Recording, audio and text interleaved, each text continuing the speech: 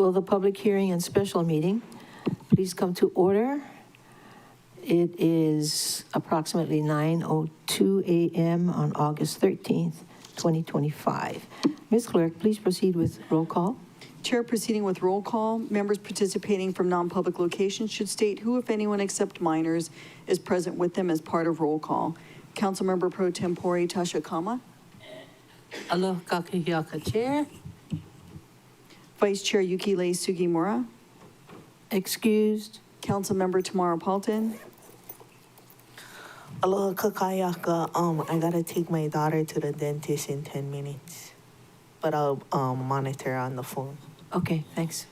Councilmember Gabe Johnson. Aloha, Chair, council members, community members. There's no testifiers at the Lanai District Office, and I'm here at Ready Work. Thank you. Councilmember Kiani Rollins Fernandez. Aloha kakahiaka, Chair. Aloha kakahiaka kako. There are currently no testifiers at the Molokai District Office. Mahalo, Chair. Councilmember Tom Cook. Aloha and good morning. There's currently no testifiers in the Key Regional Office. Councilmember Nohelani U'uhajens. Good morning again, Chair and everyone. I'm still at the Paia District Office, and Kainoa Shimizu and Susan Clements are here with me as well. There are no testifiers now, but if anybody feels like testifying, we will be here today. Thank you. Thank you. Councilmember Shane Sinensi. Aloha po'a kolu kākou here at Hawaii County with District Staff Member Donna Tai, and there are no testifiers in Hana, Chair. And Chair Alice Lee. Good morning and aloha. Chair, you have 8 members present, 1 excused, which means that you have a quorum to conduct the business of the council. For the record, I am the County Clerk, Moana Ludi. Also present from the Office of the County Clerk are Legislative Division staff, Joyce Morishige, Lauren Saldana, Del Yoshida, and Arthur Suyama. Assisting the council with maintaining order and decorum is Council Ambassador Ryan Martins. Joining the meeting from the Office of Council Services is Director David Rotz and Legislative Attorney Carla Nakata. And from the Department of the Corporation Counsel is Deputy Corporation Counsel Michael Hopper. Before we proceed, may I please request that everyone keep their microphones muted unless it's your turn to speak. As a reminder, testimony must pertain to items on the agenda.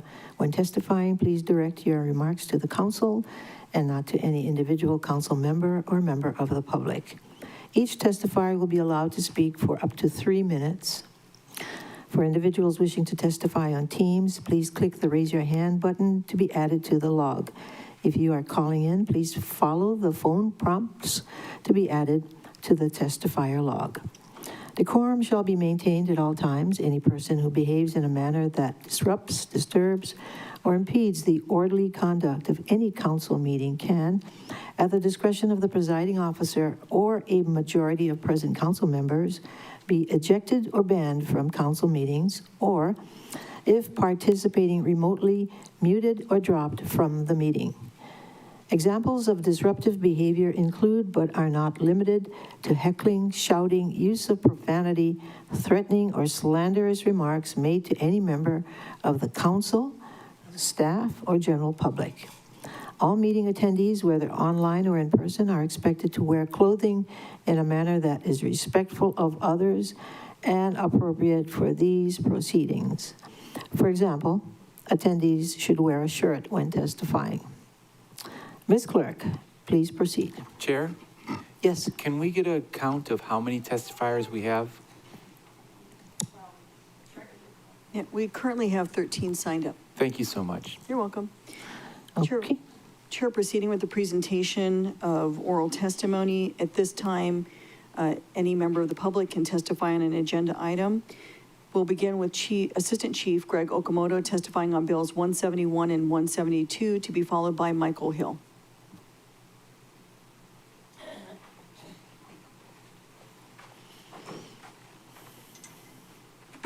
Morning, Chair. Morning, council members. Morning. This is Chief Greg Okamoto testifying on behalf of the Police Department on Bill 171 and 172. The Police Department, we're in support of this wireless 670 project. For us, it's an opportunity for us to expand the services, with the growing needs of the growing population and the needs of the community. Conceptually, you know, we're looking at 2 acres, building a substation out there for us. We put our K9 unit and also our special response team out there, just to get a presence, and also expand on our training program. And also we share that space with the fire department for whatever services they need. I know they have ocean safety station out there at the Wailea station, so the plan is that we share that facility with them. And then also conceptually, you know, we like to build a memorial park on that property as well too, just to honor all fallen first responders, whether it's in the line of duty. And also we make it available for public use as well too, just as a gathering place for, reflection and whatnot. So, but yep, that's my testimony, so. Thank you. Are there any questions, members? Seeing none, thank you very much. All right, thank you. Chair. The next testifier is Michael Hill. Chair. Did you have a question? Oh, for you. Sure. Mahalo, Chair. Sorry if I missed it, but did you explain why the public hearing isn't being held in South Maui? I may have missed it if you did explain. Okay, I'll be happy to, but the county clerk has more details because she's the one that did the research. If you could hold off for 1 second. Madam Clerk, can you explain why we didn't schedule the meeting in South Maui and why it's here today? Thank you, Chair. So part of this involved consultation with OCF's legislative director, David Rotz. Part of the issue for us, specifically our office, was issues with running this online. It's difficult, even at remote locations, for us to get that to work appropriately. If we had done it in person only, that might have been something that we could have done, but there's a legal aspect to it that I will punt over to Mr. Rotz. Mr. Rotz? Thank you, Chair. The rules of the council for this term say that when a public hearing is required by law, it must be held in the community plan area that's most impacted by the bill or resolution, and also to occur no earlier than 4:30 p.m. And for today, the public hearing is not actually required by law, so that provision was not triggered. Thank you, Chair. Okay, not sure why you mentioned it if it's not triggered. Madam Clerk, do you have anything else to add? Mahalo, Chair, because that was going to be a follow-up question. Oh, for you, I see. After. That's why you asked the question. Yeah, so that it could be held. Well, in the last meeting that we took up Wailea 670, we talked about having the meeting in South Maui so that folks in the impacted area could have an easier time coming to testify in person. And then generally when we have public hearings that we would have them after work hours so that more folks would be able to testify. Oh, we tried. This is what I know that the clerk's office really tried to see if that could happen, and it couldn't for various reasons. Even with the Parks Department, we couldn't get the right dates and times and so forth. Member Cook. Thank you, Chair. Our South Maui Regional Office is open, the new one, available for public testimony. Fully acknowledge the need for the community that is affected to be able to have easy access. Nowadays also with a telephone. So I feel that sincerely people have the opportunity to give testimony, to listen, and to weigh in on this, whether they're working or not. So we made sure that our South Maui office was open and available before this meeting. And I encourage anybody who is in Kihei that wishes to give testimony, who can't come to Wailuku, to go to the office up in Lapoa, and they can give testimony. Oh, mahalo, Chair, and mahalo, Member Cook. So it's not only about access and testimony. We also heard folks ask us to drive out there to experience the traffic firsthand. Being in Wailuku is one thing, and there's reasons why we go out to specific places so that we can be there, feel that, be there so that folks can look us in the eye when they're testifying. It matters to people. And we talked about it, so that's why I was bringing it up, because we're going to call a 3-person hearing, public hearing, but you offered to do one, so that's why we didn't call for one. But yeah, so do you have more information that you were going to share, Madam Clerk? No, I didn't. Okay, mahalo, Chair. Any more questions? Madam Clerk, so if you see somebody raising their hand online, please let me know, okay? Because I'm looking at the chamber, the people in the chamber, and I don't always see somebody's hand being raised. Sorry to keep you waiting, and you can start now with your name and the item you're talking about. Of course, we only have one item today. Okay, thank you. Good morning, Council, and good morning, Chair. My name is Michael Hill, and I've lived on Maui for over 30 years. I wasn't going to testify on this issue anymore because I've already testified on it 3 or 4 times. The first reading at the Council, the Planning Commission, the Kihei public hearing, and then the last first reading of the Council. When I testified at the first hearing, the last one, regarding the amendments to Wailea 670, I mentioned that council members who voted against the wishes of the majority of the people of Maui may have some other motivation to do so. That apparently upset some members, even though I did not name any particular person or mention any specific motive for ignoring the vast majority of the community's testimony. After hearing hours and hours of testimony, it was very clear what the people of Maui want. Over 90% of the testimony was against these amendments. There were several of you that decided to ignore what the people want and voted for what the slick-talking corporate attorney for the wealthy developer wants. So I've been giving some thought to what those other motives might be. One possibility is that the council members just think that they are so much smarter than everyone else, they don't have to listen to them. There were comments by members of the council in their deliberations that testifiers were just uneducated, or they just didn't know anything about building, or I'm just tired of people telling me what I should think. That would show a level of ego and arrogance that should make you ashamed to claim you're representing the wishes of the people. It's an insult to the people that voted for you. Another possibility is a feeling of obligation for campaign donations or support in an election. An even worse possibility would be a backdoor secret deal of some sort. In that case, you should definitely be ashamed to claim you're representing the people. Again, I'm not accusing any particular person of any of these possibilities, but if I struck a nerve and the shoe seems to fit, perhaps you need to take another look at what you were elected to do. If there are other compelling reasons to vote against the wishes of the majority of Maui people, I would be glad to hear them. Done? Are you done? I'm done. Members, do you have any questions? If not, thank you very much. Chair, the next testifier is Janice Hill, testifying on bills 171 and 172, to be followed by Paula Kalaniko.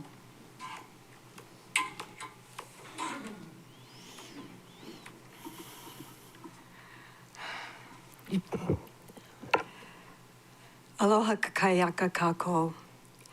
My name is Janice Hill, testifying against Bill 171 and 172. Most previous testifiers are against this development, citing scarce water resources, bad traffic, and dangerous road conditions in South Maui. King tides, tsunamis, fires, hurricanes, and flooding are real. At my first attempt at testifying against Wailea 670 last November, I heard Tasha Kama happily comment that she looked forward to this completed project because she could imagine little brown children playing in Wailea. I have 5, 100% part Hawaiian, little Mo'opuna, and they can't get through the gated communities and resorts. The required beach access is usually hidden. I watched the deliberations on June 27th. Around midnight, there was discussion about swimming pools. Nohe U'uhachin said she prefers swimming pools because she's not a beach girl. Cal Chipchase offered pool covers as an evaporation solution to our precious water. In Bill 172, there will be a $300 fine if the luxury home residents don't comply with swimming pool covers. To the billionaires, do you really think compliance matters? That's like a penny to them. Who polices that? Then I heard Alice Lee comment that the testifiers don't know what it takes to build a home. In 1983, I hired a county planning employee to draw up my blueprints.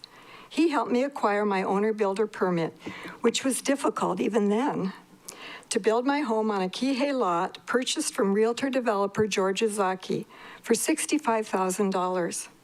I subcontracted the framer, drywaller, electrician, and plumber to build my small home for $30,000. Building can be done without luxury homes in the mix.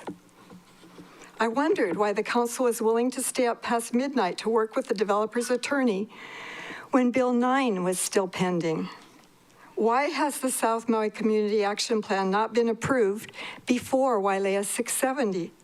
Why not make Lahaina a priority? Why are the council members from Lanai, Molokai, Hana, and Lahaina willing to vote in favor of testifiers and not Kihei resident Tom Cook? This is kapakahi and does not make sense. What is the rush? Why allow only 288 affordable homes and not stick with the 450 as previously approved? Why prioritize Bill 171 and 172 over Bill 9 and the South Maui Community Plan? Build the K9 Police Park and Memorial Park at the Kihei Police Station or in Central Maui. Why does the police chief spend paid time testifying for this project? The county will end up paying for it anyway. Of course, we need more police and fire stations. Over 8,000 homes are proposed to be developed in South Maui. This is beyond carrying capacity for water, sewers, and roads. I have taught school, worked at Wailea Resorts, and lived here for 56 years. Enough already. Questions? If not, thank you very much. May we have the next testifier? Chair, I have a question regarding the timer. So I see 3 minutes on the time. There are 3 agenda items. So if... It's okay, I'm Paul, but I do have some copies. Thanks. Mahalo. I tried to get it under 3 minutes, even with the 3 bills. And that's the reason why I didn't stop her. Oh, yeah. No, I wasn't talking about... And I totally appreciate that. Ms. Hill. Mahalo, Ms. Hill, for your testimony. Earlier, I think Madam Clerk said that there was 1 agenda item, or I can't remember if it was chair. Oh, it was chair. Okay, so there's 3 agenda items. So 3 minutes per agenda item. Oh, I didn't mean there's only one. We have one subject matter. That's what. Okay. Let's not trip over all these. We're taking away from her testimony. No, she said she... It's okay, I'm Paul. Okay, good. Thank you. Mahalo. Mahalo, Ms. Hill. Mahalo, Chair. Chair, the next testifier is Paula Kalanikau, testifying on Bills 171 and 172, to be followed by Charlotte McLaughlin. Aloha kakahiaka. Thank you, Madam Chairman and council members, for this opportunity that we have to testify on Bill 171, not 171 and 172. My name is Paula Kalanikau, a resident of Kulakai, Moku o Waiakoa. I've lived there for 62 years plus, and living back in the Moku at that time, years later, was so surreal, and a natural beauty that surrounds us. Today, I experience seeing seeing level rise of water over the South Maui Road. And on the condominiums, hotels that are being damaged and threatening further resorts. A tsunami warning and evacuation that took place recently was devastating to many that were held in the gridlock in the traffic for 3.5 hours. There were also cars that were taking over on the bike lanes to escape. And it is a tragedy to see such disaster happen to us in South Maui. And yet, I stand here before you several times over to object said subject of 171 and some 172 at this time, due to the fact that we are all into an infrastructure issue. Until our infrastructure are in place, I'm objecting to Bill 171 and 72. Although we are in dire need of a home for affordable home, our people need homes so necessary. Our infrastructure are in dire need. We are not able to exit through South Maui. We're not. They're going onto Piilani Highway and all the subdivision trying to get out are not able to get out safely. Now, you need to listen to me, Pono, with this. It's very important. So, also,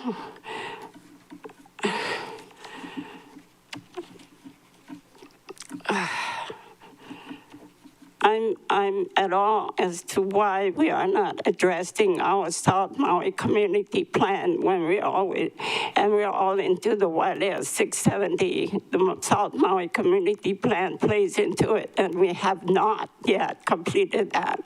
So I'm questioning that as to why we're not done with that. And I think that should be addressed before we address the 670. And I just heard earlier today why we're meeting up here in our Maui Council chambers, but I was concerned as to why our people in South Maui are not giving the opportunity to having their hearing in South Maui, because they should have that right. They should. People work and people go to school. So they're not available always during the day until in the afternoon or evening. And that's my mana'o for now. And I thank you very much for your time. And I just brought a little something here that you want to look at. That says, local family moves away. Local family moves away. So think about that. We need to think about our people that live there and deserve to live here. This is their aina. Thank you.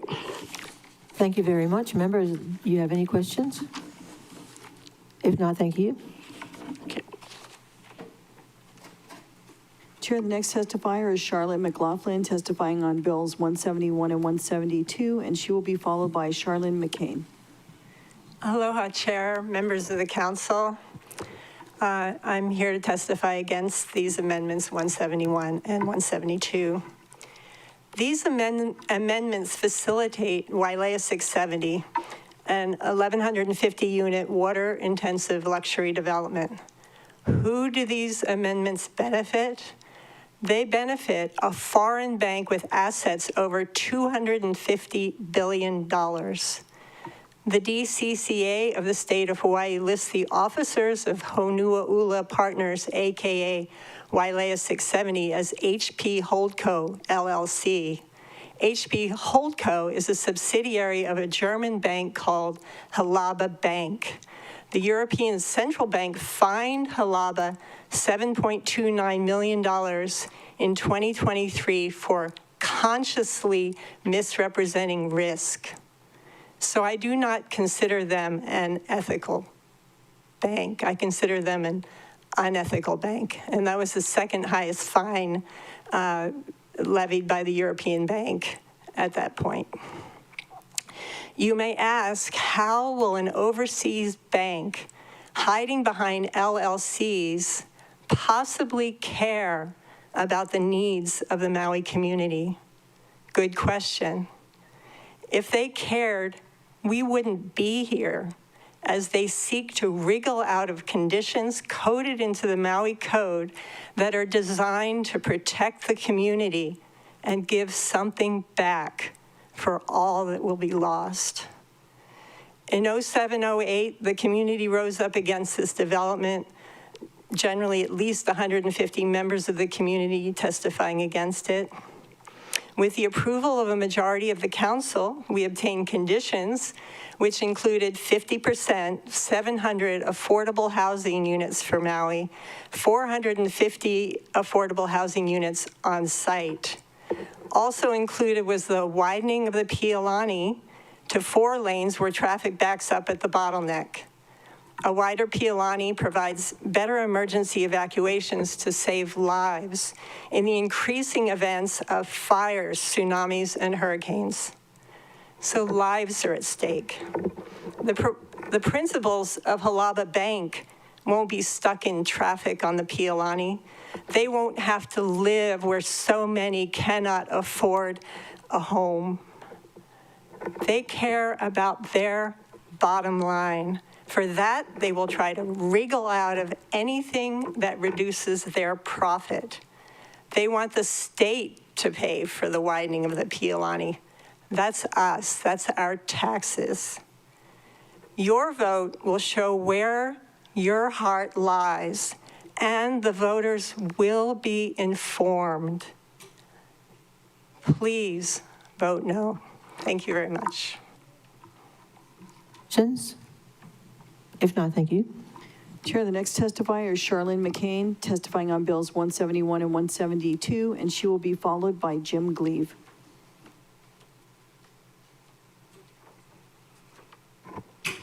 Aloha, my name is Charlene McCain, and I live in Maui Meadows.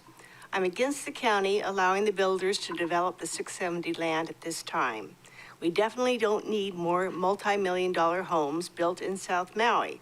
There's no water or infrastructure to support over 1,100 new homes. This developer does not care about our quality of life or our safety in emergency situations. The developer has not lived up to the conditions of the original agreement granted in 2008. Now this developer wants to avoid widening Pialani Highway and avoid building the agreed-upon workforce housing or a South Maui community park. I urge this council to deny their proposed changes to the original agreement. Mahalo. Thank you. Any questions? If not, thank you. Chair, the next testifier is Jim Gleeve, testifying on bills 171 and 172, and he will be followed by Lee. And I think there's a typo in your last name, but it starts with an O. Aloha. My name is Jim Gleeve. I live in Maui Meadows. I'm simply against modifying the conditions for developing 670, particularly as to the widening of the highway and the workers' housing.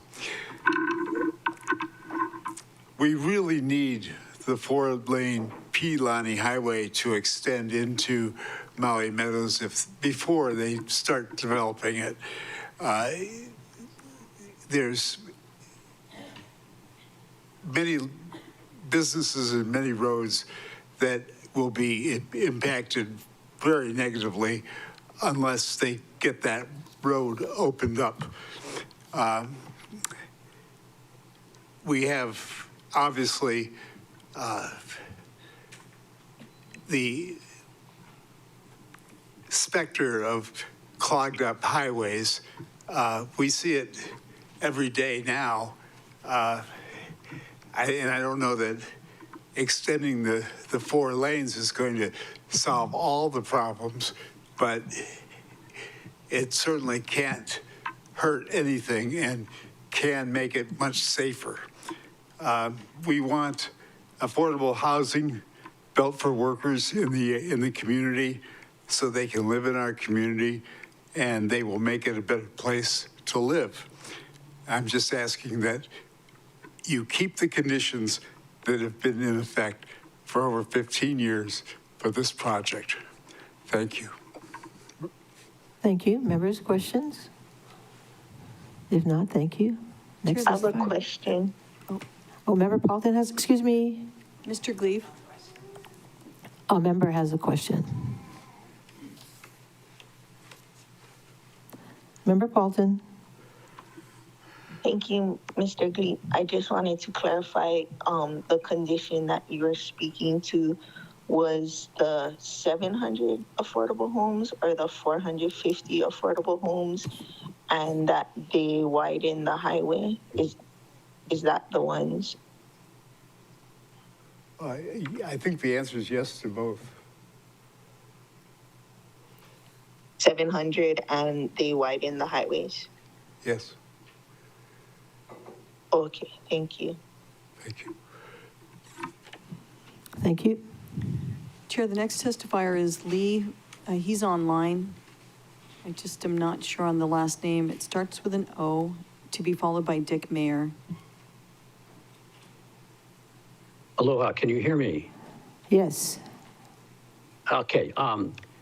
Aloha, Chair Lee and County Council members. I'm Dr. Lee Altonberg. That's my username that was put on the list there. Testifying today against Bills 171 and 172. So I wish to get on the record before the public that the $3 million endowment for management of the native plant preservation area in Wailea 670 was deleted from the July 2022 Honua'ula Natural Resources Preservation Plan and is not mentioned in any document that I'm aware of provided by Honua'ula partners in their application for these bills. This native plant preservation area is among the largest willy-willy dry forest remnants anywhere in existence, and it is created to preserve this legacy for the people of Maui in perpetuity. The $2,914,484 endowment was described in the April 2018 Draft Preservation Mitigation Plan and Habitat Conservation Plan for Honua'ula Wailea 670, which was approved by the Planning Commission. I testified at the September 24, 2024 Planning Commission meeting on the deletion of this endowment from the 2022 plan, and Mr. Chip Chase responded with this testimony, and I quote, "The funding commitments for that are also set. Dr. Altonberg was simply wrong. We talked about this extensively at the Phase 2 hearing. The funding commitments have remained in place. It's $2.5 million is an initial contribution as well as an additional $25,000 a year for, I believe, 30 years or some long duration," unquote. I emailed Mr. Chip Chase to request the documentation that shows this continued to be a legally binding commitment, but Mr. Chip Chase never responded. So 2 weeks ago, I emailed each member of the council with a report on this situation and a request that such documentation be obtained. So today I am requesting that you provide an update on what you found. Mahalo for your attention. Thank you. Members, questions? Member Johnson? Thank you, Dr. Altenberg. I did receive your email. We went through it. Thank you for that. I have a question, clarifying question. Where do you think the plan went? Is it just deleted, erased? Where do you think it is? Is there a way we could find it? That's what I'm trying to find out, and that's why I contacted Mr. Chip Chase and hoped he would respond, but he did not. So I'm hoping that you have the resources and respect to get a response. Okay, so you mentioned that it included a deer fence. What else do you think it would include? That's a big chunk of change for just deer fence. I'm sure there's more to it, right? Well, the whole entire Section 8 from the 2018 Habitat Conservation Plan lays out in detail all the management actions that were needed to maintain the viability and vitality of this remnant dry forest. So that included propagation of plants, elimination of deer, elimination of weeds, and curatorial activities. Okay, when we get into it, I can ask some questions. Thank you so much, Dr. Altenberg. Any more questions? Let the record show that Vice Chair Yukile Sugimura is present. May we have the next testifier, please? Pardon me? Oh, I had a question. Oh, you still have a question? Of the same person? Me. Okay, what is your question? Tamara. Me, Tamara? Yes, you tomorrow. Oh, okay, thank you.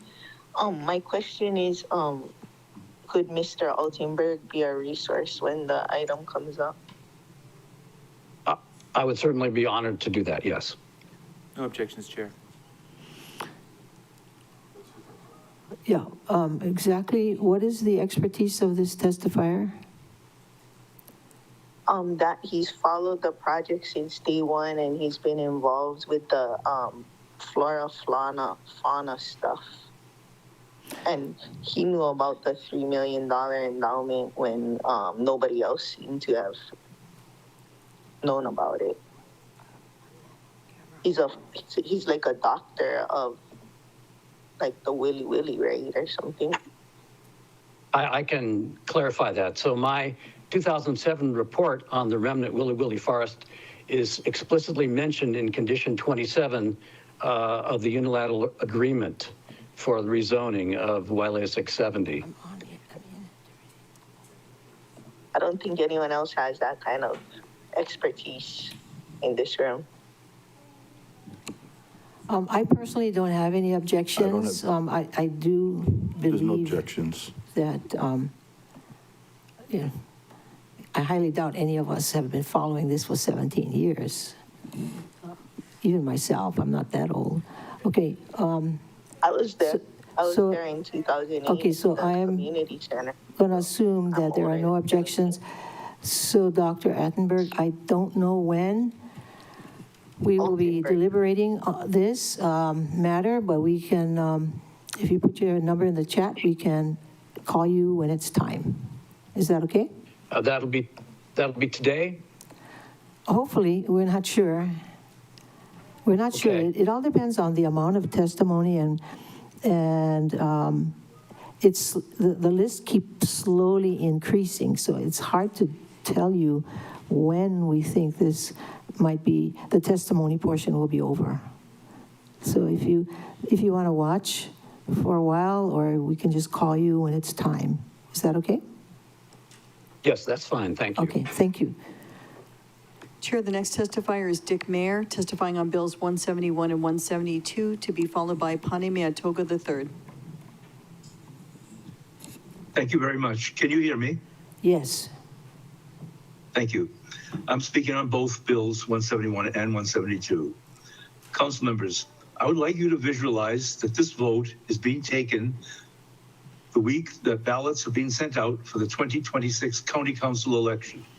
How would you vote on these two bills on that day? For the unknown mainland or foreign investors who wish to reduce affordable housing and get local tax-paying residents to pay for the highway and intersections that the investors previously agreed to pay for, or on behalf of Maui residents and voters. You are being asked to make a choice today between supporting mainland and foreign investors who have made no effort to present themselves to you or to the people of Maui. Can any council member name this project's investors?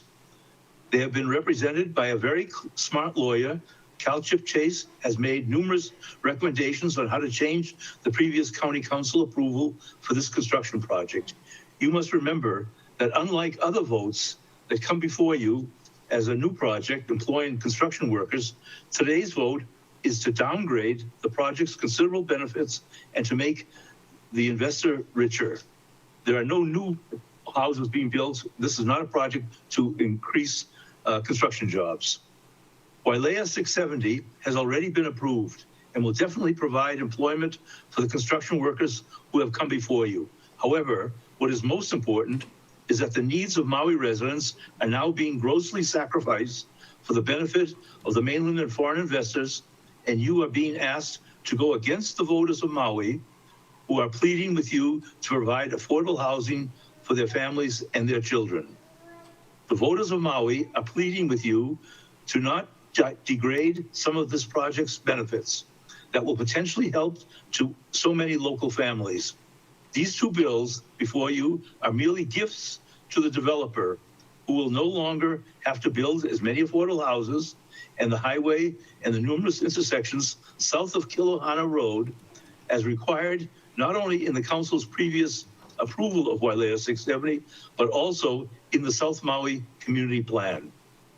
These are enormous multi-$100 hundreds of millions of dollars worth of savings and gross profits for the developer and investor who has been unwilling to even show their face here in these hallowed council chambers. Now, before Maui voters make their selection for the next county council, please vote no on both of these bills and allow the developer to provide their promised affordable housing and improvements to Pi'ilani Highway and intersections. And yes, a yes vote is not needed and is certainly not wanted.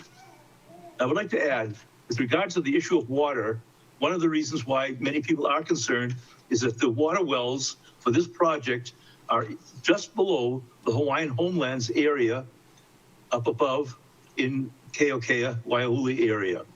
And if they drill these wells and pump the water at the rate they're going to be pumping, it will endanger perhaps the Hawaiian Homelands wells, which are now being planned and have been proposed by the Hawaiian Homelands Commission.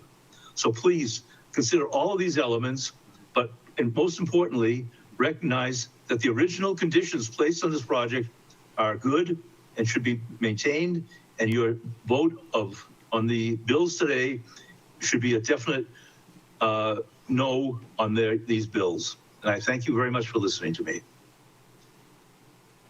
Any questions, members? No, If not, I do. Questions? Excuse me, I have a question, Mr. Mayor. Yes. It appears Yes. you've been following this project from the beginning. My understanding is that we're not here for a change in zoning. There are conditions being asked to be changed. So, were you there 10 years ago or so when the other council, the previous council, passed this change in zoning? I've been at so many of these meetings. I can't cite a particular meeting that I was at. I followed No, I was just checking, yes, so you are aware that this council didn't change the zoning, it was a previous council, right? And today, Absolutely. we're not considering a change in zoning, we're considering a change in conditions, right? And one of the changes. And I'm asking that you, So are you saying that, and one of the changes, you said, just leave it as it is? One of the changes is to take out the golf course. So you're saying leave it as it is? I would rather have you leave it as it is and they not build the golf course. They're not required to build a golf course. That's one of the things that they would be allowed to do. I would hope that they would not build it. I would hope that they would build the affordable housing as was originally required and not build the golf course. Okay. I would much rather see that original bill stay. Thank you for that clarification. Seeing no other questions, thank you very much. Oh, I see Member Paulton has a question for you. Thank you. So I just wanted to clarify what you just said. If the golf course condition remains in, they're not forced to build the golf course. It's That just would be a my- permitted use. That would be just below this project, exactly below this project.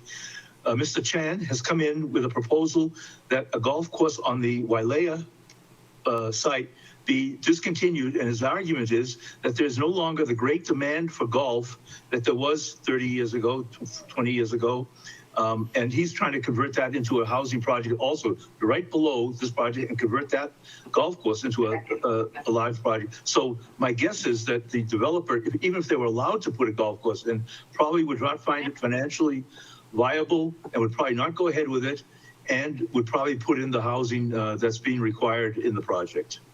So the conditions. One of the problems is that we do not have the developer, the investor, actually in the room with you, helping you make these decisions and giving you the promises. We have a lawyer who's making recommendations of various kinds, but whether his word is not necessarily bound to happen. So I would allow the golf course and assume that they will probably not build it.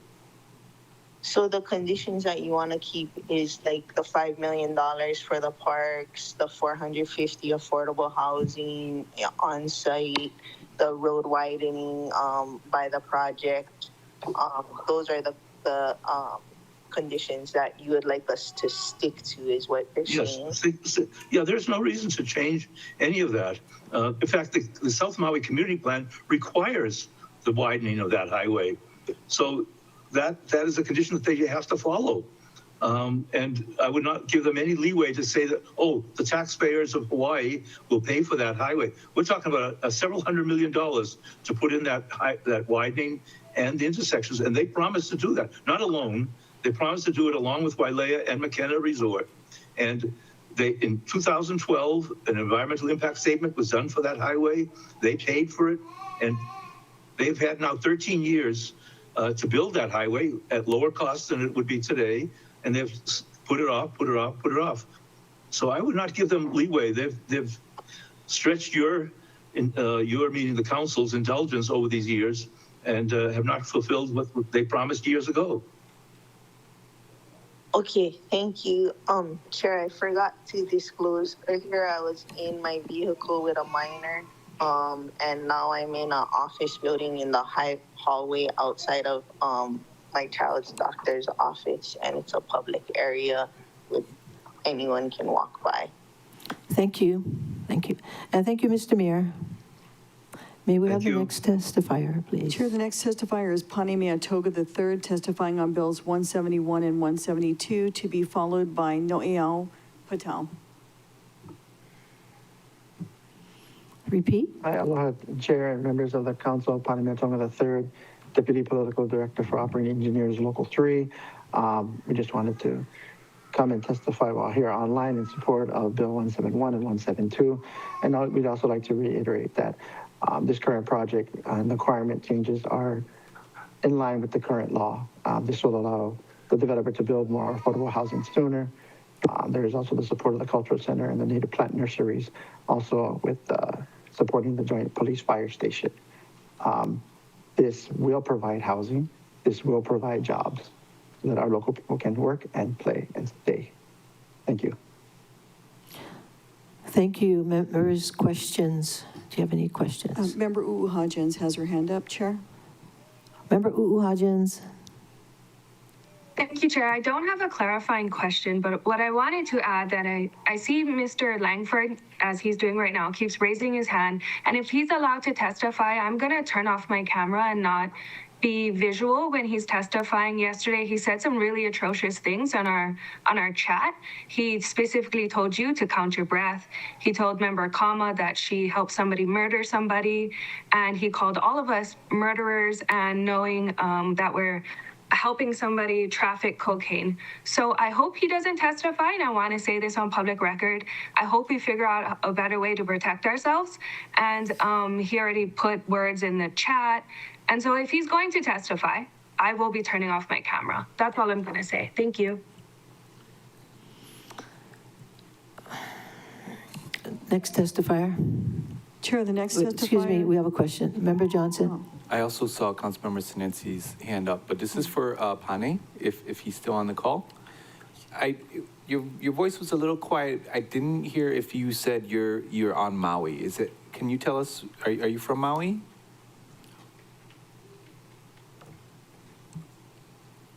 Oh, the previous testifier, is he still online? Yeah. Okay. Apparently he's off. All right, members. Member Sinensi. Yeah, I just wanted to add to Member Uuhajens' remarks. I mean, I did not personally see those, but if Chair, if it's enough to upset our members and take in light of, things that are happening all over the nation, I want to protect not just our testifiers, but also our fellow members, Chair. Yeah, thank you for those comments.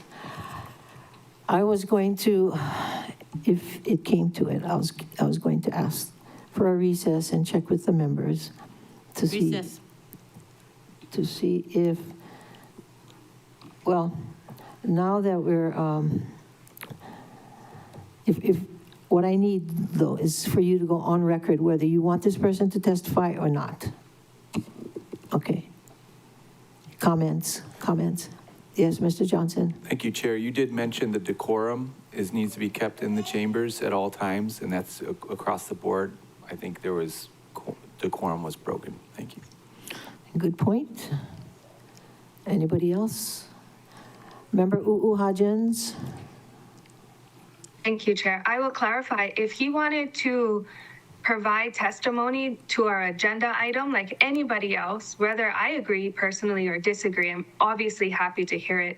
But what I think is way beyond what we should be allowing is physical threats of violence to any one of our members. I don't think it's safe for us. As Member Senenzi said, we just had this conversation not too long ago, so I know it's on top of mind. And just yesterday, this was the comments he posted on our meeting that we had. I took screenshots, I sent it over to OCS. It's getting to the point where it's absolutely unacceptable to allow somebody to behave this way. We've already had issues with this person, and I don't feel safe with him around. So I would prefer if he didn't, and I would prefer for all of us if he was blocked somehow, because it's a scary experience to be told that we know somebody who murders somebody, which we don't. I don't even know cocaine traffickers. I don't know why he's telling you to count your breath. I think those are disgusting threats. So I would be supporting disallowing him to testify and participating in this meeting, which is a right people should have, and they need to exercise it appropriately. Thank you, Chair. Thank you. Are we in agreement that we're not going to allow this person to testify? Chair, staff would interject. Yes. We certainly appreciate the concerns. We have reported the incidents to appropriate security officials for follow-up. But for purposes of this meeting, you're in what the courts call limited public forum. There are First Amendment rights that all people enjoy, absent a court order to the contrary. Testifiers who are disruptive can be warned and then ejected, but failing that, the body doesn't have the right to, in advance, prohibit someone from testifying. Thank you. Well, we'll see about that. We'll deal with it if it comes up. Member Rollins-Fernandez. Mahalo, Chair. I agree with Director Rotz's assessment. My question for Director Rotz is, if threats are being made on the chat in real time, what is your opinion on not upholding decorum in the public forum and already violating decorum in the chat?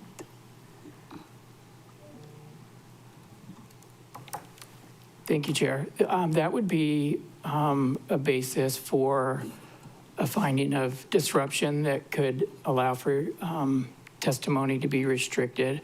I don't think the comments that have been put forward so far have occurred in today's testimony chat. I think they're in reference to social media comments in recent days.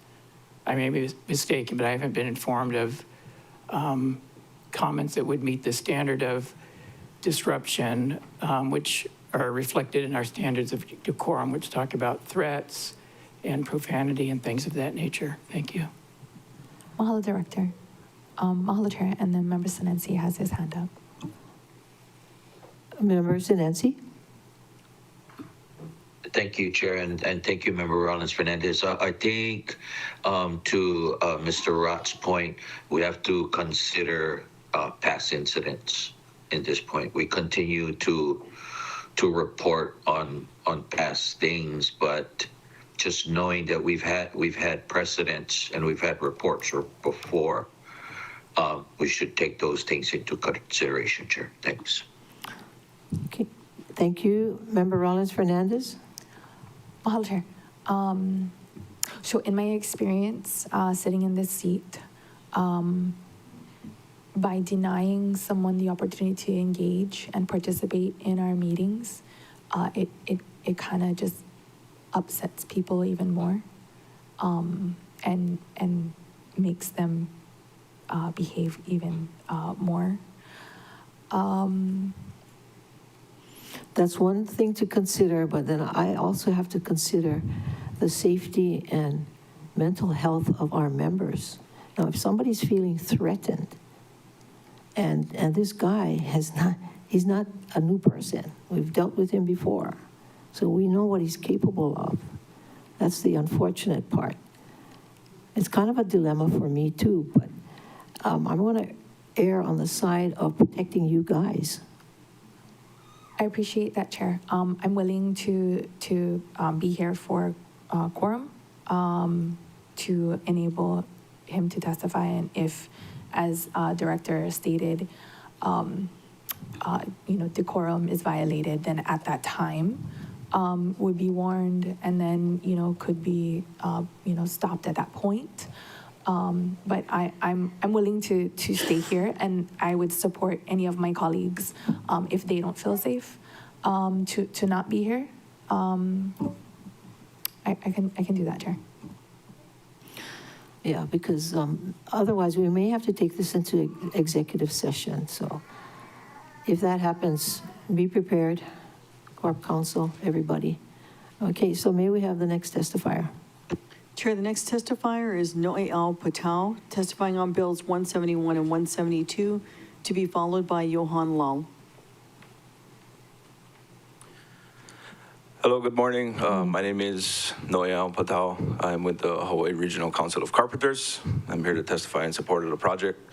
And I just wanted to share a couple things that I observe, over the time just driving around. I've seen, more storage units being built than housing units. And to me, I kind of think about it's easier for people to come and store their stuff than it is for people to live in a place and then bring their stuff with them. I think about things like the widening of the road, and I think it's a good thing. I think that when the project goes on, and it's a simultaneous thing, when the workforce housing goes on the same time as the road, I think about the people that live in Wailea and work in Wailea and how it could have the potential to alleviate traffic. I'm just trying to think about solutions when we talk about traffic. I see the traffic firsthand myself while I'm driving on the roads. So I know it's a real thing, but we just gotta look for solutions. And then finally, I just, for myself firsthand, I've seen, some of the people that I have conversations with, I have to look them in the face while they tell me that they're moving. I know that they don't want to, but they have to, just because they don't have a place to live, and it's tough for them to look for a place. So I just wanted to share some of those observations that I've seen, and I thank you guys for your time, and I thank you guys for your consideration. Thank you. Are there any questions of Mr. Johnson? Thank you, Chair. Those folks that you mentioned that are considering moving, I too have a concern with. Do they have the means to move into some of these mansions with swimming pools, or are they more of a workforce housing kind of need? Yeah, I don't know if they have the means to move into mansions. I think that's a good question. With the swimming pools, I'm not sure about what their personal life is like and how they set up themselves for success in their finances. I would imagine that they're more of a workforce type of people. Right, that's my focus. Thank you so much. Yeah. Thank you, Chair. Thank you. More clarifying questions? If you see somebody online, let me know. Okay, thank you. Thank you. Chair, the next testifier is Johan L, testifying on bills 171 and 172, to be followed by Keala Kapawiki Santos. Johan L, I'm testifying on behalf of myself, and I think I might be the only person who's not for or against this at this point. I'm against the original purpose, which was to reduce the units from 450 down to 288, the workforce units within the district. However, I see that some council members have had a lot of success in adding some really good amendments. So I support anything that helps the community, especially the one that would require the higher amount if the law changes to require more affordable units, because at least the voters can have a say and it'll increase and the community will get more housing.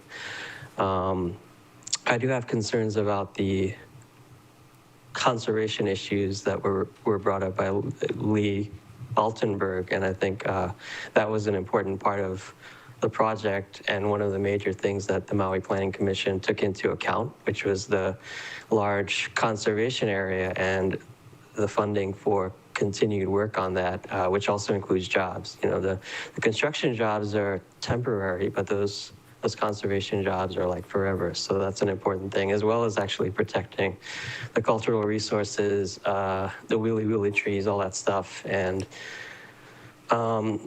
those kind of conditions are a way that development helps the environment. So it's not just, you know, destroying and causing damage, but also having, on the balance, a positive impact. So that's super important.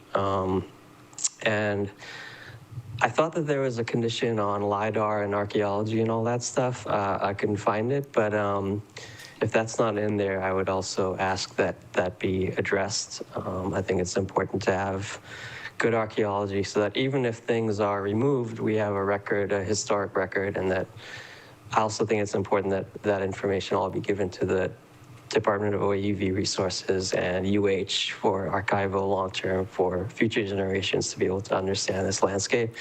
And this reminds me of a project that was at Maui Planning Commission maybe a year ago, maybe more, but Bruce U'u had said, imagine if there was archaeology done on Maui Meadows. And I completely agree. Like, that landscape, because of when it was developed, like, we don't know what was there, and there's no records. So the more that can be done to at least capture information so that, you know, we can learn and see, especially with the astroarchaeology and all that stuff, and the things that have been brought up by folks in the Hawaiian community, you know, that's all super important. But anyway, I support all the amendments that help. It would be nice to have the 450 units stay, so I would be in favor of removing that condition, but still keeping all of the good stuff. Mahalo. Questions, members? If not, thank you very much. Chair, the next testifier is Keala Kaupuiki Santos, testifying on Bills 171 and 172, to be followed by Stacy Alipai. Aloha mai kako. My name is Keala Kaupuiki Santos, and I'm a resident of the Moku of Honuaula. My husband and I both grew up in South Maui and recently returned to the property that he grew up at. While I know that decisions were made regarding Wailea 670 long ago, I feel that much has changed in recent times and feel that certain factors should be considered when weighing the decisions regarding the development. On July 29th, just 2 weeks ago, we all experienced the tsunami warning that caused widespread evacuations across the island. With all of the hotels and homes evacuating along the coast, South Maui traffic was in a complete deadlock. With so many Lahaina residents residing in Kihei, I can't imagine the fear they experienced while once again being stuck in traffic during an emergency evacuation. I feel that it is completely irresponsible to allow any more development in South Maui without proper infrastructure, such as alternative and accessible roads for escape in place first. Putting lives at risk while waiting on private road owners to authorize entry is not a reliable emergency operation plan. If there had been a fire instead of a tsunami requiring the same level of evacuations, that outcome could have been devastating. And now we're planning to add thousands of more people to the area. Another concern is that South Maui has been under drought with water restrictions for almost a year. While Wailea 670 was approved years ago, weather conditions have since changed. We don't get nearly as much rain as we once did and have greater strain on our already limited resources. At what point do these factors come into play when we're considering adding more people to the area? Finally, my heart aches for those waiting on affordable housing. Sorry. My heart aches for those that are waiting on affordable housing. I know I'm speaking from a place of privilege as I have a home in a place where we grew up. while so many have lost theirs. I truly want longtime Maui residents, and especially Lahaina residents, displaced Lahaina residents, to have a place to stay on Maui. But that place should first and foremost be safe, with the appropriate infrastructure and means for evacuation. Secondly, there should be enough resources to sustain life there for generations.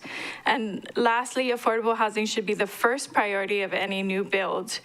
Should be specifically for displaced Lahaina and lifelong Maui residents, and affordable housing should not be allowed to be reduced while luxury homes remain in the plan. I understand that certain decisions have already been made, but I do feel that it's time to question things that no longer make sense, to put pressure on developers to stick to their word and solve for new challenges. And I ask that you please prioritize safety and well-being of our people and resources when making your decisions. Council Chair and council members, I respect you. I know you have very difficult decisions to make, and I honor the work that you do.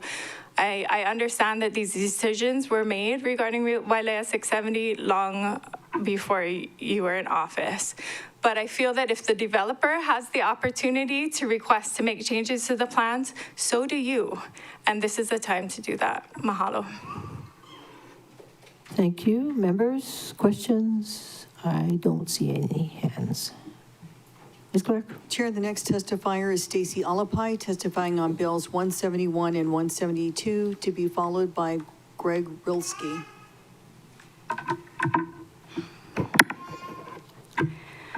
Aloha, council members. Aloha, council chair.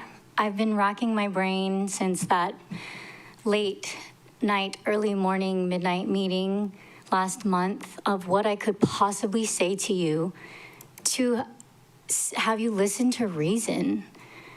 We have legal standing to hold this developer to build 450 affordable homes in this project. And you're just going to let them delete it because they asked you nicely? Or they say it doesn't pencil out, that they can't afford it? This is textbook wealth extraction from our very limited INA that's been undeveloped. And maybe it wasn't this specific council, but this body is complicit in the wealth extraction from a developer who has said out of their own mouth that, I quote, "The proposed changes are not necessary for the project to move forward." I can send you the video if you need it. So these proposed changes are not necessary, yet you continue to allow them to gut this project of the community benefits that people fought for when I was still in high school. And the few affordable homes that are going to be left aren't even deed restricted in perpetuity. They're not even going to be deed restricted affordable or owner occupied when my son is in high school. So you're not planning for 7 generations in the future. You're not even planning for half a generation in the future. And I'm so disappointed. Look at this room. The people who continue to show up for this, even though every message that this council is sending is like, you don't care what we say. We could have 100 people show up here and stand against this project, against these proposed changes that are not necessary, and you will still vote or say, what does Chip Chase think? It's so hard for me to even be here today, knowing that it's futile, that the pleas of not just me, not just the kupuna who've been here since day one, begging you to just build as many affordable homes as we can in the project. And you tell us, well, if we don't do what they say, they're not gonna build anything. They're not gonna build anything anyway. Chip Chase was here saying they're not doing any vertical construction. So you're gonna let them maximize the profit so that they can do all these legal changes, change the zoning, change the rules, make this council do their bidding so that they can take as much wealth out of this as they can and then subdivide it so someone else builds it. So they're gonna have to cut corners so that the people actually building these homes are gonna have to cut corners and do what they can to be profitable. If we're worried about them making money on this development, we should be doing what we can to make sure that the construction workers are making enough money on this, or that the people who are actually going to be building these properties, have a lower cost to purchase the land that they need. And it's so insulting to hear you consistently say that we're uneducated about this, we don't know what we're talking about, when you aren't even doing the simple math. Open your books. If you don't want us to believe you're not making a profit on this, or is it that they're not making enough of a profit on this? Because I also tried to figure out who's behind this Honua'ula Development Partner Shell Corporation. That path led to Avenue of the Stars in Hollywood, and then a dead end in Delaware.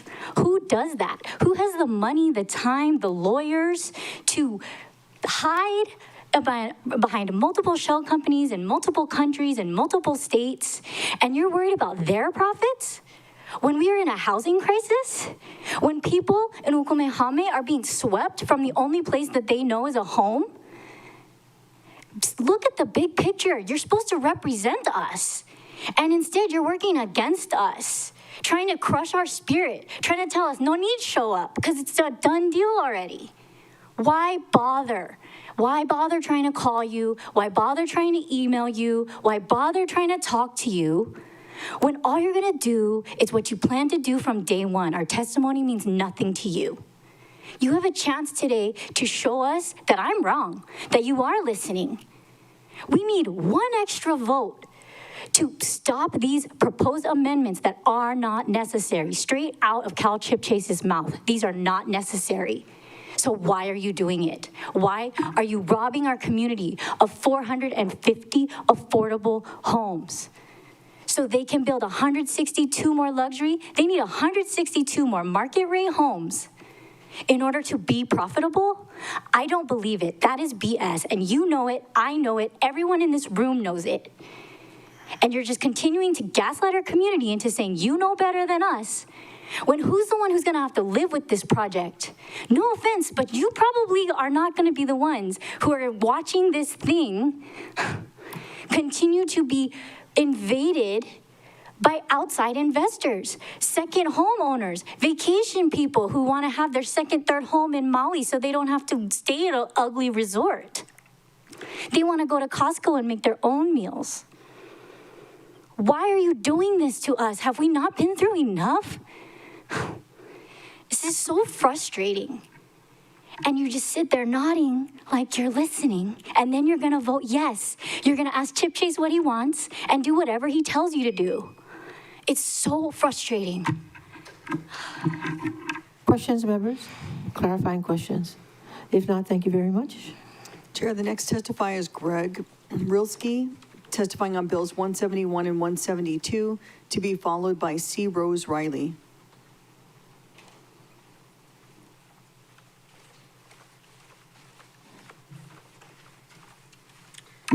Aloha, Council. Chair Lee has reminded us that this project was approved many years ago, but here we are with a chance to prevent the elimination of affordable housing. It's not unheard of to propose and pass amendments today at this reading. You went past midnight, so you have the tenacity, you have the endurance, you have the desire to do things when you want to. So I hope that you want to increase affordable housing. 700 would be great. 450, we'll take it. Anything. Driving from the west side today, went through Oluwalu. Everyone knows what's happening there today, right? Because I saw both the homeless sweep as well as the peaceful protesters trying to just give some dignity to the people that are homeless. And I just thought how ironic I'm driving right by that to come to this meeting to ask for affordable housing. Why should we be asking for affordable housing? What is the harm in having deed restrictions and priority for lifelong Maui residents? Is that really something that we can't do? It feels like this council wants to help the residents. And I'm just hoping that this was an oversight. You guys went really long that night. Today is your day that you can resolve those things that you maybe didn't quite have the energy for. The other thing is the roads and the infrastructure. Is that an afterthought? Where you're going to put how many people in South Maui? FEMA put me in South Maui temporarily. They moved me back to the west side, which I'm very happy about. No offense to South Maui, but back there. I couldn't imagine, I went through the tsunami. I ended up walking up to Kahana Airport just because the traffic was tooled. So there I am on foot. But you know what? I certainly left a whole lot sooner than I would have any other time. But post-fire, I'm a little more sensitive to these things. We then quickly had that other fire, and then the roadways getting washed over. There's a whole lot of opportunity for a lot of things. But one of the things we should just really think about is, why are we eliminating affordable housing? We don't need to do that, right? There's no harm, no foul on that. It's got a long day. I'm getting out of here. So thank you very much. Thank you. Members, questions? No questions. Thank you. Chair, the next testifier is C. Rose Riley, testifying on Bills 171 and 172, to be followed by Scarlet Martin.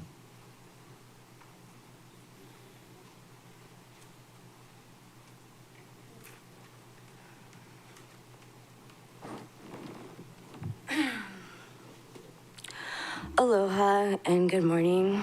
I could talk forever about how inappropriate this project is. So I will start with being in the presence of those willy trees.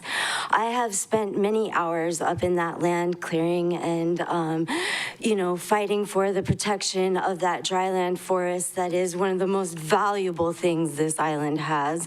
And so to not know what it's like to be in the presence of those incredible willy trees is something that the future generations are threatened with, right? So when we talk about threats, digging another well underneath Hawaiian homes, I feel threatened. I feel threatened in my na'au. I feel threatened in my heart. I feel threatened with my life. I feel threatened with my community's life. I feel threatened with my planet's life. I feel threatened by this body's decisions at 12:30 in the morning. I feel threatened by the amount of water, and I know because my family is from South Maui, I've been in South Maui and Kihei for 30 years, that the traffic is often awful, and that's just on a regular day. What happened with the road washed out a little bit? We were sitting in 3 hours traffic. I worked 15 minutes down the street. It took me 3 hours to get home for weeks. And that's before, this isn't even a major emergency, and that's one little section. And so when we talk about widening the road down at Wailea side, I don't even see that as helpful. We're looking at a bottleneck at the end of the road. There is no water, there's no room for the traffic, there's no room for the people, there's no reason to destroy that precious forest.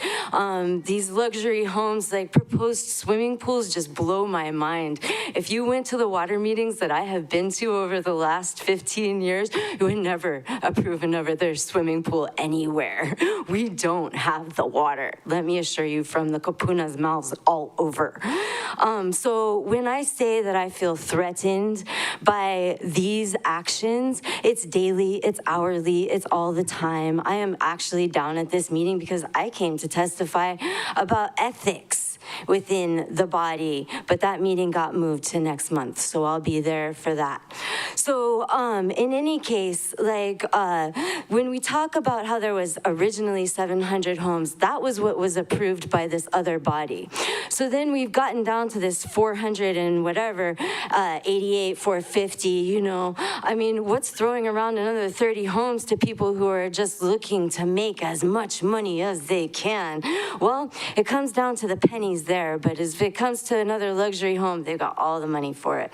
Oh, yes. And so, as far as coming into widening the road and who pays for it, every time I drive past Holukai, I'm and the Baldwins didn't pay for those sidewalks and lights every single time. And so every single time I think about any of these projects that aren't paying for the money and all of the things that they're extracting, they do not bring anything to the table. The money that they have is for murdering children. So when it comes to calling people murderers, that's what's what's happening. That's what this fascist United States system does. It's murdering children in Gaza. It's starving them alive. I mean, it's horrible. It's not just doing it there. It did it to all of South America when I was a kid. It does it all through the Middle East as I'm growing up. They've been doing it everywhere. And that's what they're invested in. They're invested in oil and war dollars, and they're coming over here to steal our water, our community values, because they're running away from the mess that they've created. So they're the ones that are draining their communities dry of their spirit. They're wanting to be there, and they want to be part of what we've created over here, but they don't know how. They only know how to take. And so if they're not instructed to learn how to give and to live in their hearts by the exchange that happens here, they are just going to come as the parasites that they are and continue to act as they have. And every bit of compassion they seem to acquire seems to be lost in the fact that they don't actually want to be in the heart center. They want to feel included so that they can have more, which doesn't go together. It's not the same thing. And so, like, I completely oppose the project. I completely oppose any new construction. I think all the golf courses in South Maui need to go, maybe keep one. And that, you know, we're looking at brackish water. We're looking at people that don't want to pay for, you know, extracting water from the ocean because the desalinization is so expensive. And they think if they just drill these wells, it's half the price to drain half the salt out of a brackish well than it is to try and get that water out of the ocean. And so these projects just don't have, like, I'm driving down the mountain today because I moved to Haiku recently, and the water that's supposed to be in Hana is coming down. There's a river that's down on the side of Haleakala Highway to all these poisoned trees that I fought for. You know, that was a win because developers had me crying in every parking lot across this town of those developments have been on the books since the 60s. There's no way you can stop that housing. I'm talking about the water and so being in Wailuku and listening to every week a family is coming in and telling me that their family land over in Hana doesn't have water for their taro patch anymore. So it is very relevant when you're looking to take water from Hawaiian Homes for this project. Thank you so much. Questions, members? If not, thank you very much. May we have the next testifier? Chair, the next testifier is Scarlet Martin, testifying on County Communication 2518 and Bills 171 and 172, to be followed by Mark Clemente. Ms. Martin, if you could just let me know when you finish your testimony on CC 2518, I'll restart the clock. So first on the CC. Wherever you want to start. I have 6 minutes, and changing this seems to be a bit of a task for me, so I can restart. So I can just do the 6 minutes? I thought she has You would 9 have minutes. 9. Yeah, you would have 9, so I'm just. Oh, I see what Yes. you're saying. Thank you. My name is Scarlet Martin, and I would like to point out that everyone testifying in favor for this bill is getting paid, and I don't mean it by the developer with the exception of the lobbyist lady, but every union is on a payroll. I checked. Chief Pelletier and all his deputies in a uniforms presumably are on a clock. So the only people who have to take a day off and come here on our dime are the residents. So the little that we do deserve is, I was gonna say respect, but I will settle for your attention. Last time I was here until 8 p.m., drove home, watched it until midnight, only to hear some of the council members say, and I quote, they all say the same thing. And I quote, they exaggerated the Pi'ilani traffic. And I quote, they don't know what is it to build homes. Well, the belittling and, you know, mockery aside, with all due respect, some of us did build homes. I have built several houses on this island, and we are not anti-developers. We have had some good ones who have done right by this Aina. This shady developer is not one of them. They have wiggled and weaseled out of every contractual agreement that they signed, and they keep coming back for more. I would like to remind the council and the public that they don't have the power You have the power. We gave you the power. You have the power to say no. You have the power to say 450 or nothing. You have the power to say Pi'ilani Highway first, don't touch the land. So here we are, and we will watch how this vote is gonna go. I urge you to be better ancestors. And it takes a councilwoman from Molokai to come here and fight for South Maui. It's sad, but thank you. And for any of the council members that are running for re-election next year, I will urge you to really consider this vote, because the minute affordable housing comes out of your mouth, I promise you, we will all be there to remind you of this vote.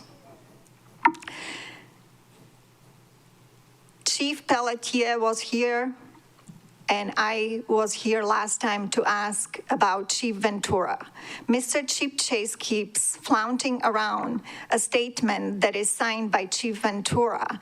I asked this council to ask Chief Ventura. I don't know if anybody did, but Chief Ventura, A, doesn't recall the letter, and B, asked if it was signed prior or after Lahaina fires, which we all know it's very different now. So I would like Chief Ventura to go on the record about this bill, because him and his deputy numerous times said Kihei Wailea is almost impossible to evacuate. Recently, we have seen the shit show. It was a very partial evacuation with hours of notice. So in a case of fire, this may be another tragedy, and you will be the ones with the blood on your hands, sadly. So last time, U'u Hajins, I'm not sure where she is, asked me a question, what are the citizens doing about our evacuation plan? It caused an uproar on the internet. I promise I didn't take offense to it. I do believe she's right. We all need to have plan A, B, and C. But our legislatures should not make it impossible for us citizens to evacuate. So with that being said, I know she mentioned her husband is in a Wailea fire station, and I don't know how he feels about it, but the firemen that I talk to do not appreciate to be thrown under the bus, because if it's close to impossible as it stands right now, throwing another 1,100 on the top of them, it's not fair to our firemen. So I would like one of you council members to call Chief Ventura and get it on a record. I said this in a planning commission, but if 99% of your verbal and written testimonies of your constituents are telling you to vote certain way, and you vote against the people, you either have a comprehension hearing issues, which I'm happy to pay for any doctor's visits, or you got paid. It's not like it's 50 shades of gray. It's black and white. And if you got paid, the kicker is I don't even care. Keep the money, because they can't prove it, we can't prove it. But I urge you to change your vote as a better ancestor. Some of you are in your 70s. You'll be dead by the time this is finished. Be better ancestors. Some of you are Kanaka. Most of you were born and raised here. You are Aina. I'm the Ha'ole. I'm the transplant with an accent, and I am fighting for your ancestors' land? Really? I think that will be my testimony today. Thank you. Any questions for the testifier? If not, thank you. Next. Chair, the next testifier is Mark Clemente, testifying on bills 171 and 172, to be followed by Jordan Hawker. Hello, Chair, Vice Chair, members. Hello. Mark Anthony Clemente, Government Relations for the Hawaii Regional Council of Carpenters, and strong support of Bill 171 and 172. I want to stand by my written testimony and previous testimony I've given to this council, but I just want to point out a couple things. Every time we let perfect be the enemy of progress, the enemy of the good, we get nothing. we get no homes, no jobs, no road improvements.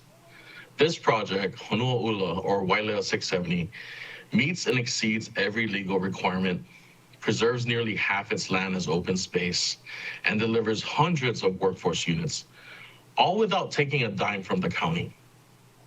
We can't solve Maui's housing crisis with slogans and wish lists. We solve it by saying yes to real projects that build actual homes. This is our chance. Let's take it, and please support this project. Mahalo. Thank you. Anyone else? Anyone have questions? If not, thank you. May we have the next? I got a question. Member Paulton. Member Paulton has a question. Go ahead. Thank you, Mr. Clemente. You know we're in a housing crisis, and so just wanted to clarify on what you said. You have a problem with the county providing money if it's going to create affordable housing? Oh, no, that's not my point at all. My point is that this project doesn't receive any, yeah. And so, weren't you the one that testified against changing conditions for another affordable housing project that would create housing? So you choose, well, when we're in a housing crisis, which projects you support and which projects you don't? You live on Maui. I do not live on Maui. I live on Oahu. So how important is it to you that affordable housing gets built on Maui? With respect to affordable housing on Maui and across the state of Hawaii, I think it's really important that we build what we can. But with respect to the project that you're referring to, I think, Councilmember Paulton, we did have some serious concerns about that project and that developer, but I think, the issue at hand here is Wailea 670, and those are the things I'm going to stick to today.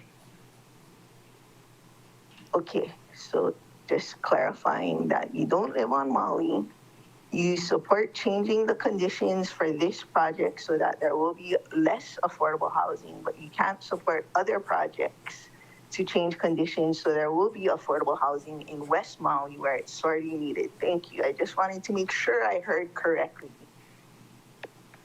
Okay, any other questions? Thank you. Come on, let's stay with clarifying questions. If not, thank you very much. That was very clarifying. Thank you. Chair, the next testifier is Jordan Hawker, testifying on bills 171 and 172, and she will be followed by Les Iskovich. Aloha, Chair Lee, Vice Chair Sugimura, and council members. My name is Jordan Hawker. I'm testifying on my own behalf today on Bill 171 and 172. I'm not in support of this development in general. There are not enough resources to adequately carry this out without detriment to the community that already exists in South Maui, mainly citing water and traffic infrastructure issues.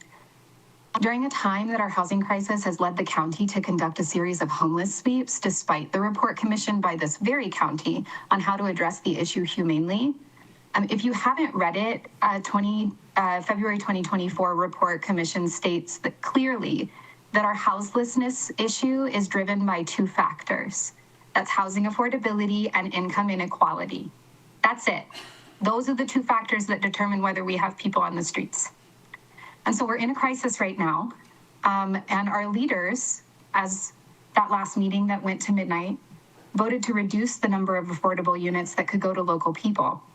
And I stand with the previous testifier in my shock because it's illogical. And to mirror what was said by another testifier previously as well, some of you who voted to reduce the number of affordable housing specifically campaigned on more affordable housing. It doesn't make sense to me. At the very minimum, 450 affordable units should be the requirement of what's built, and I would support an amendment to bring that number back up. Overall, I believe Wailea 670 is bad news, but we desperately need affordable housing, and this is the crux, right? This is the nexus that we're stuck in here. The community doesn't want it. We don't have the infrastructure to support it. And to put it plainly, it really doesn't seem like these developers actually want to build housing for our local people, or they wouldn't have hired the greasiest pro-development attorney in the state. I would like to point out that the same jobs exist whether the development builds affordable housing or luxury. units, right? And so the difference is if we build affordable units, our people won't continue to be displaced by the mechanisms of the free market, which occur when we build hundreds of luxury units. I'm not sure who's got whom by the britches on the back end here, but our community deserves better. And I'm asking you to do our bidding and not the bidding of an out-of-state equity firm and luxury developer, because we need more affordable units. So that's the end of my testimony. Please vote to support the amendment to bring 450 units back into the language for this project. Thank you. Members, questions? Member Rollins Fernandez. Mahalo, Chair. Aloha, Ms. Hawker. Mahalo for your testimony. I heard you mention something about a sweep today that's happening this morning. I was wondering where folks were to testify. I would say that there are a number of people who are boots on the ground trying to serve people and make sure that in places like Ukumehame and in Olowalu that people are not further traumatized. The reality is without adequate housing for our people, houselessness will continue. I have deep concerns about how much this is costing taxpayers and whether this is an appropriate policy. It's stated in that report that was commissioned, and I'm not sure how much that report actually cost the county. Thank you for the clarification. Remember, Rollins Fernandez, what was the connection between your question and the sweep and this subject matter? Oh, the timing of it. Yes, I think It's she was happening going. at She the was going same way time. overboard in explaining her point of view on this. Oh, she was talking about houselessness and how we need more housing. Yeah, how we need more housing. That's fine, but she's talking about the sweep in Olowalu. Okay. Oh, yeah, that was my There are numerous clarification. people who would love to testify here who are at the sweep. Any more questions? Oh, and then Chair, while we're continuing public testimony, if we could have what Ms. Clement testified on to prepare resource folks to state for the record when we do close public testimony so that folks are ready to answer our questions for the public at their request on the reality of evacuating the area with this much more development there. So if we could have Chief Ventura and maybe MEMA Administrator Kailua Hewitt available to speak to that, Chair. Mahalo. Okay, the chair doesn't have any problem with asking administration to be online, but not in front of us as resource people, because it's just going to hold everything. It's like we're going to relitigate this whole thing from the very beginning. We should be finishing this project. I mean, this process, whether it's up or down, we need to be finishing it. Mahalo, Chair.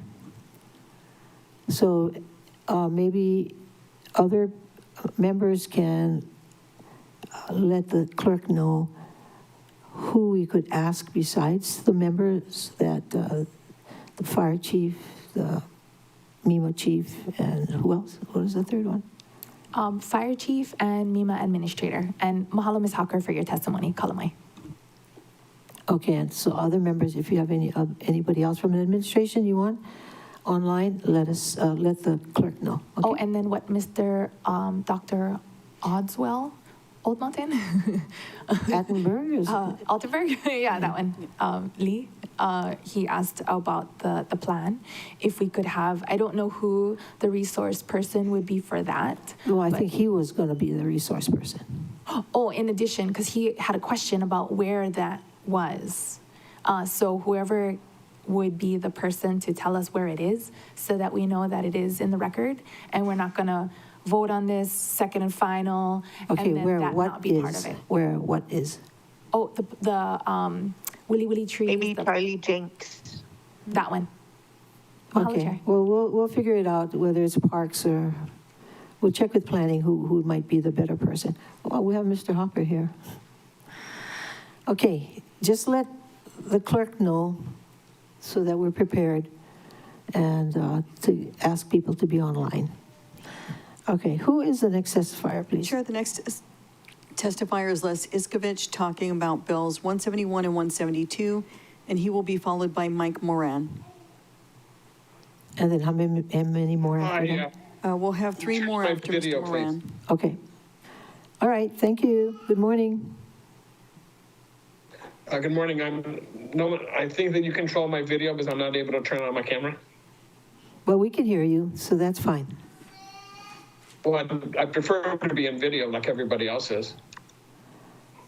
All right, let's see. Aloha County Council members. Well, excuse me. I am Leslie Iskovich. Wait, excuse me, can you wait for a second? We're going to take a 5-minute recess to see if we can help you with the video. Recess.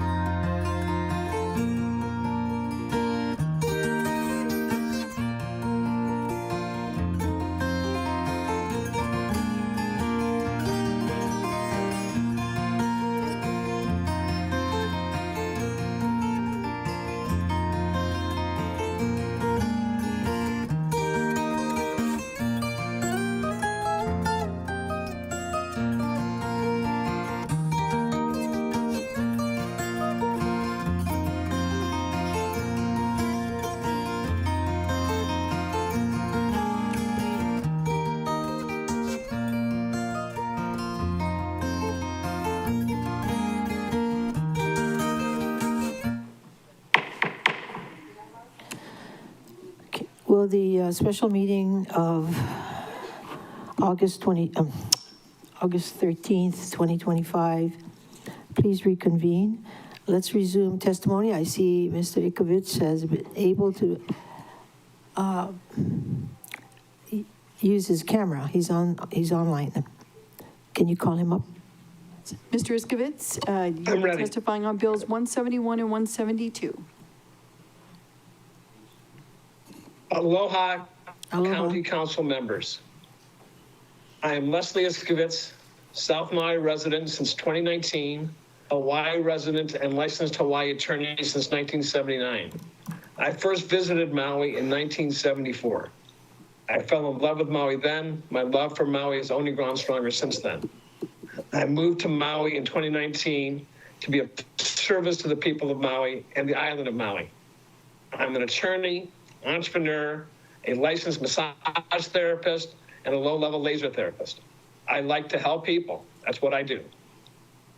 I'm representing myself today, though I do believe that I speak on behalf of a majority of South Maui residents based upon the testimony of hundreds of South Maui residents over the many hearings on these bills. I sent an email to each of you personally last night, as well as to the county clerk. I hope each of you have had the chance to read the short letter that I sent. With my email, I attached the ethics complaint, which I had filed against Tom Cook with the Board of Ethics on June 30th, as well as the supplement to my complaint, which I had filed on August 6th. That's not the bill. The Board of Ethics hearing on my complaint is scheduled for today's Board of Ethics meeting at 12:30. Due to the Board of Ethics violation of the Sunshine Law, the Board of Ethics hearing on my complaint was canceled yesterday. I also sent to you, each of you, a copy of the email from the Office of Information Practices to the Board of Ethics, notifying the Board of Ethics of the Sunshine Law violations that I had informed OIP about. It was in response to the OIP email that the Board of Ethics canceled the hearing on my ethics complaint today against Tom Cook. Thus, there is a pending ethics complaint against Tom Cook. Point of order. I'm speaking the truth. Please ask the testifier to stick to the agenda items and. Okay, I'm going to, excuse me, Mr. Iskovich. I'm going to ask our attorney, OCS attorney. You want to talk the same time as me? Okay, I'm going to ask our, please let me. can you stop talking so we can clear this up?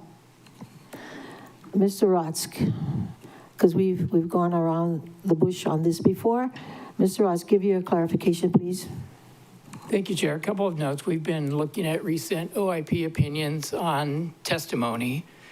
The OIP has advised that Sunshine Law boards, such as the council, can allow testifiers to talk on non-agendized items if they so choose. Council members themselves, as Sunshine Law board members, are restricted from discussing non-agendized items, but it's the body's choice, even if you think something is not relevant, to just let it go, err on the side of caution. But you could also, if you so choose, make a determination that it's not part of the agenda. I would notice an observation.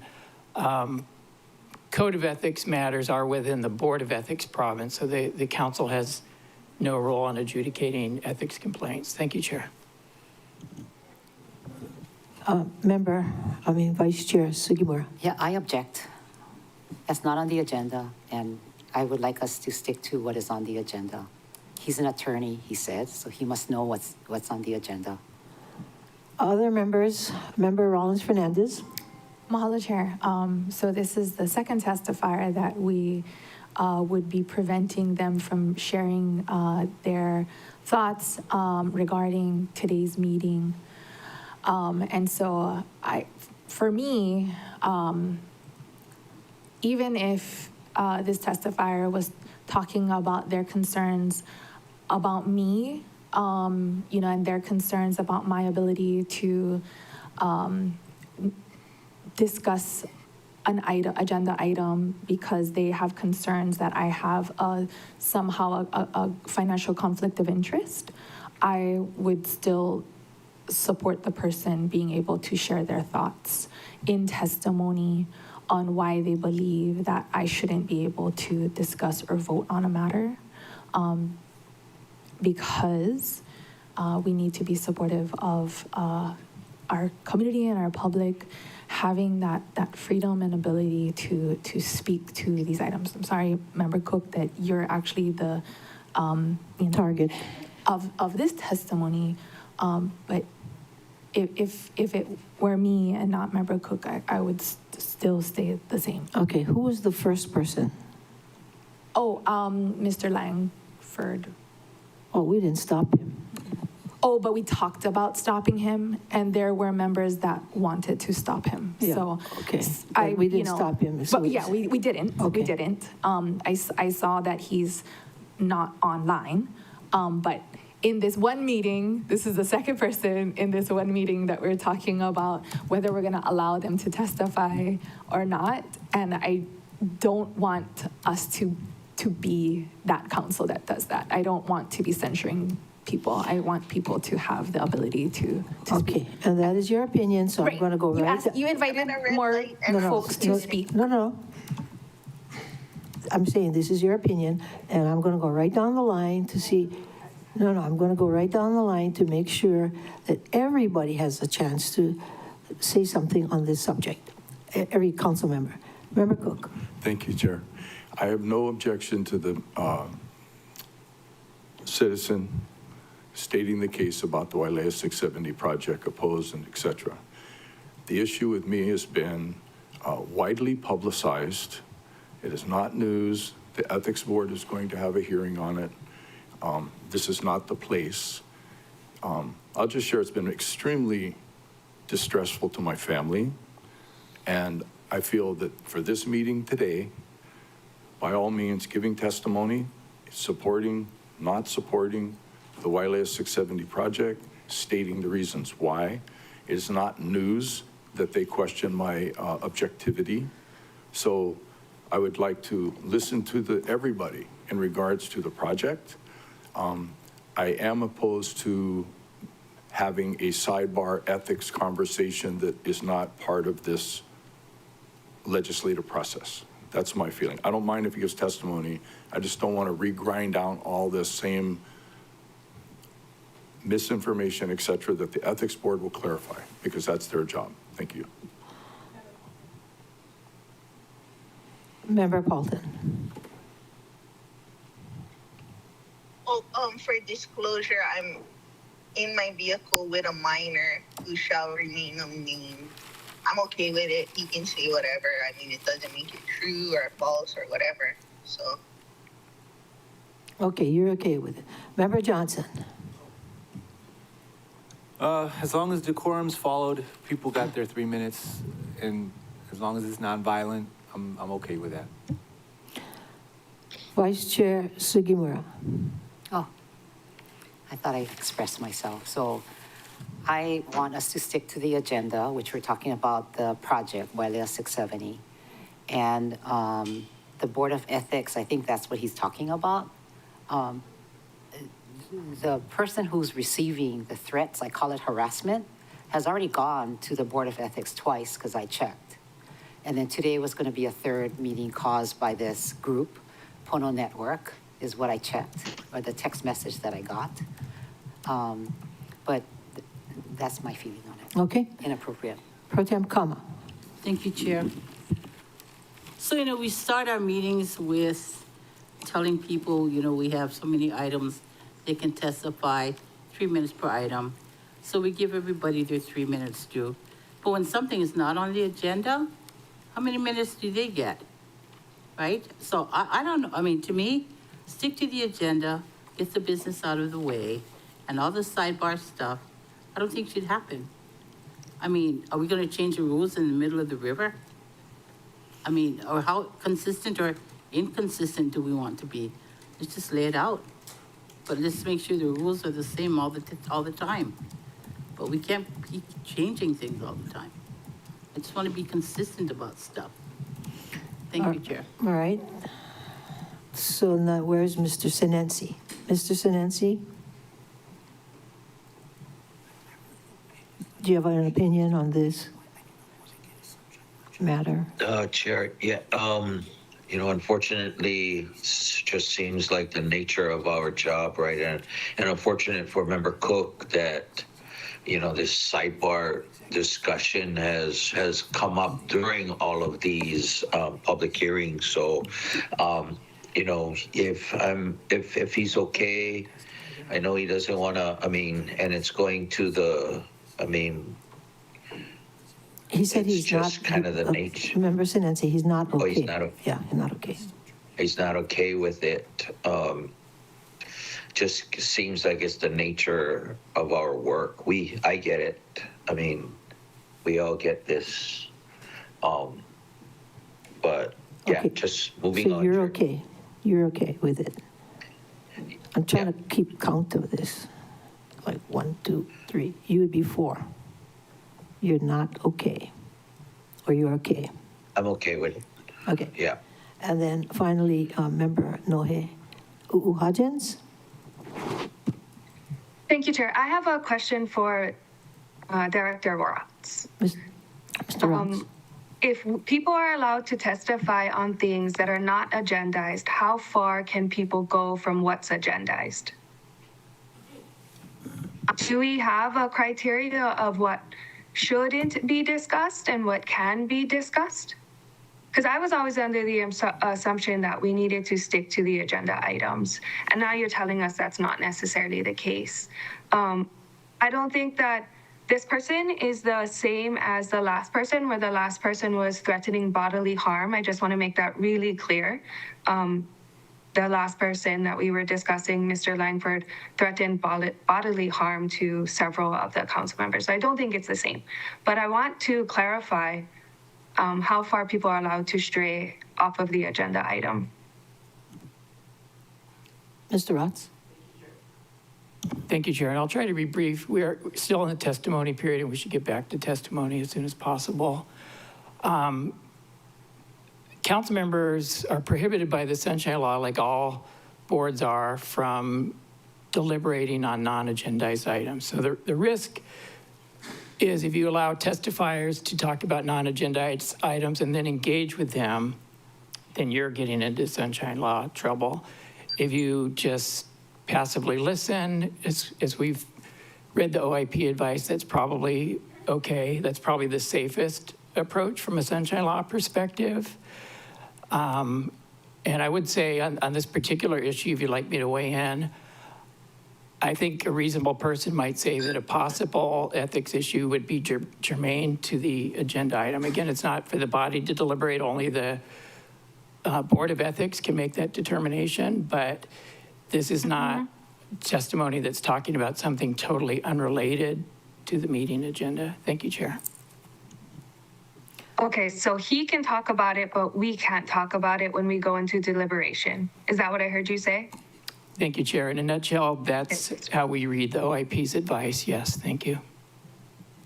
Okay, thank you. I would prefer if our testifiers stay on task and we discussed what's agendized, but if he can say whatever he wants to say, regardless if it's true or not true, I think, we start kind of flirting with some slander discussions.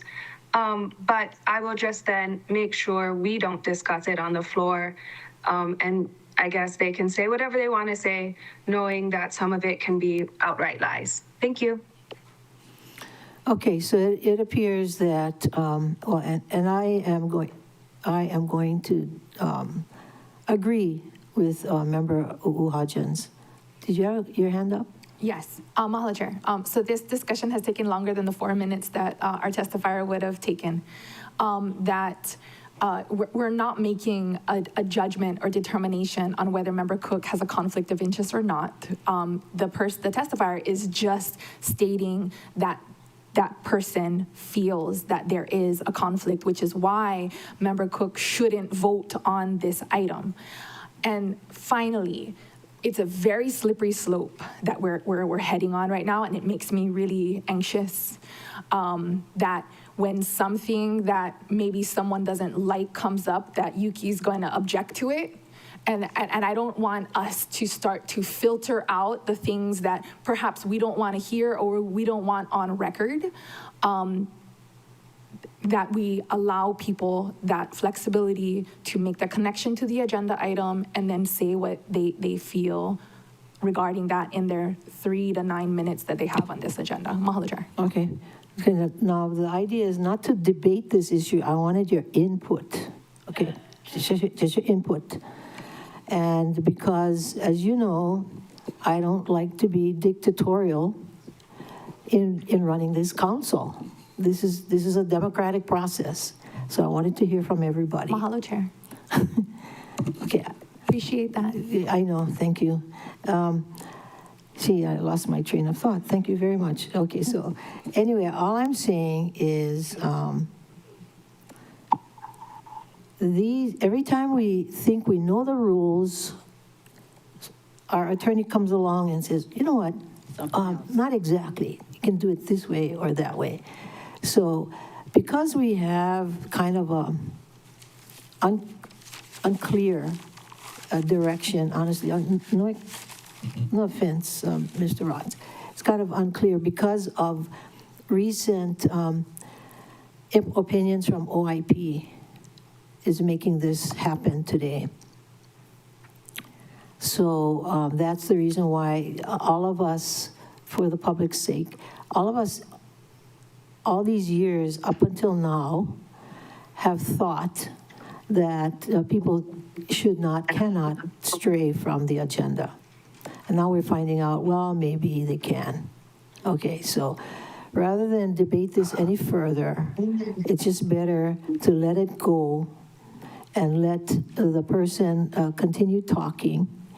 And just remember, for all of you out there, we know that when people come up to the mic or are at home and are providing testimony, it's their point of view. And their point of view is not always right. So we try to be the adults in the room and accept it. Whatever it is, whatever they say. They agree with us, they don't agree with us. It's their opinion, and they're entitled to their opinion. And you, members, I want to remind you, your turn to express your opinion is not when the testifier is at the mic. Your turn to express your opinion is in deliberations. So this is where we have to be patient and, disciplined. We just have to listen to what they have to say, period. Okay? So what more clarification do we need? Oh, Mahalo, Chair. This has gone on for some minutes, and I think that it would be appropriate to ask our testifier if he would like to restart since we interrupted him. No, I'd like to ask our testifier to use 3 minutes because he's probably used about 6 already. And the problem with all of these minutes, honestly, is that people just repeat themselves. Chair, it says 4 minutes, so if that's 4 out of 6, then he only testified for 2 minutes. I think the math is... Okay, I don't want to argue with you, but he didn't even testify on the project. Okay, I want him to testify on the project to the extent possible, because we already heard his point of view on the other matter that's somewhat related. So, Mr. Iskovich, I'm sorry to have delayed you, but we had to do this housekeeping issues and get clarification because this is a fairly new rule that we're following. And it's hard to follow a rule when it's not clear. So if you wouldn't mind, we'll give you, how many more minutes would you need to finish your testimony? Let's put it that way. Because I barely got started, I'm asking for 3 minutes. 3 minutes is fine. I'm not going to repeat. You got it. And I'm not going to repeat what I already said. Okay, you got your 3 minutes. All I did was stay on the street. I didn't give him. Chair, he had 4 minutes. We're going with what he said. No, I know, but I don't think he can see the timer. The timer said 4 minutes and 3 seconds, Mr. Iskovich. Okay, you had 6 minutes to start. Okay? Let me talk to him. Okay, he's the person. You would have given him 1 less minute, though, Chair. No, let me talk to him. Mr. Iskovich, I couldn't hear you over the conversation of somebody else. So could you repeat what you just said in terms of how long, how many minutes would you like? I am asking for 3 minutes starting whenever you tell me to start. Okay, that's good. All right. How about right now? You have 3 minutes. I want to thank the council members who voted in favor of the First Amendment, and I'm disappointed in those who thought I did not have a right to speak.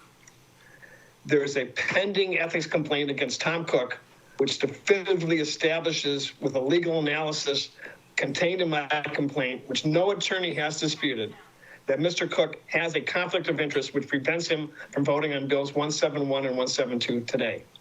I assume that Corp Counsel has not provided council members with any type of legal memo which addresses the legal argument which I made in my complaint against Mr. Cook, which remains pending in the BOE.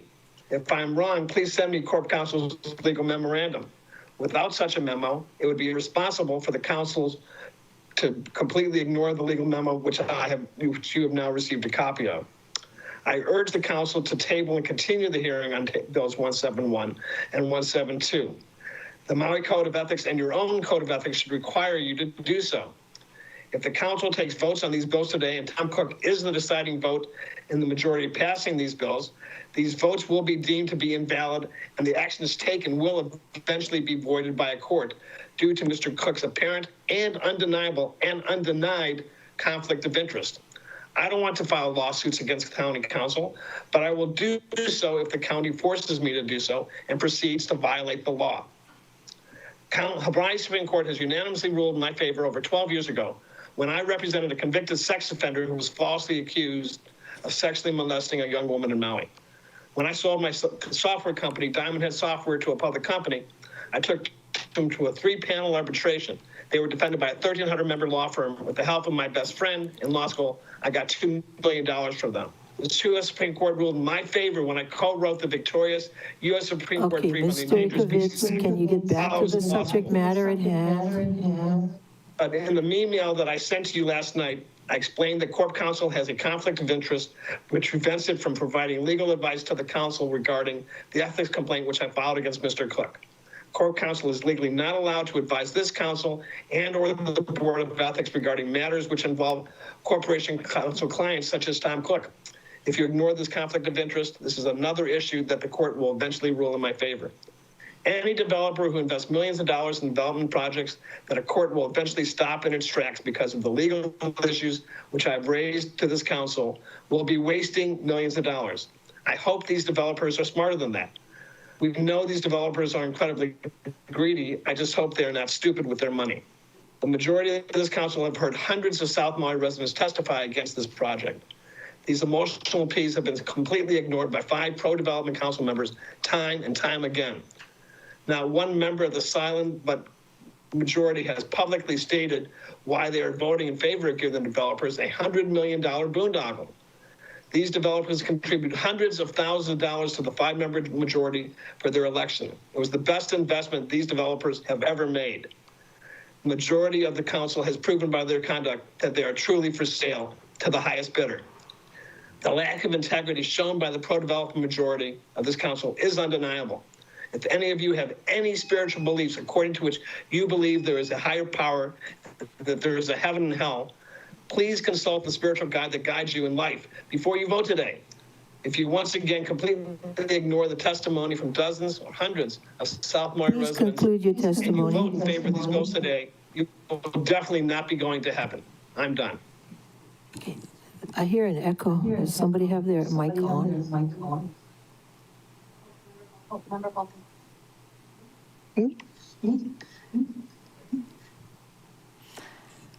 All right, any questions? Yeah, we figured it out. Questions? Member Paulton. Thank you, Mr. Iskovich. I read your email. Just wanted to clarify, I got no problem with waiting or holding off, but clearly I'm in the minority. Not in the majority, I'm in the minority. Just for clarification. Of course, yeah, no. Yeah, no, the 5 who voted, Okay, who voted she was favor making a are the ones clarification, right? I'm referring to. Any clarifying questions, members? If not, thank you very much. Chair, the next Thank testifier you. is Mike Moran, testifying on bills 171 and 172, and he will be followed by Xandra Krauss. Good morning, Chair and committee members. Mike Moran for the Kihei Community Association. Unfortunately, I have to start off with a process question. When we sign in online to testify on Teams, we have no way to say which items we want to testify on. And yet it seems to be a default that we're not being able to testify on that first item, CC 2518. Is that the case? Am I prohibited from testifying? Testify on one of 3 or 3 of 3 items, the 2 bills and the ASF. So okay, thank you, Chair, for just the let us clarification. know. Just let us know which ones you want to testify on.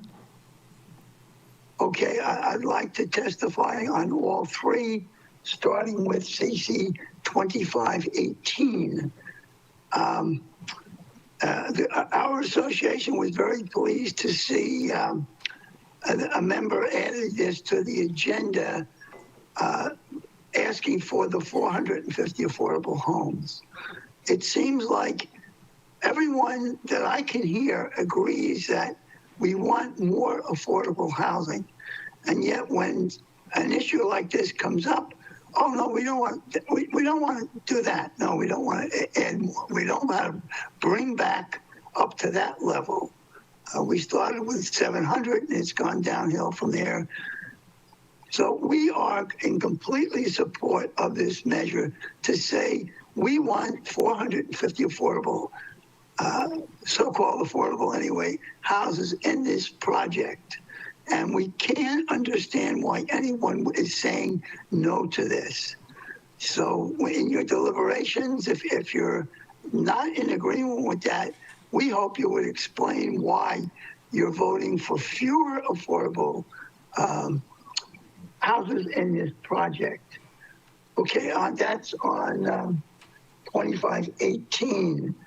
On 171 and 172, which I can kind of put together, Chair, you made a statement about how you think you understand things in the council. You think the law is clear on what you can be done.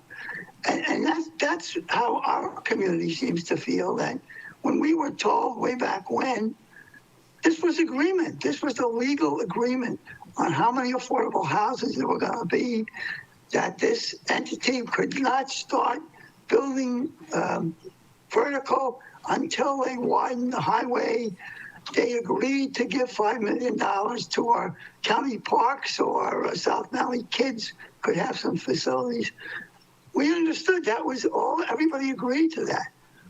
But now we're going to change it. So we feel like you feel like, wait a minute, we thought this was settled. This was all agreed to. And now we're saying, oh, well, no, it's not. We want to make this change here in midstream. So we're very distressed with that. As far as this business of widening the highway, we feel that the developer's representative has certainly strongly implied that the state is going to do this. Everybody, right on the edge, they're about to agree. Yet we never see that there is any agreement. We never see Director Sniffen signing any document or stating publicly that, yep, the state is going to do this.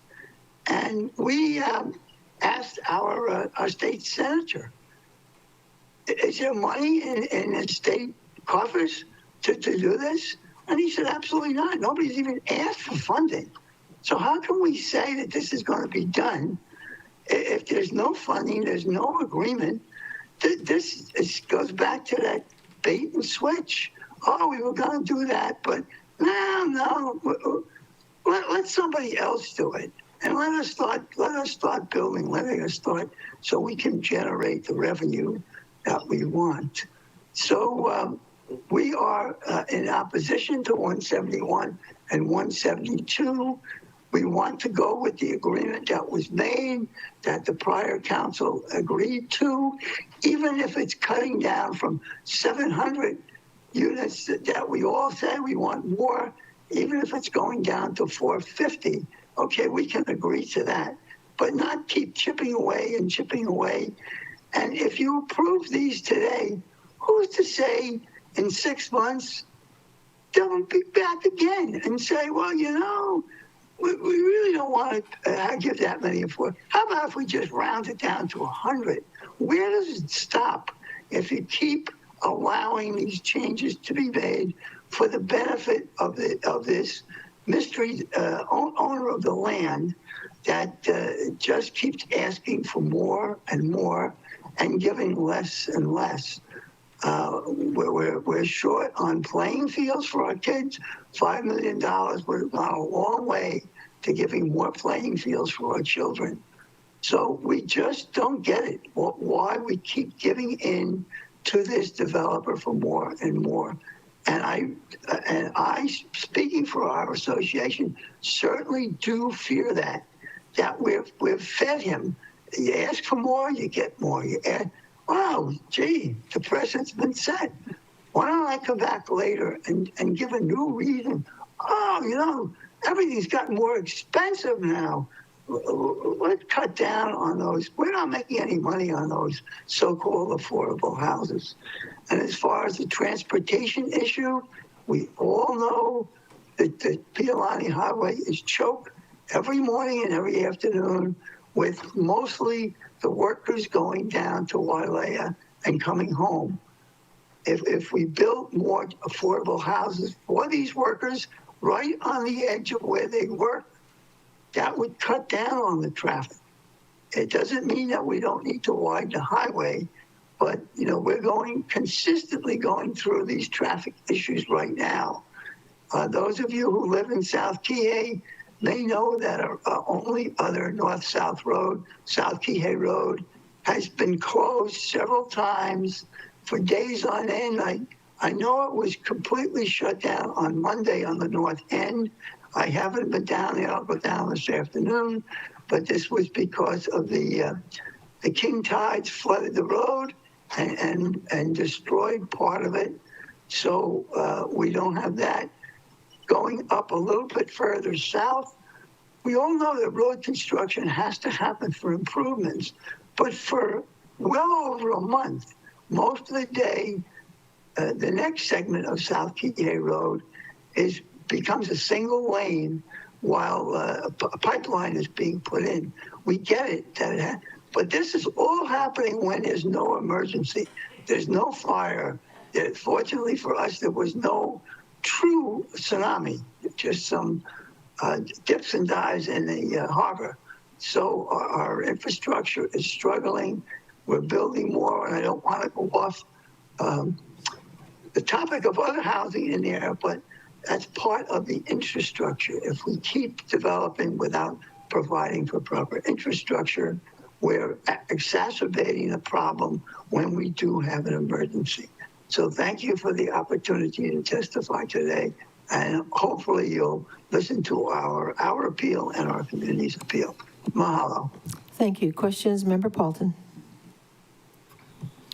Thank you, Chair. Thank you, Mr. Moran, for your testimony. I just wanted to clarify, you're not have a problem with changing the conditions of zoning if they were to benefit the community. It's that you feel that these changes are not a benefit. Like if they wanted to change it and say, hey, you know, we made some calculations, we can build 800 affordable housing, you'd be okay with that. The problem with these changes is you feel that they don't benefit the community because like our older kids can't play soccer because the ball will go onto the highway, so that $5 million would have been a benefit.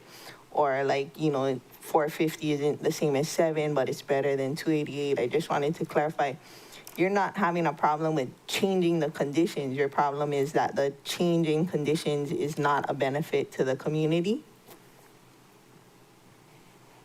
Exactly right. Thank you for clarifying that issue. That we just feel that the changes made are for all the changes that we see here are for the benefit of the developer and to the detriment of the community. So what you're saying is correct. And then the other clarification I had was, you said you spoke to your representative and senator.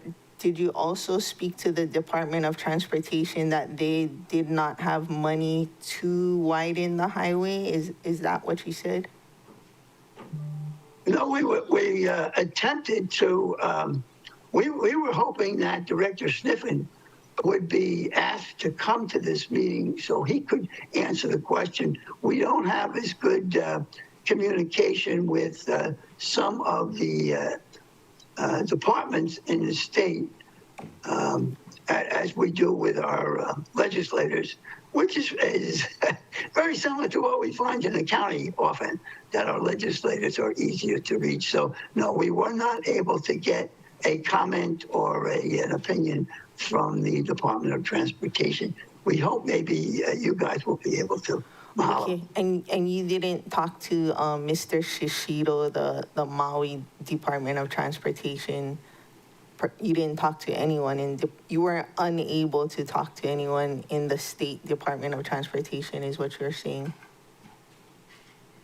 That is correct. And honestly, we did not, just to be clear, we did not approach Director Shishiro because we feel that as a somewhat subordinate deputy director, that he's obligated to go with the director. Maybe that's not the right stance to take, but that was how we approached it. Okay, were you able to speak to your state senator or state representative about it? Because I think they control some of the money.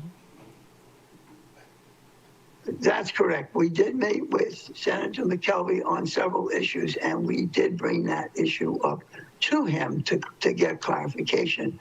And that's what he said when we asked about funding for this. He said, no, there's been no request to us. So no, there's nothing in the budget now, and there's been no request for funding in the future. And that was our understanding that, I'm sorry. That wasn't just you, Mike Moran, asking. That was the Kihei Community Association asking. Correct. We have periodic meetings with our state and county legislators. Okay. We being the Kihei Community Association. Thank you. That's certainly concerning. Thank you. Any more clarifying questions? If not, may we? Vice Chair Sugimura.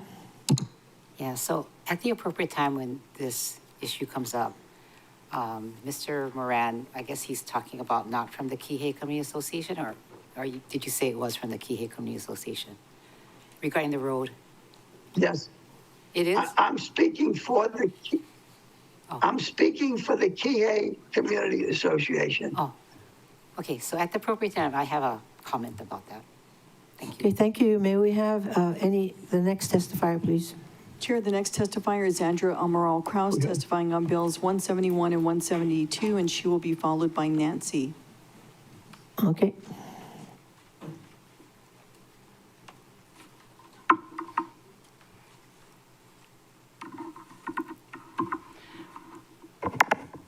Aloha kakaiaka ko umaho aloha Xandra Krauss ko o inoa. Maki au I ke ia manapa e hayo o ko. Wailea 670. Mahalo. I'd like to open to tell you that the approved and proposed South Maui projects that is stipulated in the plan comes to 5,704 non-affordable houses. Stipulated is on the affordable housing, we have, what is it? Unaffordable, 1,960. For those of our people who can only afford workforce or affordable housing, you have on the books, council members, 1,960. for everyone else who comes into Hawaii to invest and take away housing from our community. You have on your books 5,704 houses. I do not see the justice in that. Also, I've heard it said and stipulated on paper that no money is coming from the county. I'd like it known on record that I feel the people of not only Maui County, but the state of Hawaii are being charged to make these developers improvements for the roads. Council members, this is our tax money they are wanting to take to improve their profit. Is this fair? I submit to you. In my humble opinion, no, it is not. People should not pay for investors to come into Hawaii and take away housing. You recently voted on affordable housing. You ran on affordable housing. Not good. Traffic in South Kihei, when the tsunami warning came, and there was none. I, someone who was born and raised here along Waihee River and the beach, evacuated numerous times when we had tsunamis and the river was overflowing because we lived at the corner, oceanside, and we had to evacuate up to the hill. I know the developer also stipulated in their testimony and in their documents that they needed these changes and concessions because things have changed. Council members, I stipulate to you that they, in fact, are telling the truth. Things have changed. Things have changed, so this plan cannot change. It needs to revert to the contract that the sitting council at the time made using us, the people, in their decision-making. A developer should not, because things change, and these are the things that changed since they first came forth in 1980. Development has increased. People from outside coming in has increased 1,000, 1 trillion times fold, causing traffic to cause some of our people to pass away because evacuation was not adequate. Are we going to wait for that to happen again? Are we going to be reactive, or are we going to start being a proactive community? And the only way that's going to happen is through legislation that supports traffic accountability, housing accountability, and taking care of the very people who've been here a long time. I've heard people say in their testimonies that they've been here 20 years, 30 years, 40 years. Well, e hana o Iawali territory, o Hawaii 1952. So I have been here 73 years of my life. And I have seen the crying of the people and the wanting of our citizens to be able to simply stay where they were born. Traffic, when I came over here, I was gridlocked in traffic. And this was right along Pi'ilani Highway. No warnings, no nothing, no emergencies. But yet that was the traffic on the road. When I was coming into Wailuku, it was the same thing. School was in session, so we cannot say that was school traffic. Everybody was at work, so we said it's not working. I'll go on to my next testimony. Thank you. Thank you. Okay. As we look at this project, what I'd like and what I hear the people saying and have heard people saying for the past 40 years of my life, we need homes. And to my brothers and sisters in the construction industry, I want you to know that no one in Kihei, not the community association, not anyone in Kihei is talking about taking jobs from you. Because we feel it takes as many hammers to build affordable homes as it does to build luxury homes. Use your hammers and your drills and your nails, my dear friends in the construction industry, to support affordable homes and keep your children, your grandchildren, and your mo'opuna here. We need Pi'ilani Wide End to facilitate for the need of more homes. But what we don't need is to have our citizens of Maui County and our citizens of the state of Hawaii have to pay to have this developer make a larger profit. You might ask, how are we paying? It is our tax dollars. We need to put the burden where the burden lies. And again, I ask this council to honor the contract that these people of Maui County made with these contractors years ago. Things have changed. What has not changed is the promises that they made to us in 1980. I leave you my humble testimony, brothers and sisters, but I humbly also ask, when you look at a project, there is no haste. The haste comes when we look at affordable homes for our children. And I know many times I hear comments from this body at times, secondhand, firsthand, or on this floor today. They're repeating themselves. Yes, we are. And we will continue to do so until you hear our voice. We don't know what we're talking about. I submit to you, council members, we're not children. We're intelligent human beings that live, play, and raise children in this community.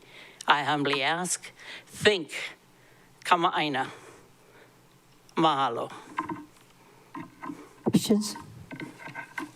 If not, thank you very much. May we have the next testifier? Chair, the next testifier is Nancy, testifying on bills 171 and 172, and she will be followed by the Royal House of Hawaii. How many more? 4. We have 4 more after Nancy.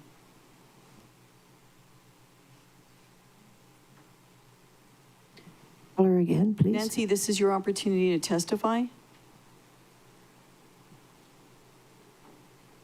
Next. Chair, the next testifier is the Royal House of Hawaii, testifying on bills 171 and 172, to be followed by Kelsey M. Let's see. Aloha.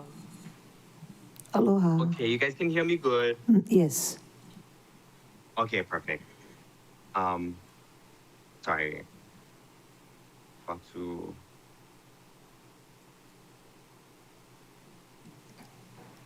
We could hear you.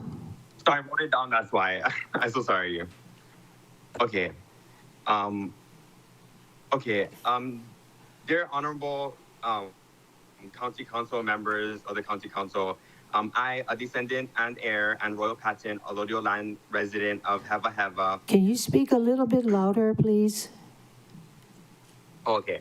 I, a descendant and heir and royal patent allodial land resident of Heva Heva, Royal Patent, Real Property 7447, Helu 3237, Apanatu, hereby submit this testimony in opposition to the Wailea 670 bill, which proposes development on lands containing historic properties, including sacred religious sites and burials that are culturally, historically significant to me and my community.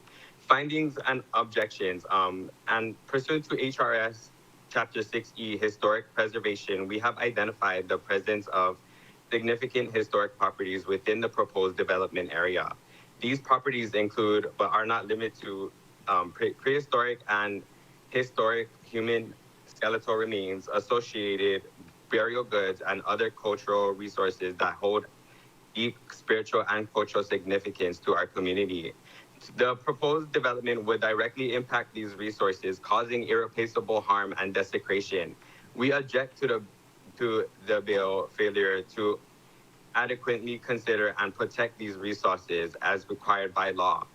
And I request it for action in light of these findings.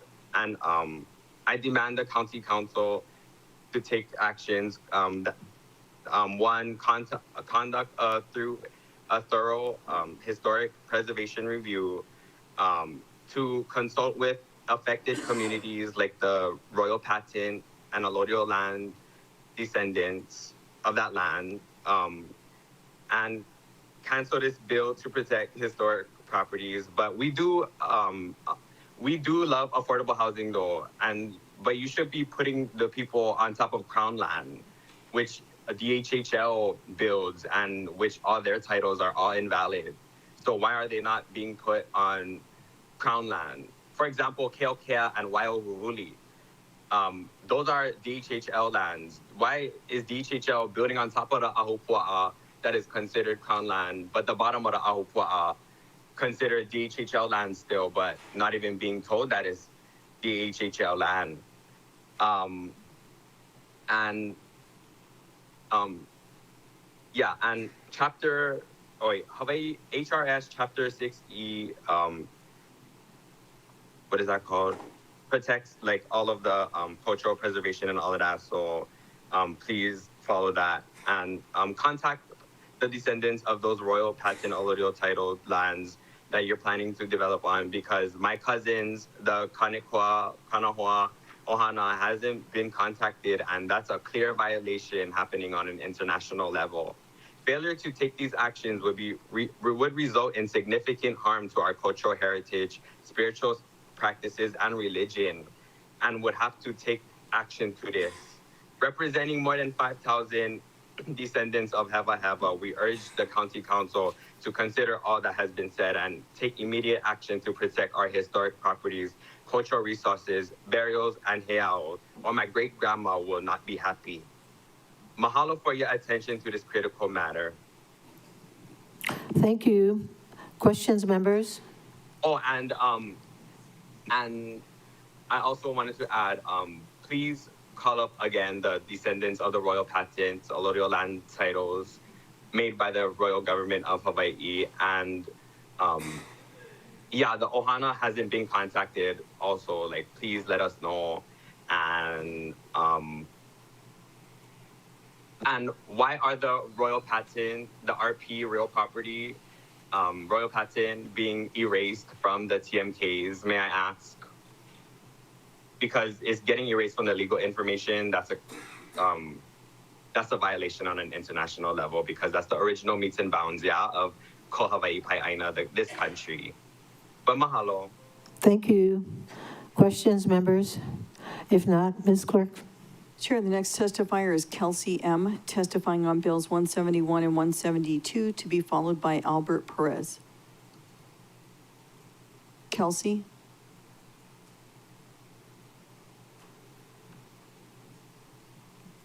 Kelsey M? I see her.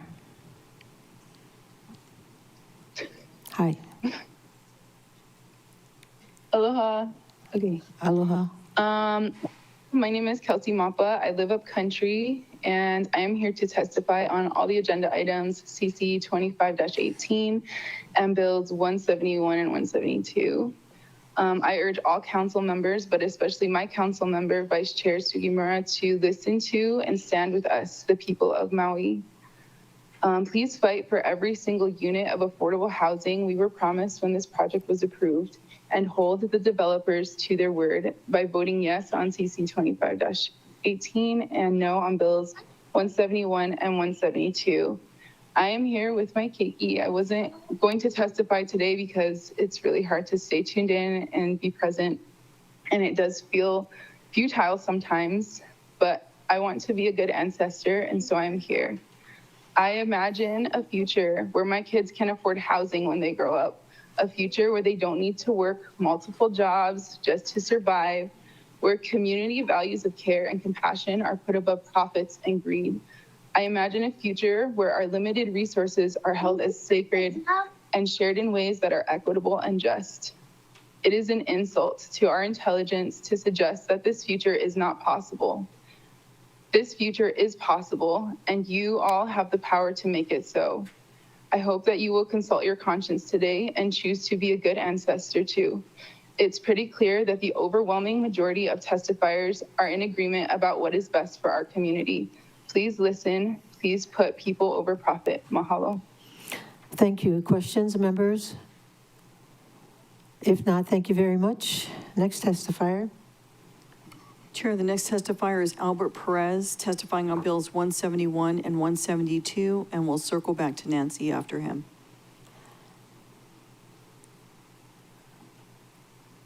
Hello, Mr. Perez. Good morning. Aloha, Chair Hello. Lee, council members. It's Albert Perez. I'm with Maui Tomorrow Foundation and testifying on all three items, yeah? So we're opposed to bills 171 and 172, especially the reduction in required affordable housing. We support Member Rollins Fernandez's amendment to keep the language requiring 450 affordable homes.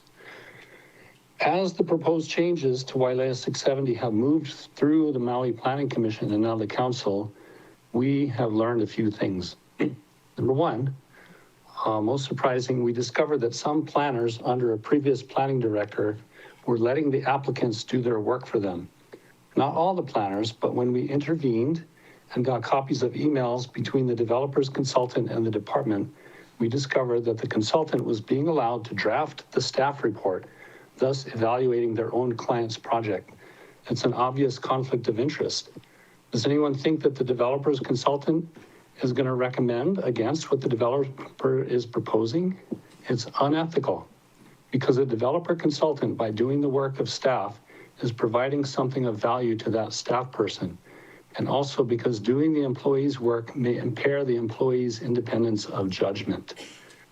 Second thing we learned was that the letter of the law is not always followed. The law requires that phases 1, 2, and 3 of a project district be processed in that order. But this developer is being allowed to change phase 1 with substantive amendments to the ordinance 3553 after phase 2 was already approved by the Maui Planning Commission. So it's backwards. The law needs to be followed no matter how persuasive the developer's attorney is. Now there's a stark contrast between what the 2008 council did and what is being done now. There has been no attempt to examine the developer's claim that building 450 affordable homes won't pencil out, even though the developer said in 2008 that building 700 would be no problem.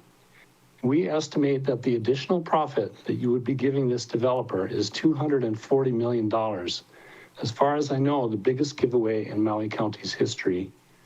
If any of you still want to vote yes on a reduction in affordable housing, you will now do so knowing that you support the outcome of this flawed process that has led up to today. We ask that you vote no on a reduction of affordable housing and respect the hard work that the members of this council did in 2008 to get some benefit for the people. Please stand up for the people of Maui, not foreign corporations. Stand up for the 450. Mahalo. Thank you. Questions, members? Member Paulton. Thank you, Chair. Thank you, Mr. Perez. I just was wondering, is there any time sensitivity on that 450 that you were talking about? Time sensitivity? Do you mean in the law? Yeah, like, were you going to court tomorrow or something? We had a hearing today. It's not on the 450 though, it's on the process. But the other one is making its way through the circuit court on the 450. Sorry, not the circuit court, the Intermediate Court of Appeals. How did the hearing today go? They ruled against us on a technical issue, So what happened was, as soon as the planning department issued a letter saying that there would be no written order, we appealed the planning commission's decision. So the judge, according to what I'm told, ruled today that we appealed too early because a written order was issued. So I haven't seen the actual written order of the judge, but it doesn't make sense to me. So it's very likely that we would appeal such a technicality. Okay, thank you. Thank you. Anybody else? Member Hodgins has her hand up. Member Hodgins? Thank you, Chair. Thank you, Mr. Perez, for your testimony. I wanted to clarify what you said to Member Paulton. I'm trying to follow along because this is a lot of information. So there was no written order by the Planning Commission? I'm sorry, can you just re-say that for me so I can understand it? Thank you. So the written order from the judge says that so the written order that we're appealing was a letter from the planning department, planning commission, I guess, that says there was not going to be a written order. Okay. So based on the fact that it said there wasn't going to be a written order, then we said, okay, we better appeal now. Okay. Then I guess they came out with a written order. So I could have our attorney address that if you want. Sure, yeah. Thank you. I appreciate that. Thanks, Chair. Any more questions? If not, thank you very much. Ms. Clerk. Chair, the next testifier is Nancy, who will be testifying on bills 171 and 172, and she will be followed by Hi'i. Okay.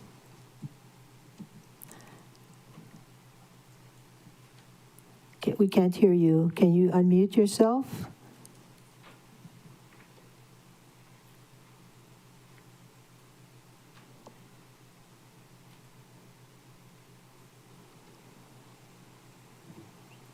Okay, try now. Okay. Yes, good. Yes. Thank you.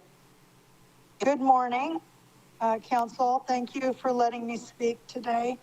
I'm getting an echo, but I'll try to go through. Yeah, it's kind of annoying. Please proceed. Please proceed. We don't hear that echo. Okay, well, I'll just keep trying. Okay, the reason I'm speaking today is because I am against development because the South Maui doesn't have the infrastructure. We don't have enough water restriction for a year now. Please speak to the water director about the lack of water. This is not a short-term problem. I actually attended a water board meeting and it didn't look good. The other thing is that Hawaiian homes deserve to have the water that is sharing the same wells. That needs to be looked into more. Of course, we all know the roadways are really jammed in South Maui. It is a concern to evacuate this area. It's a big safety concern. I know they're doing many things in West Maui, but nothing is happening here. This needs to be addressed. We can't just keep on building more. And luxury homes often go with pools. I know people in this area, they have pools. They are spending $350 a month for water. Now you're going to let luxury homes be built with pools, and it's just more and more water being used. The water in the pool evaporates.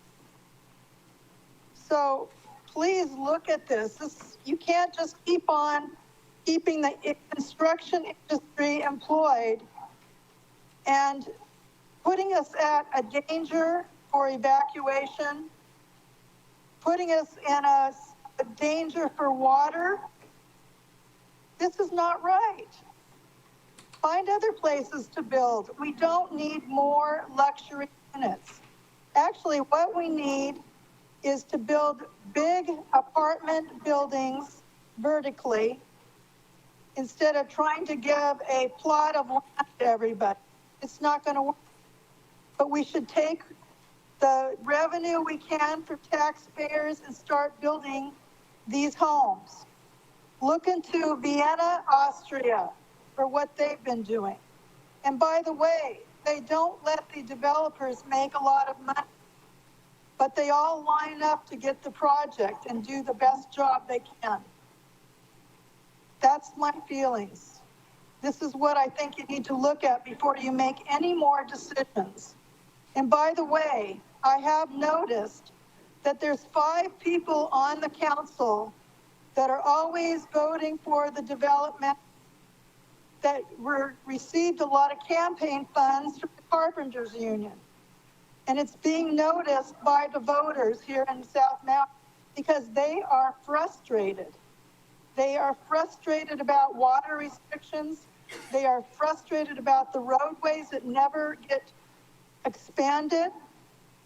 We have waited for many, many years for a collector road that never happened. So please make these considerations before you vote. Because most of you don't live in South Maui. You are not the ones on the roads all the time. Maybe you're not on water restriction. All right, thank you for your consideration. Sorry, it was hard with a double echo.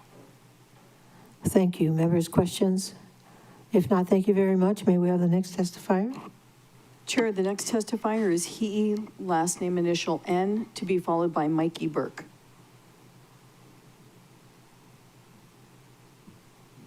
He, this is your opportunity to testify.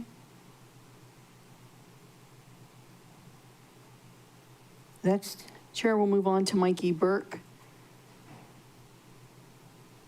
Mikey Burke, this is your opportunity to testify. Aloha, can you hear me? Yes. Okay. Aloha, Chair Lee and council members. I've been listening to the meeting, and I didn't intend to testify, but I would like to testify on all 3 agenda items. I don't know if I'm just having like a decreased capacity moment, but I just don't feel like this is a hard one to get through. This is not like you as the council or us as a community is asking a developer to pretty please build more housing. It's like on the books. It's part of the ordinance that they were required to build. Well, first they were required to build 700, and then it's in the ordinance that they could build, that they need to build 450. So you have them against the wall here, right? And you cannot have a conversation during the day without alluding to the fact that we're in a housing crisis. And we're so far into this crisis that it's criminal to leave any of the units on the table at this point. As a matter of principle, I don't support Bill 171 or 172, but I know it's going to pass. And because it's going to pass, I support CC-25-18 and putting back the language in there to require them to build the 450 affordable units.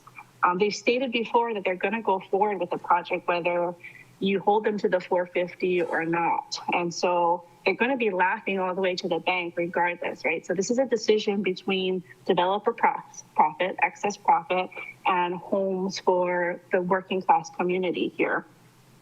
And you've all stated compassionately in your campaign speeches, in other bills, in community conversation, that this housing crisis and having more affordable housing is of top priority for the community. Like, this is the inflection point for our generation right now. What we do right now is going to affect what our children and grandchildren inherit.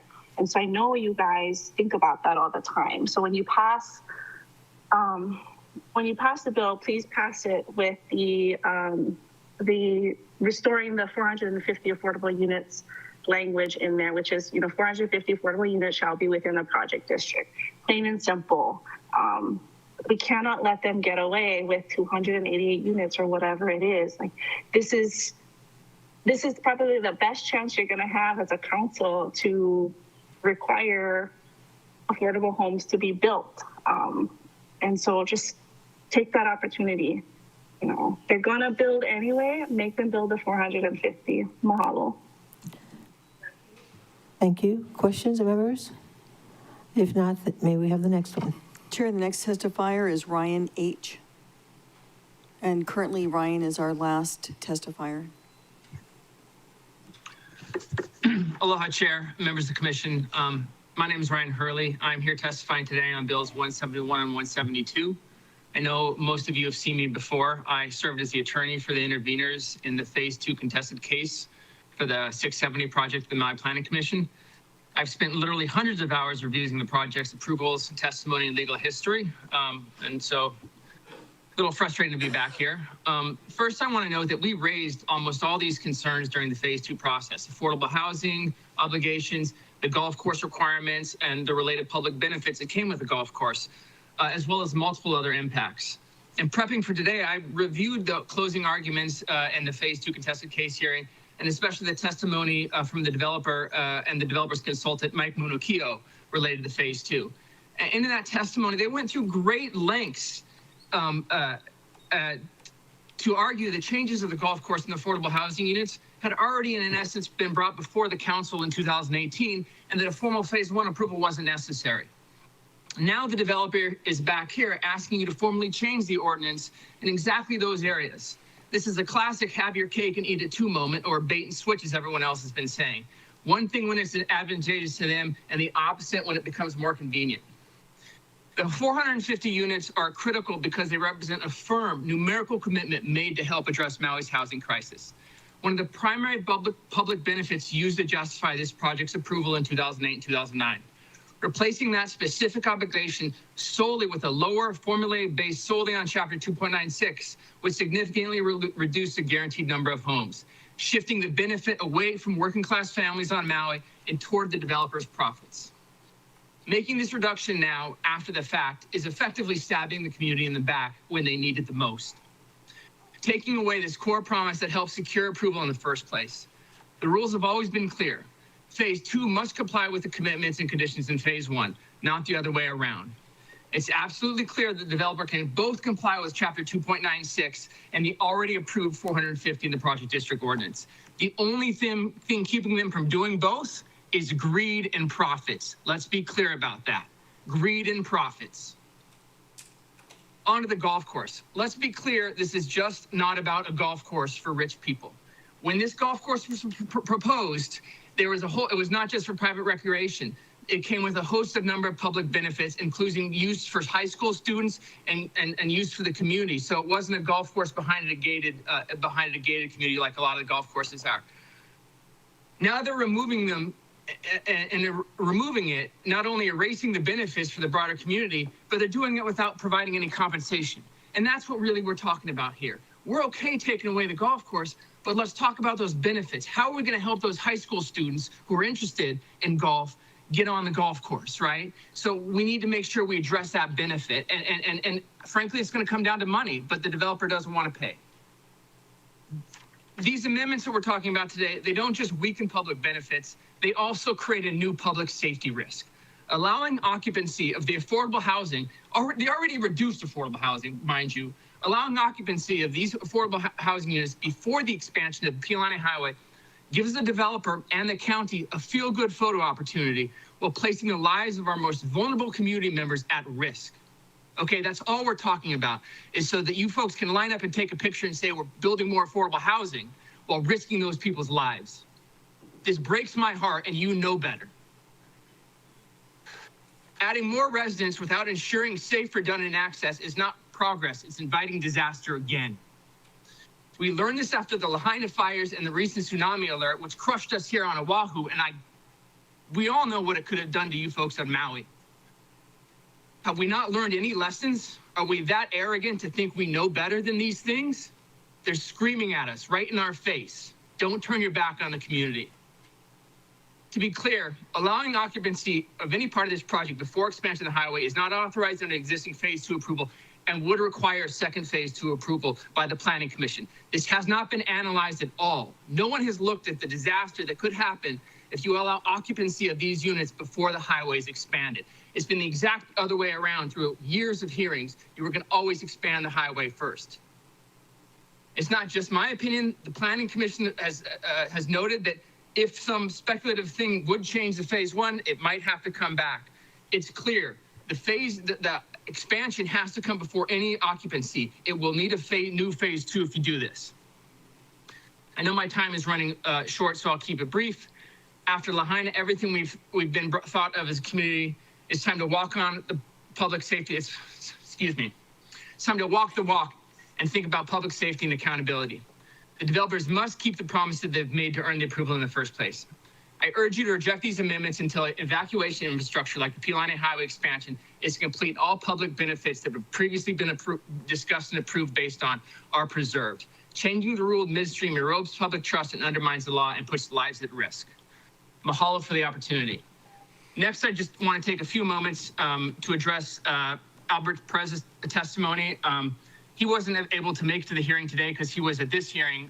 We had to jump between multiple hearings. The judge did rule that a motion on Hono Partners' motion to dismiss and granted it for a number of reasons. Many of them are very technical. I will say that one of them came down to we challenged the oral order from the Maui Planning Commission that they were going to approve the recommendation, and we appealed based on that. Then we wrote a letter saying, hey, are you going to write a written order? And they wrote back and said, no, we're not going to issue a written order. They're basically saying that letter saying they're not going to issue a written order was the written order that we should have appealed. But again, the order hasn't been finalized and it hasn't been approved by the judge. It was just a verbal order. So take it for what it is. There's more to be decided in that case, and we may still appeal that. Thank you very much for the opportunity to testify. Any questions, members? Clarifying questions? If not, thank you. May we have the next testifier? Chair, we don't have anyone else signed up, but it looks like Mr. Nicole would like to testify.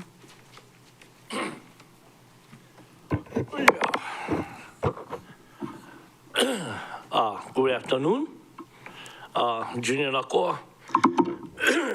Okay. Brah. Been testifying against this project for how many years? Yeah, from the very beginning. Okay. Then every time one council come up, then they pass them or no pass them, and all the kind of headaches will be coming here. How many times coming here, testify. But the bugger still didn't get passed.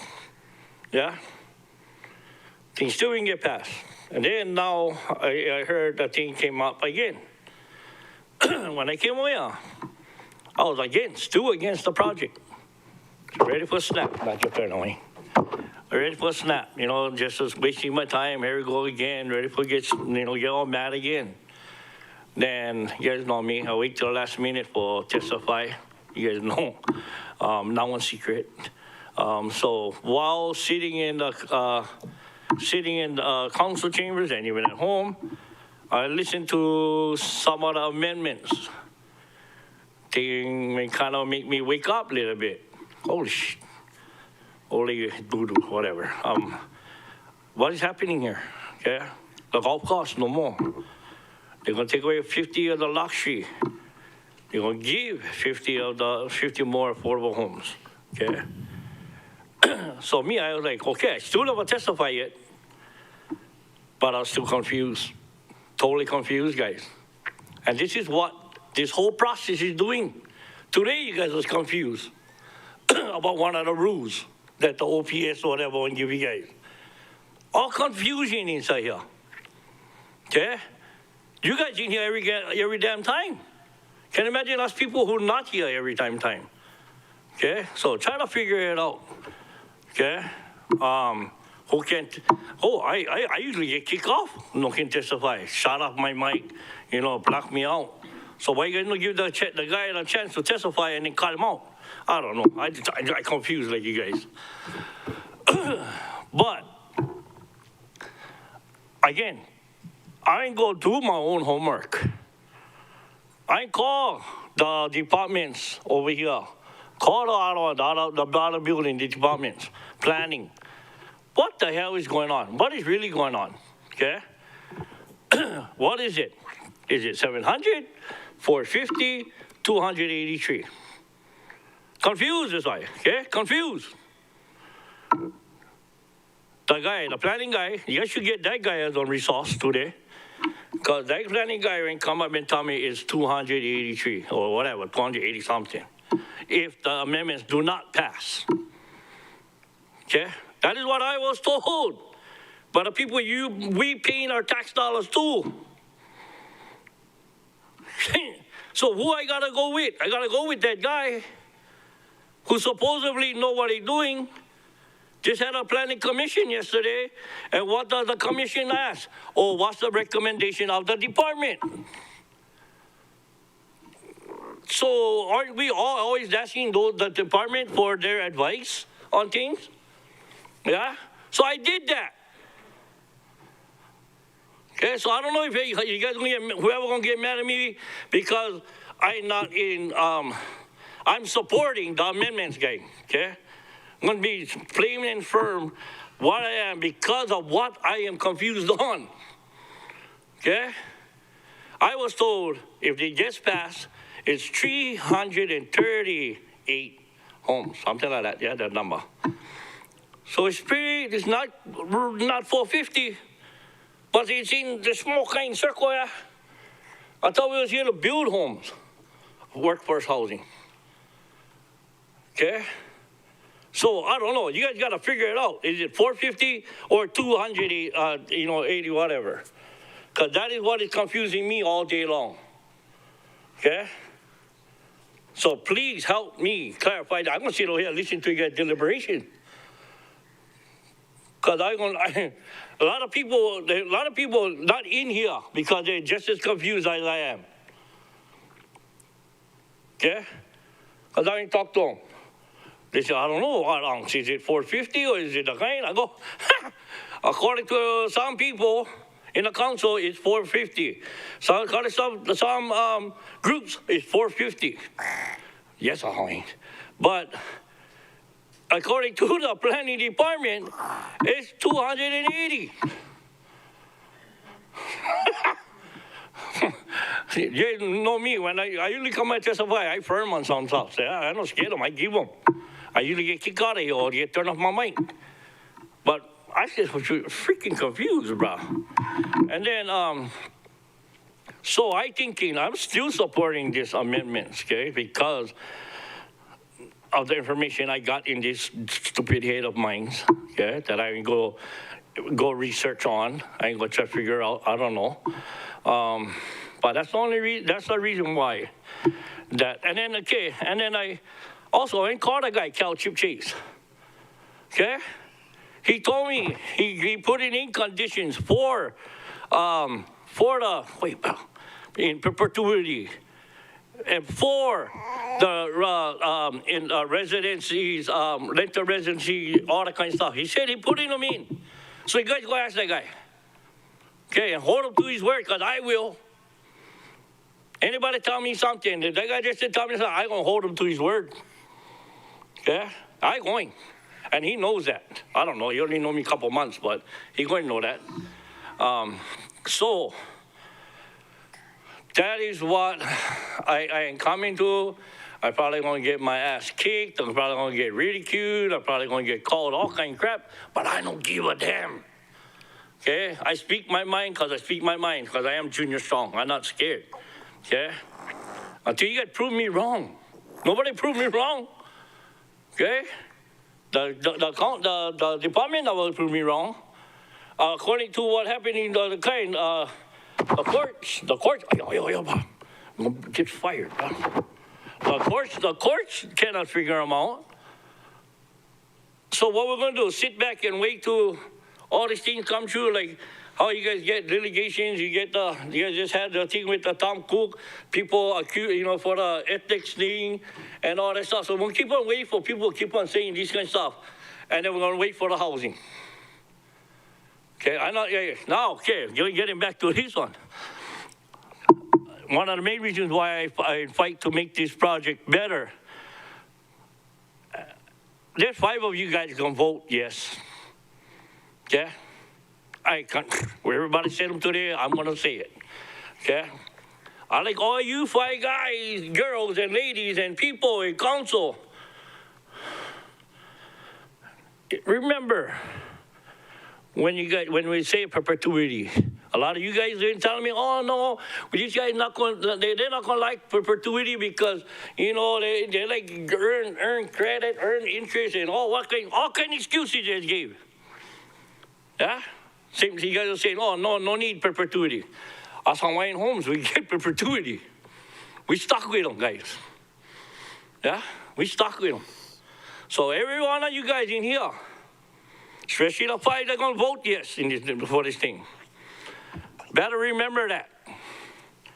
When another project come over here, hold that developer accountable for perpetuity forever. Okay? If they don't like them, sell them back to the county. The county can go give them back to another person. It can be an affordable. Do not lose that title, affordability workforce house. Keep it inside there. And that's all. You 5 guys, I hope you guys listening, because next development come, I'm going to hold you guys accountable. Yeah? I'm going. And hopefully he come when he talk, he going to tell you guys the same thing. Okay? Just remember all that kind of stuff that you guys were saying, especially with Bill 9. Yeah? Okay? There's certain projects that you guys said you guys will support when you're talking about Bill 9. Make sure that next project that come up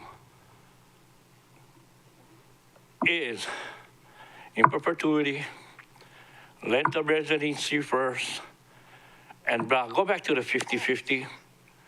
Go back to the 50-50. So then that way we can do some damage and get our people in some home. My daughter, she getting out of FEMA next week. Yeah, she bust her ass. She finally out of FEMA. She said, "Fuck you, FEMA. Sorry." She said that, okay, because she's tired. Chair, we are over time. She's tired, okay? So I'm just going to let you guys know. My daughter, me and my family, we work hard. They're educated. They're educated. Thank you, Junior. Any questions? Oh, Chair. Yes, we have a question for you. Member Rollins Fernandez. I think if it was on the 6 minutes, then if he was testifying on the 3rd item, then it was... I gave him 9. It was 9? Yes, I gave 6 and then 3. Okay. Mahalo for that clarification. And then mahalo, Mr. Nakwal, for your testimony and for bringing your cute grandson. I love seeing him. So you said that you would hold the developers and Mr. Chip Chase accountable to what they assured you. Will you share with us how you will hold them accountable? Because that's what the conditions and all of that is for, is to try to hold them accountable to all the things that they try to promise and change on us. Perfect. Good question. Yeah, I don't know that, Paul. Yeah, I don't know that conditions. I don't can make conditions, yeah. I can make local kind of conditions. I can make local kind of conditions that I think is a little bit powerful. That's why I'm never running again for office, because outside the office, I'm more powerful.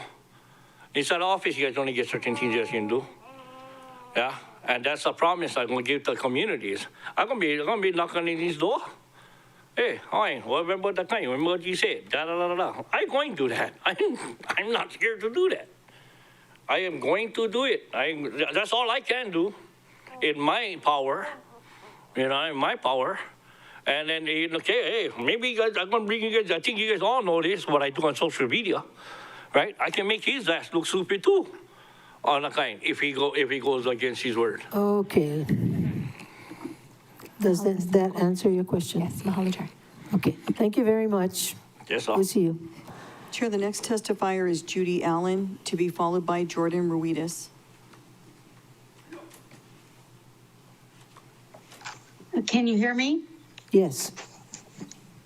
Thank you. Thank you for allowing me to testify, and I'd like to speak to all 3 items, although I don't need much time. Can you speak closer to your mic, please. Yes, can you hear me better now? We need Can you hear me? louder. Can you hear me better? Louder. Trying to find where my mic is. Can you hear me better? Okay, well, let's try this tone. Okay. I'll speak loud and I won't be speaking very long. Thank you very much for allowing me to testify.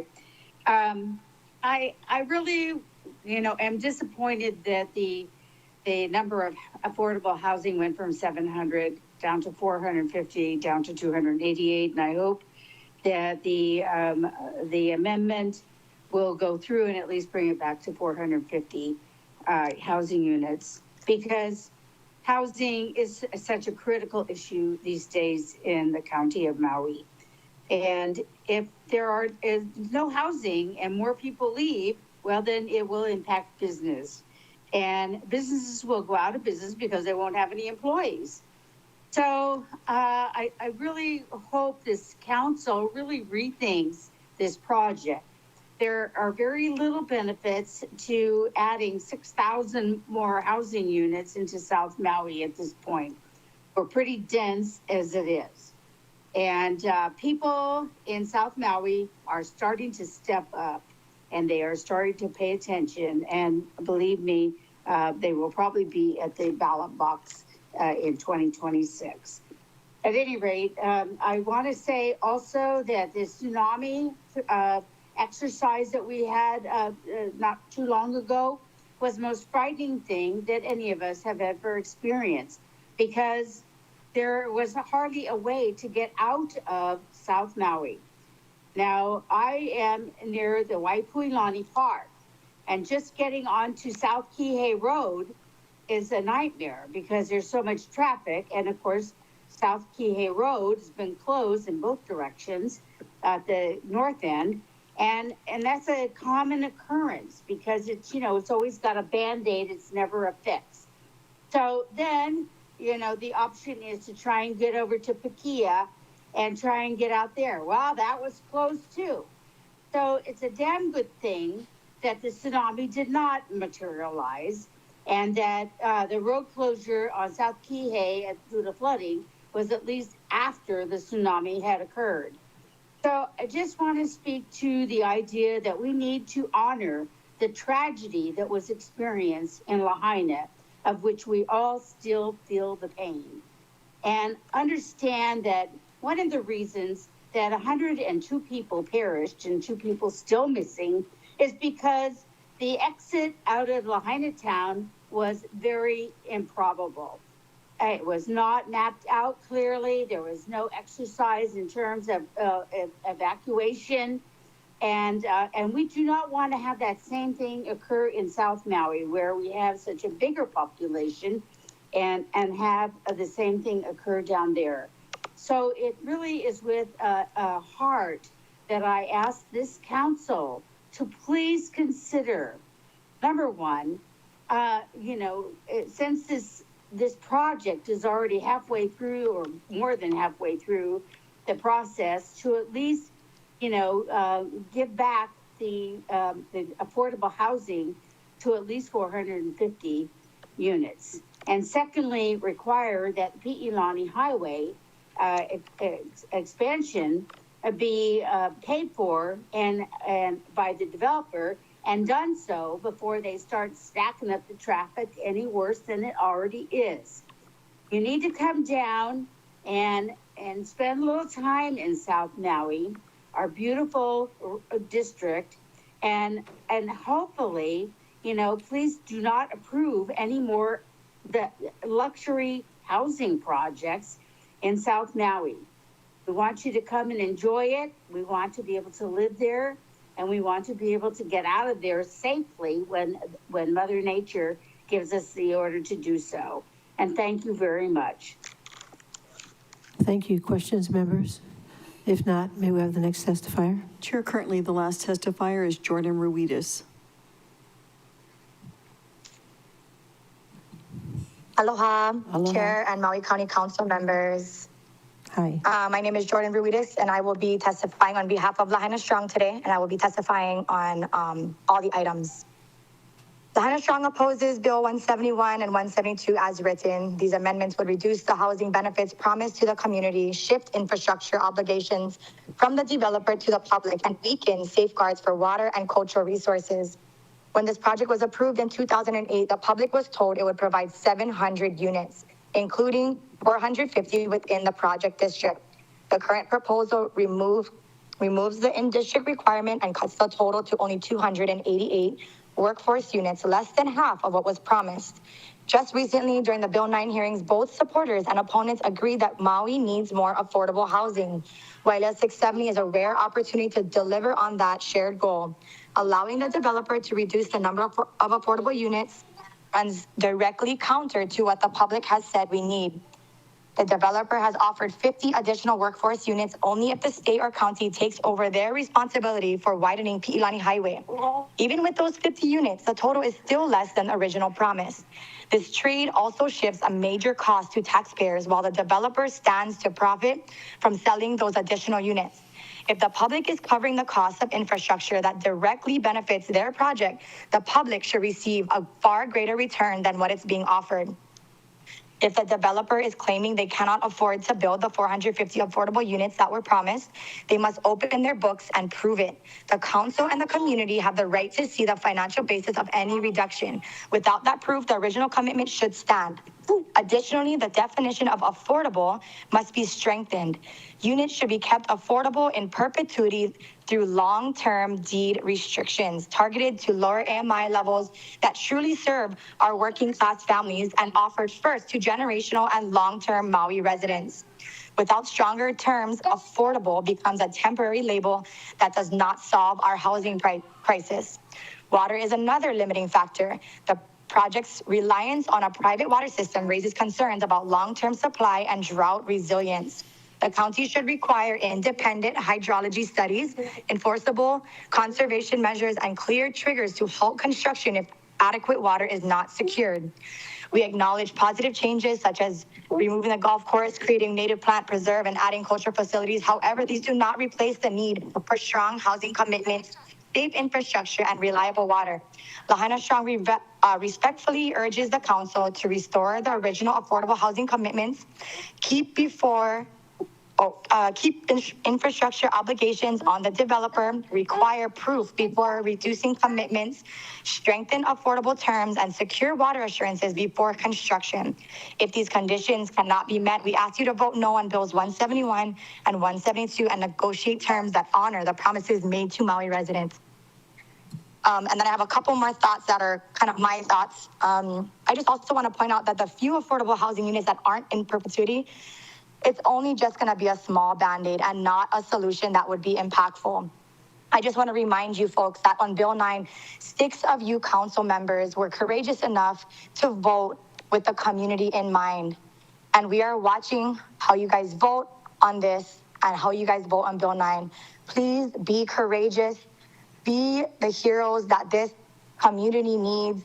Stand with the community and stand with your constituents. Time and time again, opposition has overridden the support. Please, we are begging just one of you to be courageous and be the hero that we need. Mahalo nui.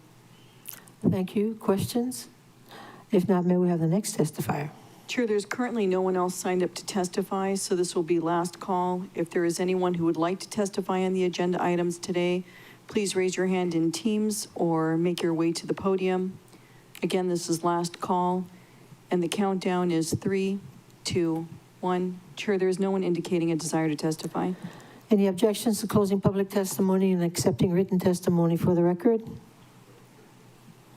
So ordered. And Chair, I think you would also at this time adjourn the public hearing. And also adjourning the public hearing. And we can just continue with the special meeting. Yes. Could you call up the item? Sure. Chair, beginning with County Communications, we have County Communication 2518, Councilmember Rollins Fernandez transmitting a proposed amendment to Bill 171 CD1 FD1 2024, entitled A Bill for an Ordinance Amending Chapter 19.90A Maui County Code relating to Kihei Makena Project District 9, Wailea 670.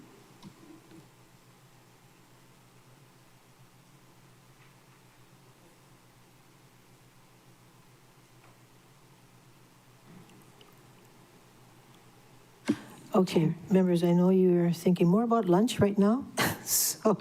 So I was going to call on Member Rollins Fernandez, but to let you know what the plan is, she can make her motion on her ASF, and then we're going to break for lunch. Oh, mahalo, Chair. So I was going to request that the item be brought up. Yeah. Okay, the main motion first. Yeah. The main motion first, and you make your your motion to amend. And we're not going to get into discussions or anything. We're just going to break for lunch. Okay, and that's sufficient. That's what David said. Okay. Okay, but then we also have a question by Member Paulton. Oh, I just wanted to let folks know that there's an in-person community meeting at Lahaina Intermediate School at 5:30 that I would really like to go to. Well, we should be able to do it by then. So I'd be in favor of a shorter lunch. Yeah, okay, so how about 1:45? I mean, 1:15? 1:15? Everybody can squeeze that in there? Lunch? I think we're required 45 minutes. Yeah. Well, that would... The collective bargaining agreement. For my staff, Chair, they are entitled to a 45-minute break by their contract. Okay, so 1:30, how about 1:30? Okay, is that fine?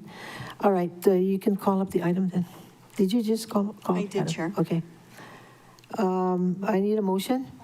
No, she only called up my item. Yes. And then I requested that it be brought up. I meant So to call up 171 and 172. the main motion. Okay. I mean, the bill, All right, the ordinance. Chair, before you is Bill 171, CD1 FD1 2024, a bill for an ordinance amending Chapter 19.90A Maui County Code relating to Kihei Makena Project District 9, Wailea 670. Vice Chair Sugimura? Did you want me to also call up the second bill? Yes. May I ask the clerk to also call Bill 172 CD1 FD1 2024? Ms. Clerk? Chair, before you is Bill 172 CD1 FD1 2024, a bill for an ordinance to amend Ordinance 3554 as amended by Ordinance 4849 relating to Kihei Makena Project District 9, Wailea 670 zoning, conditional zoning for approximately 670 acres situated at Paehu, Palauea, Keoho, Honuaula, District of Makawao, Maui, Hawaii. Chair, if staff can interrupt, I'm sorry, we're just getting a suggestion from OCS for the body's consideration. Even though this is a shorter council meeting agenda than normal, perhaps if the body wants to do a last call on the bills now that we've moved to this section, then you can conclusively close all testimony for the day. Oh, I thought you did. But we closed testimony because we already heard testimony on these items. We have to take it up again? It would be safer, probably, Chair. I understand what you're saying. We spent the whole morning accepting testimony on these bills. But just Okay, because... I don't want to spend any more time on it. Ms. Clerk, call up testimony. Okay, Chair calling for testifiers on the county communications or ordinances for second and final reading. There is no one currently signed up to testify, but if there is anyone who would like to, please make your way to the podium or raise your hand in Teams. Ms. Alipai, You already you've already testified. I did not get to testify on the third item. I was cut off at 6 minutes. Did you ask to be tested? Well, go ahead. Go with your testimony on the last item. You have 3 minutes. Aloha again, I'm back. I didn't know that there were 3 items to testify on and that I'd have another 3 minutes, so I appreciate the grace given to me to give testimony today, considering all of the attempts at censorship of other testifiers. I wanted to speak a little bit on this impression that the entire purpose of these changes is to remove the golf course from the project. It's my understanding the golf course is not being allowed because they were sued by the Sierra Club and they're having to build a conservation area instead. So I just want that to be clear, that the people who are not supportive of these changes, we don't want a golf course, we want housing. And so to suggest that we're here to defend Honolulu Development Partners' right to build a golf course is disrespectful to the people who spend their time coming here to testify month after month, year after year, meeting after meeting. And it would be nice if the council members who know better wouldn't make that suggestion and insult our community. It's been so frustrating to watch these proceedings intentionally misunderstand the public, intentionally misunderstand the amendments being made in order to suit this developer. I also think we as the public and probably even this council need clarification on what the deed restrictions actually are on this project. I've been told 5 years, I've been told 10 years, I've been told 30 years. Uncle Junior is saying Chip Chase told him personally that they will all be in perpetuity. And so I hope during the discussion that we're about to have, we can clarify some of those facts because it's a lot of stuff to read, and I guarantee you most of the people have not read every single page. I doubt even this council has read every single page and every single sentence. So can we please get clarification on what the deed restrictions are? And I want to ask again that we implement a deed restriction on the whole project to be owner occupied. The affordability thing, I understand there being some limits to it, but if the intention of the developer is to build housing for people of Maui, then they should have no problem with restricting the entire 1,000+ units, regardless of affordability, to be owner occupied, so that we don't just have a bunch of second vacation homes taking up space on our very limited island and taking up water that we do not have. It's really hard when, you know, we take our time to be here and it's pretty clear that the chair is not listening. And we're Can you here. concentrate on your testimony, please? I'm checking on technical issues, okay? So please proceed. I just would like to be listened to. We get our 3 minutes per item, and it's really frustrating when we come here and you're like not even listening, like you're not hearing. I've said before how you're not listening, but you're also not hearing if you're talking to someone else while I'm talking. Oh, your time is up. Any questions, Member Paulton?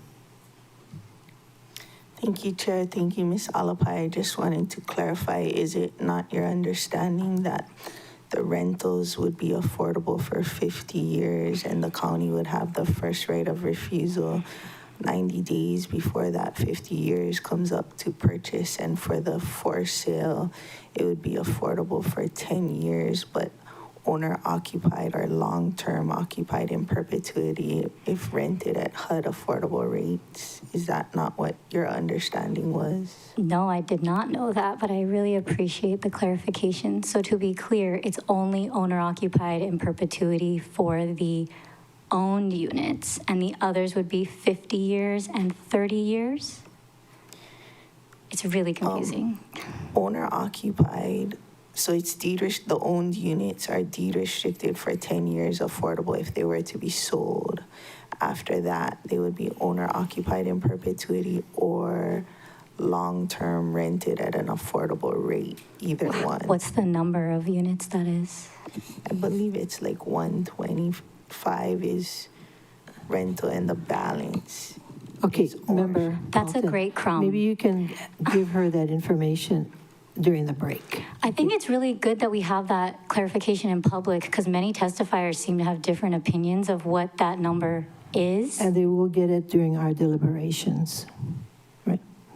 Any more clarifying questions for the testifier? Seeing none, thank you very much. A pleasure as always, Chair Lee.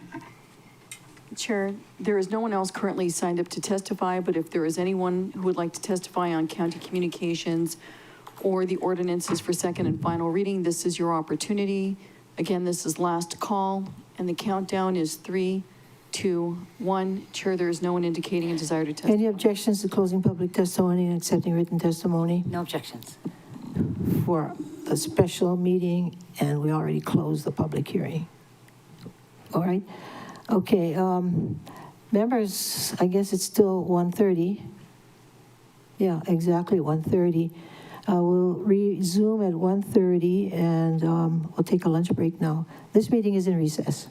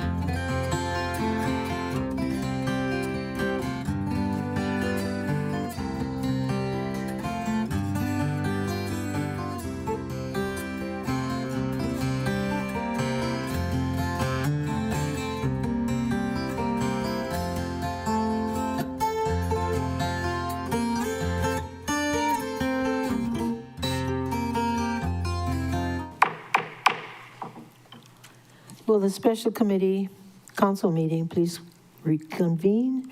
It is approximately 1:42 on August 13th, 2025. Ms. Clerk. Thank you, Chair.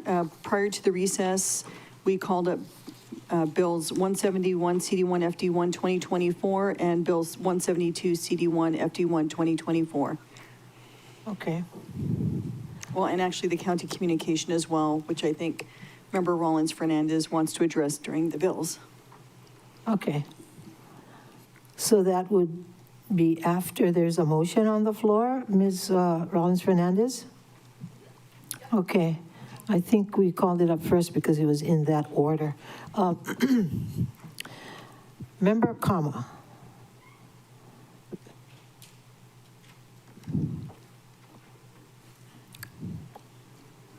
So we called up the two bills and then There's no motion yet on the there's no floor. motion, okay.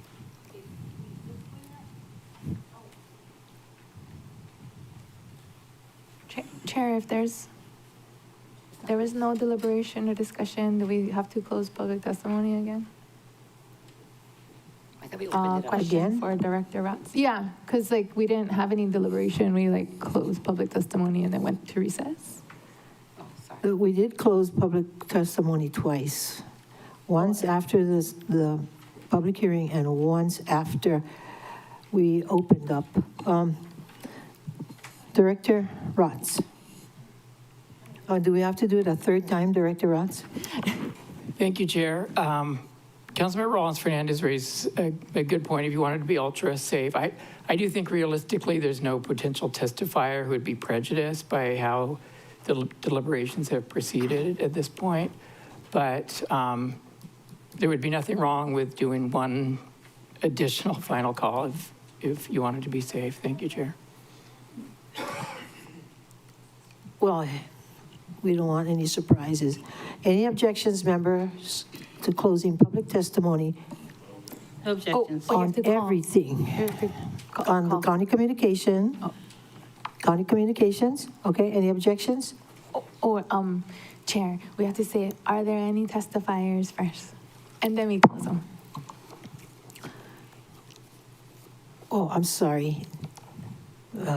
Director Rott says there weren't no testifiers. I shouldn't have taken his word.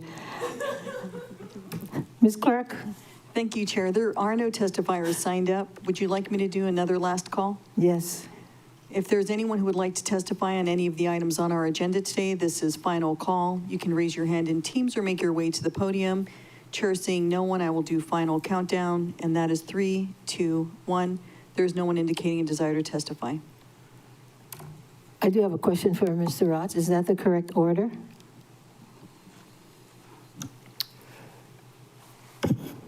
Thank you, Chair. So just briefly, the testimony guidance now under the updated sunshine laws, you can take testimony at the beginning of the item, which you did, and then you can also open it up for people who haven't testified to testify on each item as it comes up, or each section of items, which is what the council traditionally does.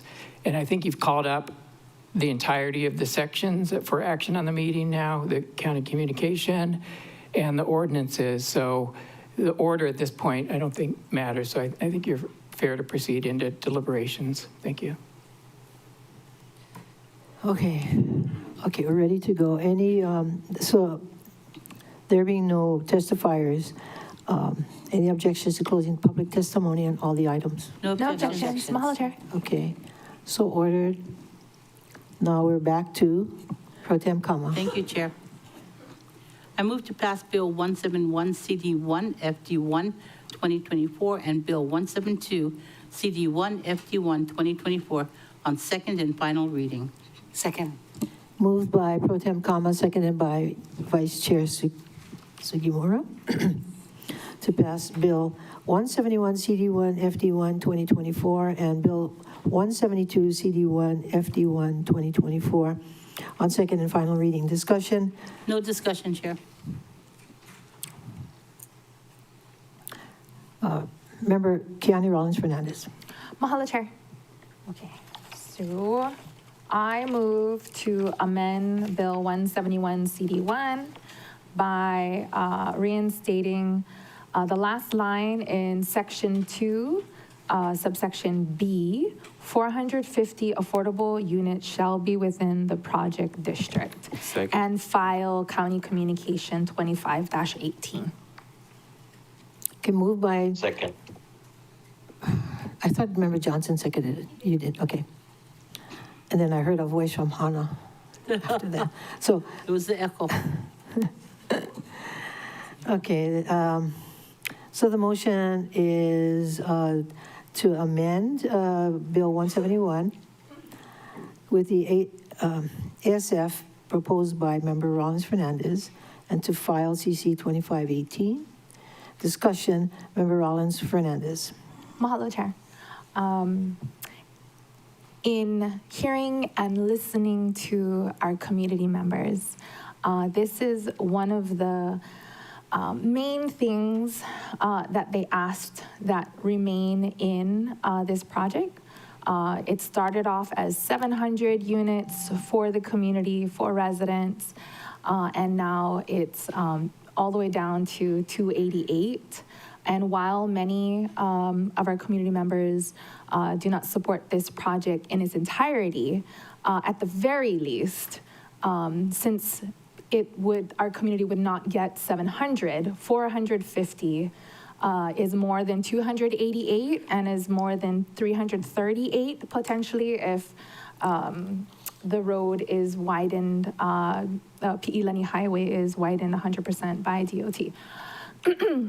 I also stand firmly with the community against corporate greed, and I believe that they can afford to develop the 450 units, affordable units, because that is what our community needs. I represent our people here, our community members, and I don't represent foreign corporations. And this is what our people need. Our people need housing so that they can remain here and continue to develop in a flourishing community, to maintain a Maui island and a Maui county that we love and cherish, and that we want our children and mo'opuna and 7 generations into the future to live in. Not Maui that our mo'opuna won't be able to afford to live in, and that's the direction that we're heading in. Our community doesn't want nor need more mansions that our people cannot afford, especially in the amount of land that's used and the amount of water that it'll potentially use. And we talked about this in committee and at first reading, that water was already limited before climate change exacerbated the situation.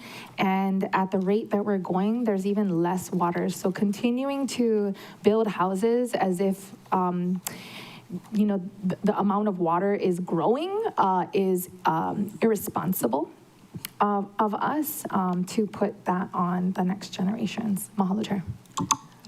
Thank you. Any more discussion? Member Johnson. Thank you, Chair. I seconded this amendment, and I appreciate Councilman Rollins Fernandez for introducing it. I live on Lanai. It's 98% owned by a billionaire, where wealth has directed our development for many, many generations. Well, I hate to see it happen in Maui, and I see it happening, where the wealthy direct our development. We're building for homes for people who don't even live here yet, after a town burned down, after we just went through a tsunami warning that showed that we need infrastructure before we build all of these homes. This type of development is the same old thing where they get the cake and we get the crumbs, and I just trying to make it better by supporting this amendment. I think the idea that that we can't operate from a position of scarcity. There is funds. I wish they would work with us, because we have an affordable housing fund, and I think that's it's a missed opportunity for homes not to be built for our community after all the things that had just happened. I don't need to even have any more comments because the podium spoke today, and they can't make it more any articulate. I just want to rise in support of that. So thank you, Chair. Let's see. Member Sinensi.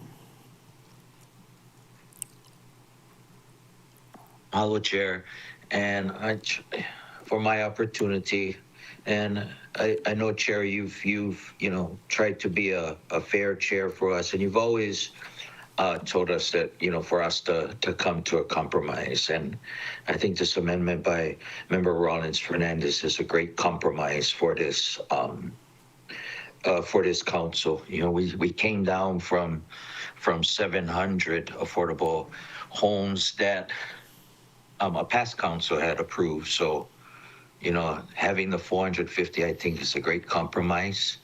We did hear loud and clear from the community today that, the needs for our community. Mrs. Kalani Kau brought up that, or reminded us of all the young families that continue to leave the islands for mainland addresses.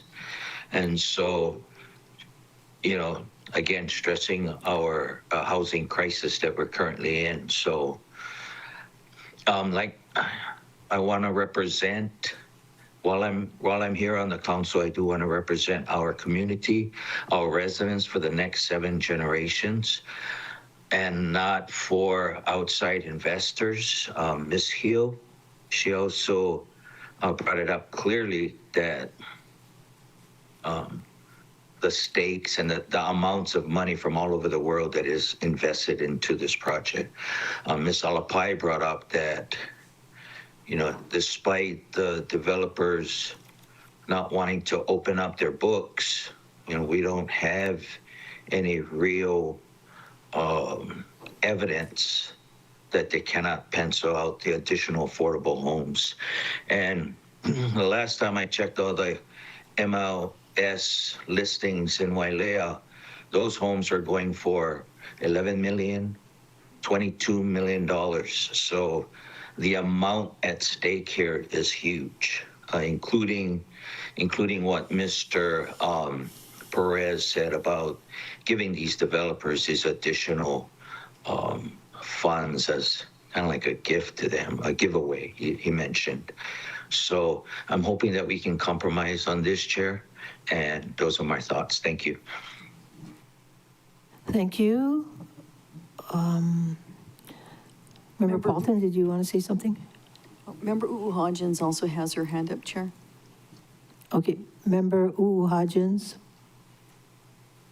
Thank you, Chair. I'll yield to Member Cook from this area to speak, and then if you don't mind, I'll go after him.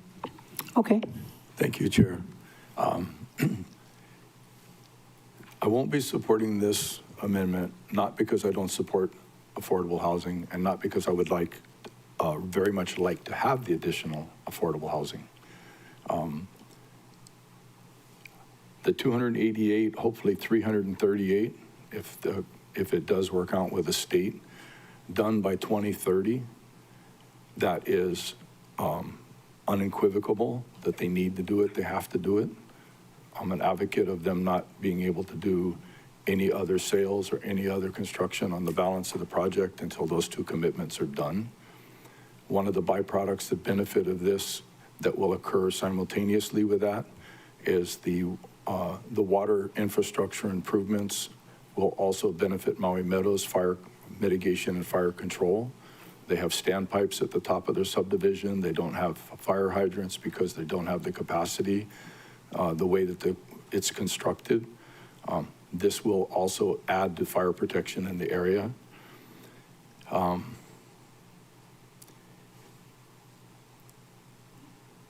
balance of the homes, it's been stated that this is going to be an avalanche of homes and traffic immediately. They have a maximum of 100 marketplace homes that they can do a year. It'll probably be more like 50 at max, which is going to be 16 years. There's going to be approximately $400 million worth of labor for people, workers doing it.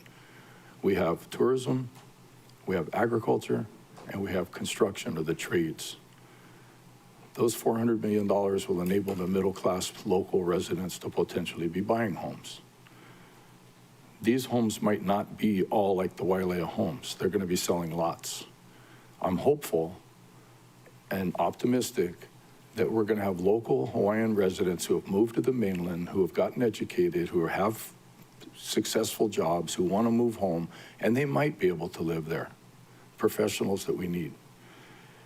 If I thought the 450 homes would happen and not just delay everything perpetually, I would have hope for it, but I don't. I'll take the 338, the 288 guarantee by 2030, the 338, providing they work it out with the Department of Transportation, and the extra 50 homes is in exchange for the road. I want to see the road widened. I want to see the affordable housing built. No ifs, ands, or buts by 2030. And that's why I won't support this amendment, but I will support the Edison General. Thank you for the opportunity to express my opinion. Member Hodgins. Thank you, Chair.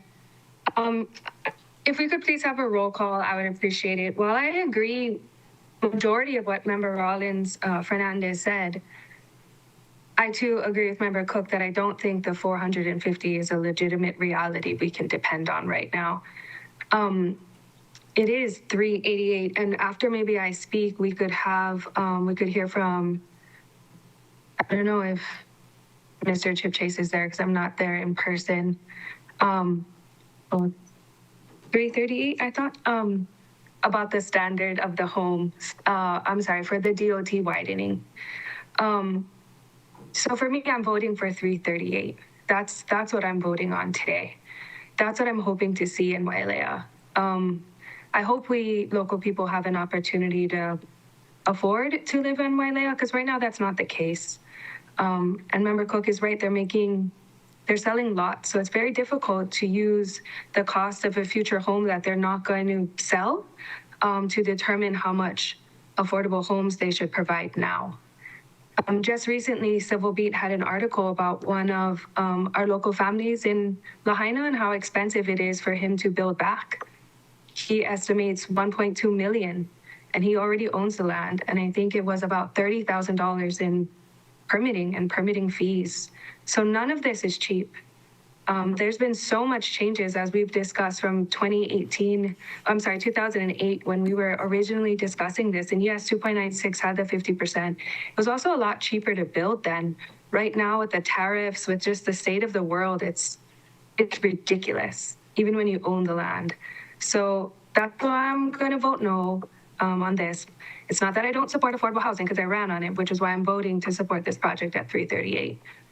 But if Mr. Chip Chase could also clarify the status of, if he's there, I don't know, of the DOT, because we heard about that today. So members, do you mind us designating Mr. Chip Chase as a resource? Can we get Mr. Whitaker instead? It's up to them who wants to represent. Mr. Whitaker is pointing to Mr. Chip Chase. Good, go. No objections. Can you repeat your question, Member Hodgins, to Mr. Chip Chase? Thank you. I wanted to clarify, because we heard from Mr. Moran about the DOT and their commitment to widening the lane, and I want to make sure that we do address that. That's a legitimate concern, and I want to make sure that he knows that we were listening as that's being discussed today, and have that addressed on the floor to make it very clear, wherever it is, if we could discuss that. Thanks, Chair. Mr. Chip Chase? Yes, Chair. Okay. Happy to. I'm not Keola Whitaker, but I will do my best to do as well as he would have done. I discussed the status of the agreement with DOT with both the Deputy Director for Highways and the Director of DOT himself today. Was authorized by the Director of Director of DOT, rather, Mr. Sniffen, to represent to the Council that we are working together on a partnership to provide affordable housing and infrastructure. The specific status of the agreement is that we are down to one clause that deals with the possibility that DOT is not able to timely complete the road, at which point we would take it over. So it gets done either way. There's no possibility that the project moves forward beyond the affordables without doing the road. That's a clear condition. So that last clause is all that's left to negotiate, and the Director for Highways authorized me to confirm that as well. Member Uwu-Hodgins? Is that all? Thank you, Chair. Okay. And Yeah, for members, now. Members, Thank you. anybody else have questions or comments for Mr. Chip Chase while he's here? Member Rollins Fernandez. Mahalo, Chair. Okay, so I have two questions. One I was going to ask Member Cook, but since, so you're welcome to answer too, if you want.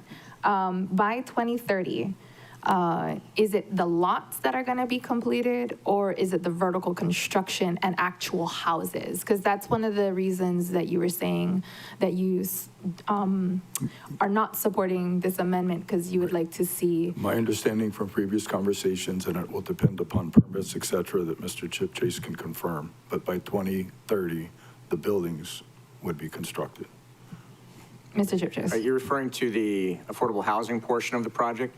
So that is our project schedule, the Q4 2030, which I think we had an extensive discussion last time at our last meeting on that. And I explained that that is our project schedule. There's a lot that's outside of our control, but that is our expectation. And since we can't do any market housing until the affordable housing has been completed and reached certificate of occupancy point before we can sell a single market unit, we have every interest in meeting that project schedule. Okay, and then Member Johnson asked why Affordable Housing Fund couldn't be used to subsidize the 162 units to make up the 450 if DOT does not pay for the widening, or if it does, that would be 338. Which would be a difference of 112 units, and then the Affordable Housing Fund could cover or subsidize the cost for 112 units to make a total of 450. Mr. Chip Chase. Yes, happy to, Chair. So there are two things, member. One is that there's no interest in slowing down this project for further council proceedings. And so the project will proceed as approved. It's not seeking any subsidies, and any subsidies would require another process. The second point is, I'm not sure that everyone appreciates how extensive the subsidy would be. It would be more than $1.5 million per unit. And so you'd be looking at a subsidy of in excess of $200 million. I don't think that there's those kinds of funds available in the council budget for affordable housing. And I guess we just have to take your word for it. Well, I don't know what I could produce to you that would be more than my word, because any pro forma or other document we prepared would be our word. Those are the numbers. Do we have those documents that I can look at to confirm what you're saying is true? Because, you know, even before you, like HP, represented itself, or Wailea 670 misrepresented itself multiple times to government agencies. So I'm not sure that's true, member, but I don't have any documents for you. My point is that there's nothing I could give you you'll believe more. Those are the numbers. Well, the misrepresentation is that it got its entitlements in exchange for 700 workforce units, and then it changed. That's the misrepresentation and ripping off our community. That was what I was referring to. That was the requirement at the time, under Chapter 2.96. Mahalo, Chair. Any other questions for Mr. Chip Chase? We'll go with Vice Chair Sugimura first. Thank you for Mr. Chip Chase. So thank you for clarifying the arrangement with the state DOT, because yesterday, Kihei Community Association met with me regarding the South Maui Community Plan, but the last thing they talked about was, I guess because they must have known we were going to talk about this today, this project, but they talked about the broken promise that they had understood from state DOT. So I hope that Kihei Community Association is listening to what you just said, because they affirmed that there was no deal, basically. So, Yes, and I'm not sure why they made that representation, but I can confirm it's inaccurate. okay. Appreciate that a lot. Okay, before we get, Member Hodgins had her hand up, and then we'll go to Member Paulton. Thank you, Chair. I wanted to give Member Chip Chase an opportunity to comment on the lawsuits that were discussed earlier today as well. Sorry, I don't know if You I don't said know what was member. funny. You said member. Oh, sorry. Oh my God. Don't offend We're him taking like you. that. We call everybody member at this point. But I did ask earlier about the lawsuit that happened today to Mr. Perez, and then Mr. Hurley commented on it, so I wanted to give you the same opportunity. And then I did forget to ask if there's any update on the SLAP lawsuit, and if they're on, maybe they can address that as well, and maybe you can do the same, so we can have an update on any of the latest legal drama outside of this chambers. Thank you. Mr. Chip Chase. Happy to, Chair and Member. There has been a lot of drama. That is certainly true. The hearing today was over a challenge that had been filed by Maui Tomorrow from the Planning Commission's recommendations on these amendments. And it argued that Maui Tomorrow should have been permitted to intervene in those proceedings and seek and obtain a declaratory ruling that the process was invalid, effectively. The Circuit Court rejected that appeal, dismissed it today. The grounds articulated were extensive by the court. They included that Maui Tomorrow had appealed only from an oral decision and had not waited for the written decision. Once a written decision was issued, for whatever reason, Maui Tomorrow opted not to appeal from it. And so it was not part of the record before the court, and without a written final decision, the court has no jurisdiction. The court went further and articulated that there's no right to intervene in a recommendation process before the Planning Commission because they're not the final decision maker, and that the request for a declaratory ruling concerned the application of existing rules rather than the creation of new rules, and so it was inappropriate to bring in the form of a declaratory ruling. The court expressed 6 or 7 other reasons that the appeal should be dismissed, but those are the salient ones that I can share with you. The suit, I think you're referring to, well, I may get it wrong, so you tell me if I do, but I recall in our last hearing on these amendments, there was a discussion about whether there was a gag order or a SLAP suit against any individuals. I'd explained the status of it at that time, that there was a claim for breach of contract filed against Wailea 670 and a counterclaim by Wailea 670. There had been an allegation that that counterclaim was a SLAP suit. The Circuit Court had rejected that and allowed the counterclaim to proceed. The individuals in that case then appealed to the Intermediate Court of Appeals, and the Intermediate Court of Appeals affirmed the Circuit Court's ruling, and so agreed with the Circuit Court that the counterclaim is appropriate and is not a SLAP suit in any form, and so it is able to proceed as well.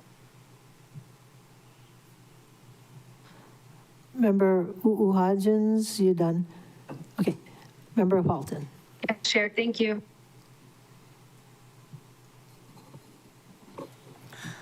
Thank you, Chair. Mr. Chip Chase, can you refer to Exhibit B, page 2?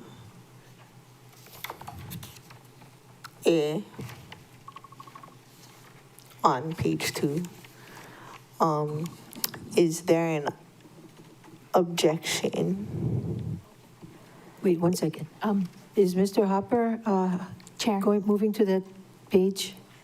Chair, real Yes. quick, I think that's Bill 172, the Exhibit B, and we're on 171.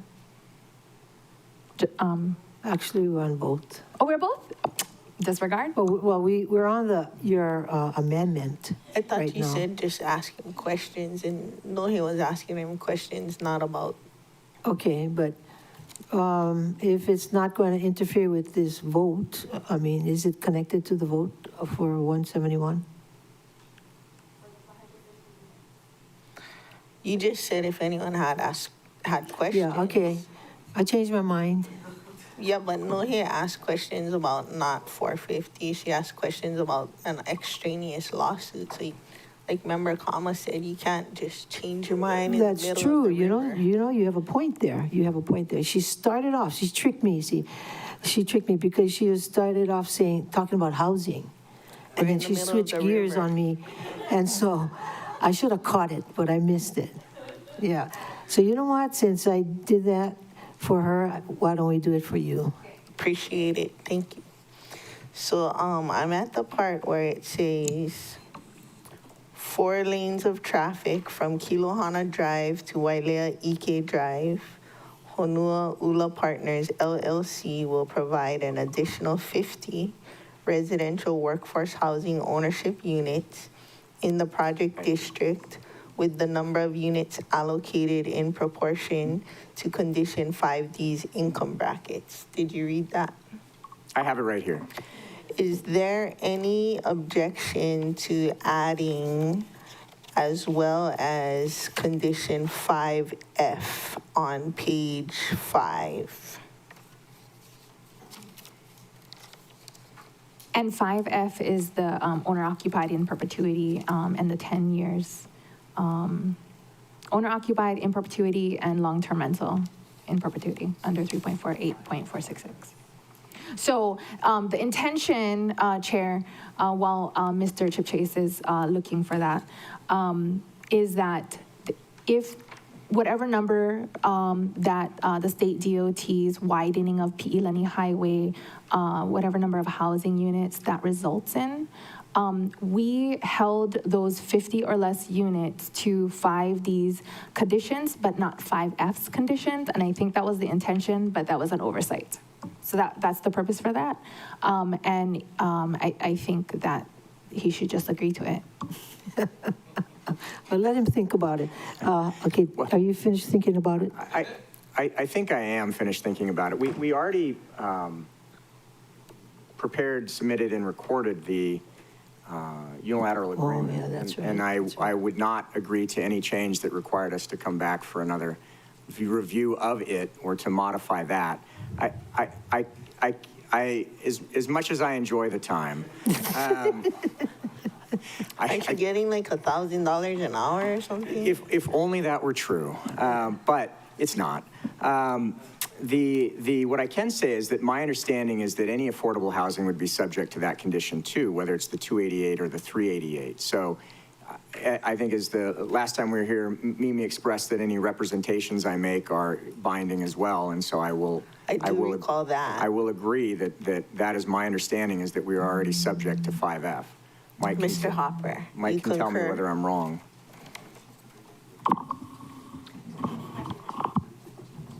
Yeah, 5F, that says all residential workforce housing units, ownership units.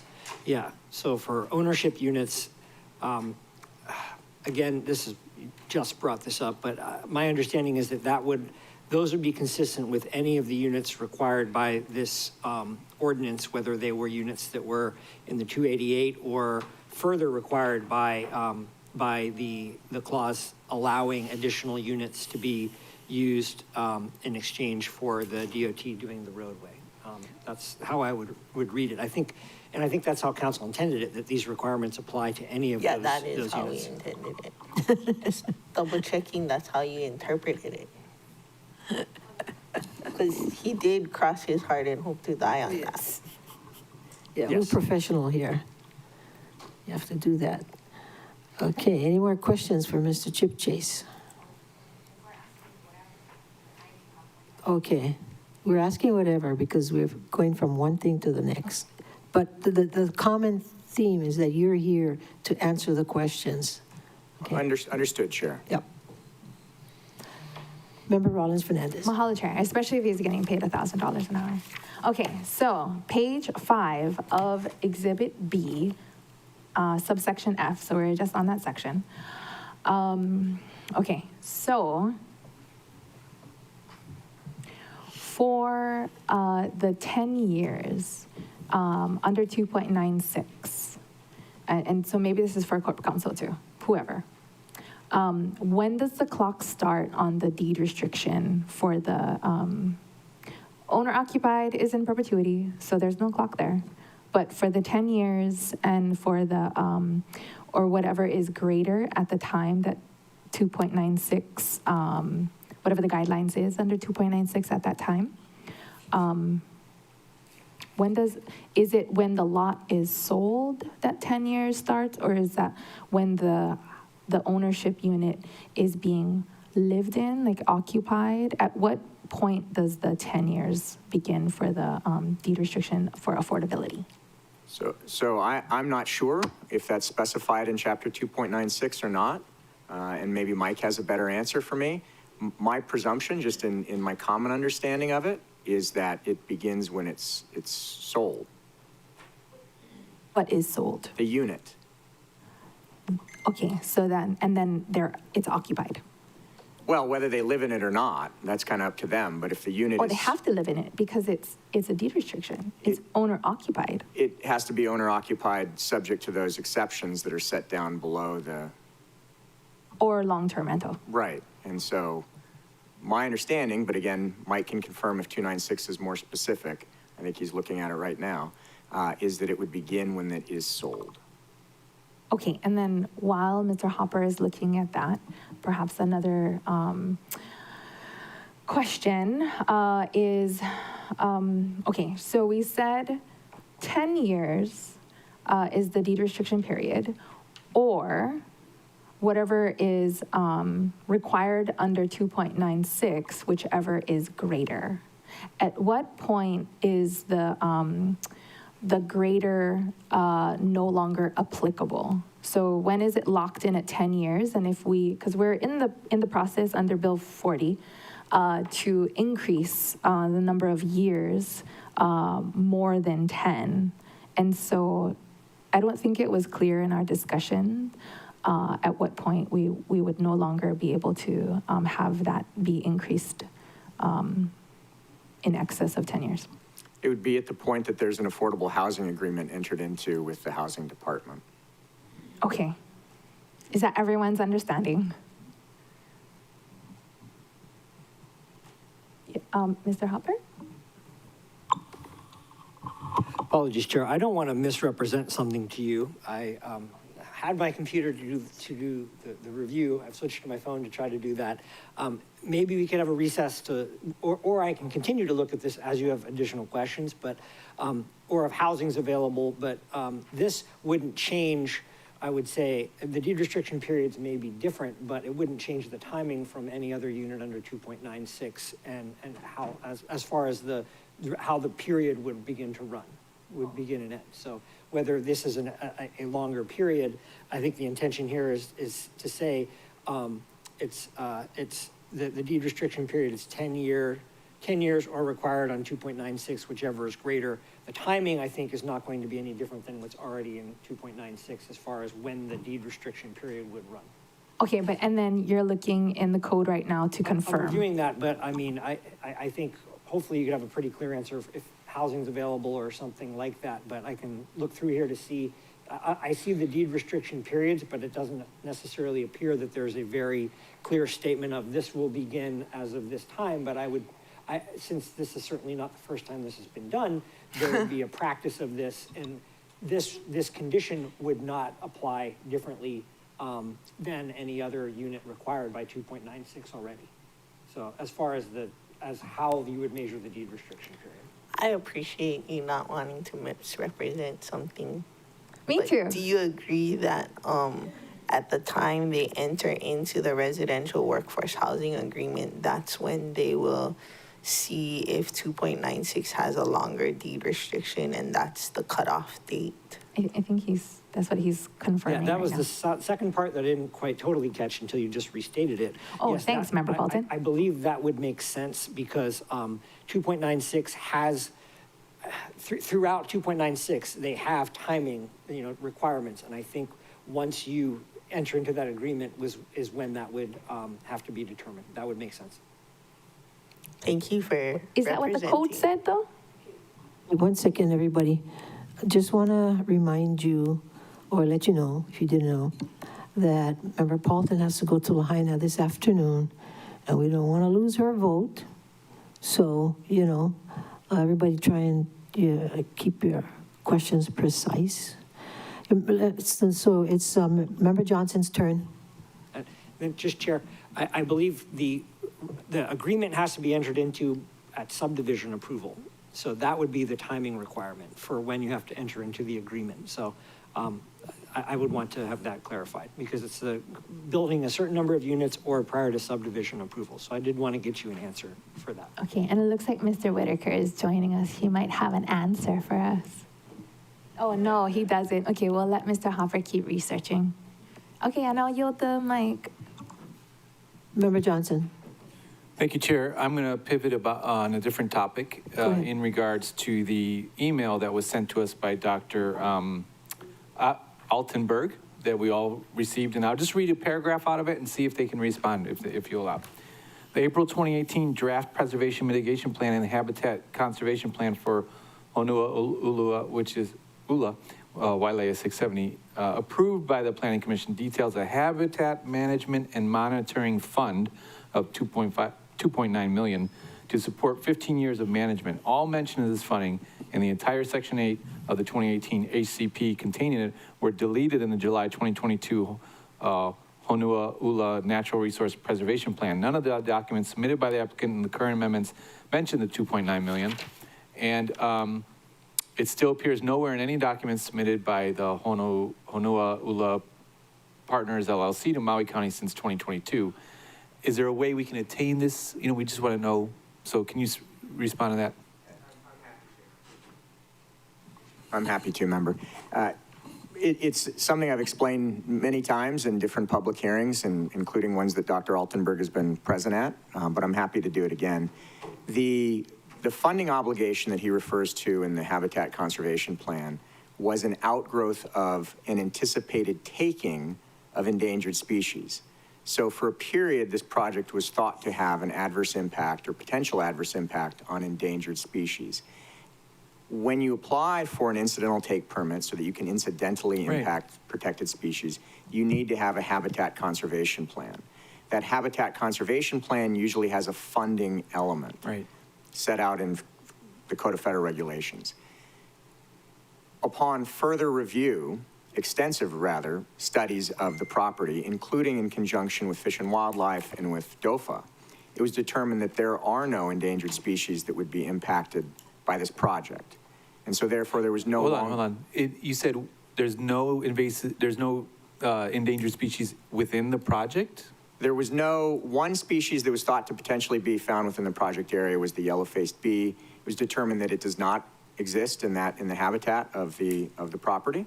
The second species was the black-burned sphinx moth. Sure. It was determined that the appropriate way to treat, one, the moth was not identified, but two, the appropriate way to mitigate impact against the moth is to remove invasive tree tobacco from the property and ensure that it is cut to a specific level. That's a Fish and Wildlife direction.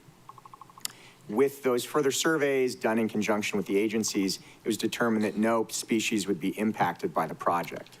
Therefore, there was no longer a need for an incidental take permit, and therefore no longer a place to have a habitat conservation fund or plan with federal funding commitments. However, in between those 2 points, there was an agreement with Sierra Club that we would, under contract, fund the same commitments that we had set forth in the Habitat Conservation Plan, even if that Habitat Conservation Plan went away. So those funding commitments remain contractual. They're no longer regulatory because there's no longer a potential for a take. So they're with the Sierra Club. That contract has a $2.9 million value? It doesn't specify the number. I think Dr. Altenberg's a little off on the number, but it specifies the same funding commitments that were made in the HCP. I don't know how you could budget out a funding commitment when you don't have a number. No, what I'm saying is, to you, is that I don't recall what the funding commitments in the HCP were. That's the obligation that has been incorporated, whatever those were. Okay. Well, I'd like to know what those funding commitments were. So if you have them, send them to the committee, would be great. I want to kind of, okay, since I'll be doing my last question, Chair, hopefully it's quick. The idea that you said it would cost $1.5 million for an affordable housing unit, That's not what I said. Okay, I said the subsidy would be in excess of 1.5 million. okay, because we just went through Hokuau and Lanai, which is really expensive to build because we're into the trade tracks. The one unit was $800,000 in Hokuau, and that's even with the solar from Tesla Solar, Yeah, all the fancy bells and whistles. Even that was 800 grand. So and now you're saying it's not. One unit wouldn't cost 1.x million. You're saying the difference between the affordable and the market is one. What? Help me understand what that one. Sure. Because it opened my eyes on that. I was shocked to hear that. So explain, please. So recall Hokuau was my project as well, which is being extensively subsidized by Palama extensively, to a substantial greater tune than that number. But in any event, the project here has a maximum number of units of 1,150. So every affordable unit that you build in excess of the requirement, which is actually only 230, every excessive unit takes a market unit away. Right. And so there are two components to it. One, you have to give the affordable housing developer the land. Two, you have to subsidize in a cash payment the affordable housing developer in order to make that pencil. If you put those two together, plus I no longer can sell that lot as a market unit, the total loss per affordable unit is in excess of $1.5 million. I mean, okay, that's the way you're framing it. It just doesn't seem like you can't, at some point you got to look at like the effects of not having housing and the costs of those folks. I mean, I'm not going to get into it. You answered my question, but I just don't agree with the way you guys think about it. Thank you, Chair. Who hasn't asked the question yet? Pro Tem Kama? You don't have any question? Oh, you have an answer, Mr. Hopper? Yeah, I think I can provide the answer to the question of when the deed restriction period begins. And 2.9, this could be more explicit, I'd say, but in 2.96060 B2D, it talks about for the deed restricted period, the following shall apply. D says, upon sale of the unit, the deed restrictions shall remain in full force and effect for the remainder of the deed restricted period that commenced at the time of the initial sale. So I think it's making clear the commencement of the deed restriction period is the time of the initial sale. The workforce housing agreement, I would think, would have that as the time frame as well. But I think that is saying that it reads the deed restriction period as starting at the time of the initial sale of the unit.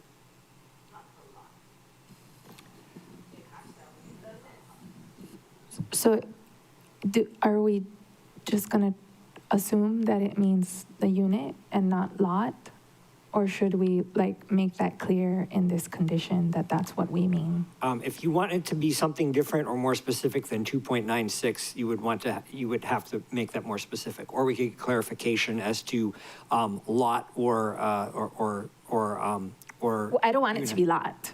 Right. I want it to be, when Right. when they buy the unit. I can continue to look on that issue as well, but I thought we were looking at the timing as Yes. far as the, so initial sale, but it does not say initial sale of the unit or the lot. So, Okay. So subdivision timeframe would be when the agreement would have to be in place, and we would maybe perhaps need to look into the actual workforce housing agreement itself to the extent that 2.96 or the conditions do not specify that, but I don't have an answer on that right now as far as when that would begin. But yeah, we would want to have that clarified for you. Absolutely. Mahalo, Mr. Hopper. Appreciate that work. Mahalo, Chair. Besides watching the time, I want to remind you that it'll be easier to get your proposed changes across, not with an amendment, but with an agreement, because any amendments would require sending this back. It would need a new UA, executed and recorded.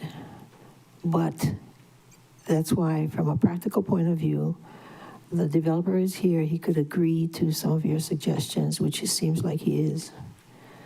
Okay, anybody else want to say anything? Member Rollins Fernandez. Mahalo, Chair. Since we were talking about math, okay, so if with the 288 units, the developer saves 162 from the 450 on-site that was originally in Bill 171. Then that would result in a savings of the 1.5 per unit, which is like $240 million, plus the additional 162 market rate ownership units, so over $400 million, like a $400 million gift to the developer. That's what my math tells me. Mr. Chip Chase. Well, I'd have to say that your premise is not correct, member, that 450 was never set as a minimum number of units, and we've been through that history many times, so I'd have to disagree with your premise. As for your conclusion, what I would say is that if the council were to impose a 450 unit requirement and that were to pass and we didn't simply withdraw all of the amendments in response to it, then the project wouldn't go forward. And so the difference you're really advocating for is nothing, no highway, no preservation, no affordable units, or a minimum of 288 with the potential for 338. There's no third option out there.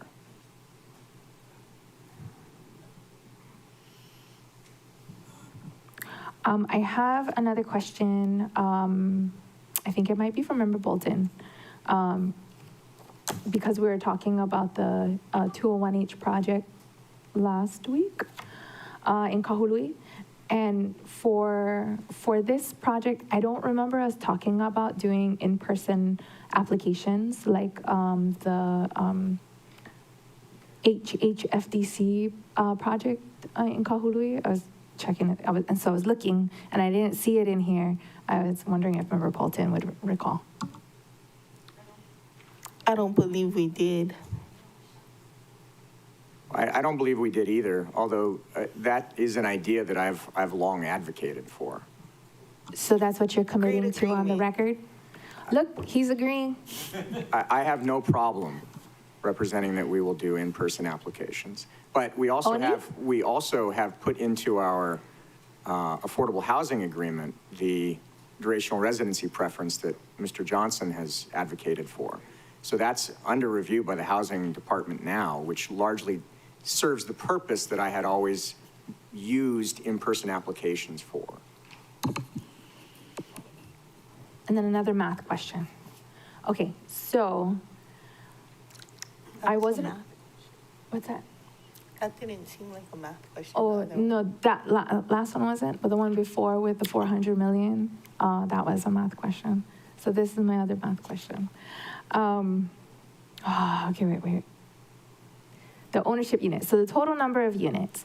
If DOT widens 100% or covers 100% of the cost of widening the highway, and there's 50 units, I can't remember what was said. Is it 50 additional units, or is that 50 units less of market and 50 more of like a total number of 1150, or does that change the total number to 1200? It doesn't change the total number. It's 50 fewer market.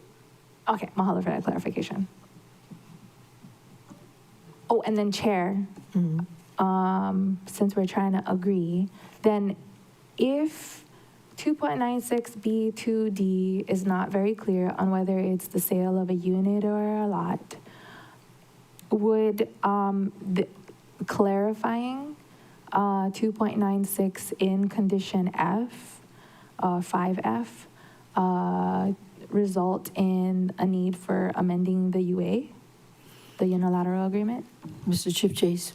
It would. Any change to the conditions, even a minor change, results in a new UA that has to be recorded. So I wouldn't go down that road. But with deep respect for Mike, I don't know what's unclear in 296, since 296 as a concept is workforce housing units.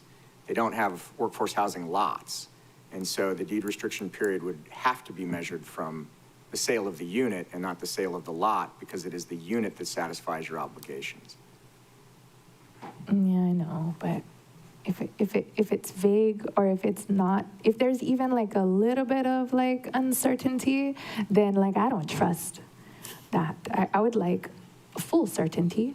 But I guess if that's what we're saying it is on the record now, Mr. Hopper, is that sufficient for us to ensure that that happens as we're stating it in this meeting now, as we're presenting it to be? Well, I mean, I would want to get clarification from housing on how they have applied this. It does appear based on the time frame of sale, and then there's also the definition. The definition of residential workforce housing unit means a unit or lot to be sold or rented to residents. So the unit is the lot, so it would appear that upon the sale of the lot, that's when the period would begin. Oh my God. But again, this is not the first time this has happened, so there are residential workforce housing agreements with things like this happening. They have to be encumbered, they have to be in place at the time of subdivision approval. So I do suspect it is correct that it's upon the sale of the lot. They don't want someone to, not have that restriction started once they, the deed restriction would start on the sale so that you make sure that person doesn't own the lot without that restriction on it. So I think that's why you would have to have that at the time of sale it would start. But again, clarification to the department would help, but I don't think your condition intends to do anything different than what's already covered in 2.96, which does appear to begin, because they define unit as unit or lot, whether it's a house or a lot, that's considered a unit. So I would say that it would start at that time period. So I'll just short circuit that then. Here, and I didn't realize there's a definition that included lots. We aren't selling workforce housing lots. We are selling workforce housing units.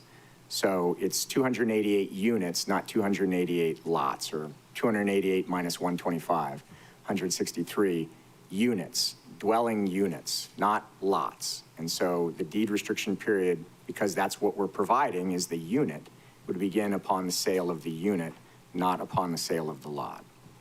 Oh, but my question was on the ownership lots. So the ownership. That's what I'm saying. And HP is developing the affordable housing, is doing the vertical construction on the workforce ownership It'll units? be through an affordable housing developer that we subsidize. But we're not selling lots to individual owners. We're selling units. Okay. Okay, and that's on the record. Okay. Mr. Cook has a question. Just for clarification, you can't sell something unless you have a certificate of occupancy, is that correct? That is true. And so these units are going to be completed, approved, financeable dwellings for sale, or that somebody can rent, that's going to have a certificate of occupancy by the county that will be a livable unit. Yes, and in fact, there's a separate condition that provides we can't sell any market units until the certificate of occupancy for the last affordable unit or workforce unit has been received. I have a question for Member Hodgins. To my knowledge, unless they change the terminology, the houses don't get a certificate of occupancy. They get a final inspection report. They do. They get a certificate of occupancy, and then for the larger units that are going to be rentals, those will also have a certificate of occupancy. But they do. They have all the things. Okay, I thought that they didn't call it a certificate of occupancy for a single-family dwelling. So you're saying they do? Oh. Okay. Yeah, we have a similar process as the final inspection to ensure that all of the construction has been met to the safety requirements, and then they give you the final go-ahead and you can move in. Okay. Or occupy the space. Yeah, okay. Thank you. Sorry, it's irrelevant. It was bothering me, though. So, okay, who has a question? So let's keep it back on track. Okay, so we're ready to vote? I think those are all Roll my call. questions. But Chair, if like your intention is for us to vote on my amendment, do any final discussions, and then vote on the main motion, I had requested Fire and MEMA, a representative from the departments, to speak to evacuation. But the fire chief is currently monitoring the meeting and is available. He will need to be off of our meeting by 4:15 to make it to Lahaina. And I have contacted MEMA and ask them to be monitoring. I'm not sure if they're currently on the line. Is the fire department okay? Yes, and I see Member Hudgens raising her hand, so I wasn't sure if maybe she had. Member Hudgens?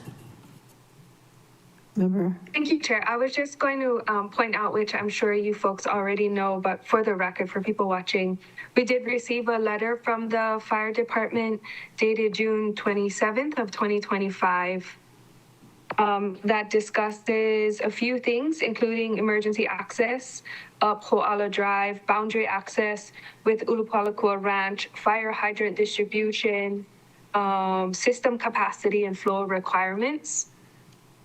I just wanted to say that part. I don't know if they're available or not, but we do have a letter from them, and I think that was discussed in our testimony as well.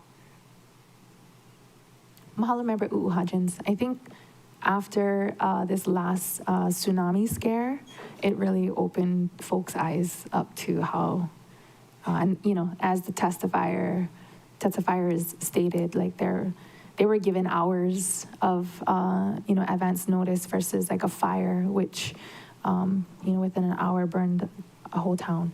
So, Okay, we're still trying to reach Brad. Okay, Right, the fire I can chief. yield. Okay, we'll skip over that question for now. Member Sinensi? Thank you, Chair. And I didn't want to belabor this issue, but just a question for Mr. Hopper about Mr. Iskovich's concern. If Chair, we're going to go ahead and vote. Is it okay for us to continue? Are there any legal issues? Yeah, ask all the questions you want. Thank you. I mean, if there's a pending ethics complaint or issue with any member, I think, and Mr. Ross can maybe specify on how that's handled, but it's generally under your rules up to the member to decide, given the allegations, whether they would vote, not vote, or how to handle those in a meeting, and the Board of Ethics would handle the decision-making for that. So that's generally up to the individual member based on whatever allegations there are, whatever's pending, to decide whether, they're going to vote or not on an item.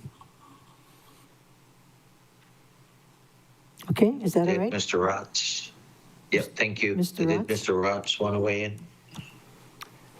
Thank you, Mr. Chair. Yeah, Mr. Hopper is correct. The rules of the council make it clear that the decision on whether to recuse belongs to the council member and not to the body, so it's not council business. Thank you. Okay. Member, Thank you, Chair. You're welcome. Member Cook. Thank you, members, and NC. And for the members, I'd like to have the opportunity to basically clearly state that I do not have any, I will vote. The allegations that were presented are baseless. I recognize my responsibility legally and integrity as far as disclosing if I have any interest in the property, if I'm being compensated in any way financially or influenced. There is not. The company that I work for is a relatively small grading and excavation and concrete company. They do not work on projects like this. They would not bid on this project. So I do not have a conflict of interest. I'm confident that I can ethically vote on this, and I welcome the ethics ruling forthcoming, but I currently have no conflict of interest, and I will vote on this. Thank you. Member Johnson. Thank you, Chair. Mr. Hopper mentioned that he was going to text the Department of Housing, and I'm just curious if we got a response or anything like that. I did not say I would text them. I suggested getting in touch with them. Okay. But It's the messenger. I think, well, I mean, I think the question is sort of not an issue anymore if all of the affordable units are going to be essentially built and then sold as a unit and lot package and not just as lots. But it's still, you know, I think a question we could look at in general. But if the representation and plan is that there's not going to be any affordable lots sold without homes on them, that's not going to be, how that period would run would not be relevant to that, that discussion. I just wanted to follow up on that in regards to housing, but Yes. sounds like we got clarity on that. Thank you, Chair. Okay, I believe we have the fire chief online. Brad, are you there?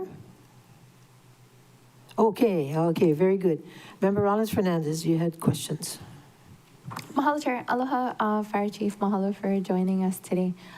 We had some testifiers speak to the concern of evacuation and adding more housing units to an existing precarious situation, especially after folks were gridlocked in traffic after the tsunami warning last month.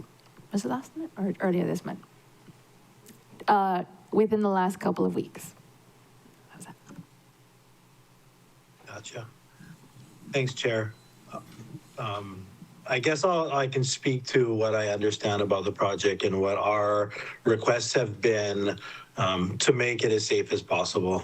You know, I'm not a traffic engineer, so I won't be able to give you a definitive answer on what you're probably looking for. But obviously, if we're adding more homes and more people and more cars, we should add more ways to get out and more ways to traverse the area.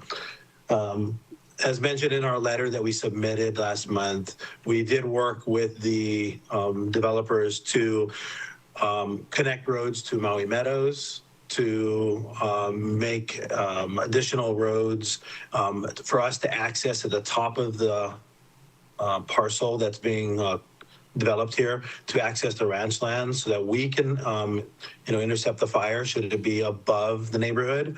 But the truth of the matter is with evacuations, obviously, early notification and early going is the key. And so, you know, as far as will a development add to traffic? Chances are it's a possibility. I've heard lots of arguments today on this topic by lots of people saying that maybe the workforce will move further south. But the gist of it is we do need the roadways to evacuate people. And we also learned from the tsunami that we should be evacuating the right number of people. And so we need to work on education of evacuation because there was a lot of people leaving Kihei headed up to Kula when it wasn't necessary during the tsunami. So that's on, you know, us as your safety organizations, and we working with MEMA as well to make sure we do as much education as we can to get the right amount of people to move at the right time. So that's really all I can add. If there's a specific question, I might be able to answer it, but we did encourage and require, you know, connections to Maui Meadows so people could move both ways through neighborhoods as well as get out onto the highway. And then a lot of people want to always leave Kihei, or they think to leave Kihei if there's a fire, but the lava field down south of everybody is a good place to shelter because that area will not burn in the lava field. Additionally, we have the availability of the Haleakala Ranch and Ulupolakua roads to use when we need them and when the police deem necessary to open those gates. So we have additional ways to get people out of Kihei when needed. Mahalo, Chief. So those roads were open on, I looked it up, it was July 30th for the evacuation? Yes, so all three agencies were in communication with each other during the tsunami evacuation. And because the point of impact was going to be later in the evening, police department was monitoring traffic, which was very slow. And as some people described, gridlock, but it was moving out of Kihei. And then after they were able to set up a receiving group of people that was Mauka of the road, because you need to give people directions when they go out through the north, Mauka side of the ranch, where to go. They had to set that up. And then also the ranch wanted to escort people through. They didn't want people just going into the ranch and then leaving the roadway. So a lot of things had to be set up, but eventually the road was opened and dozens of cars were brought Mauka through the Haleakala Ranch Road. Was that our first time we did that?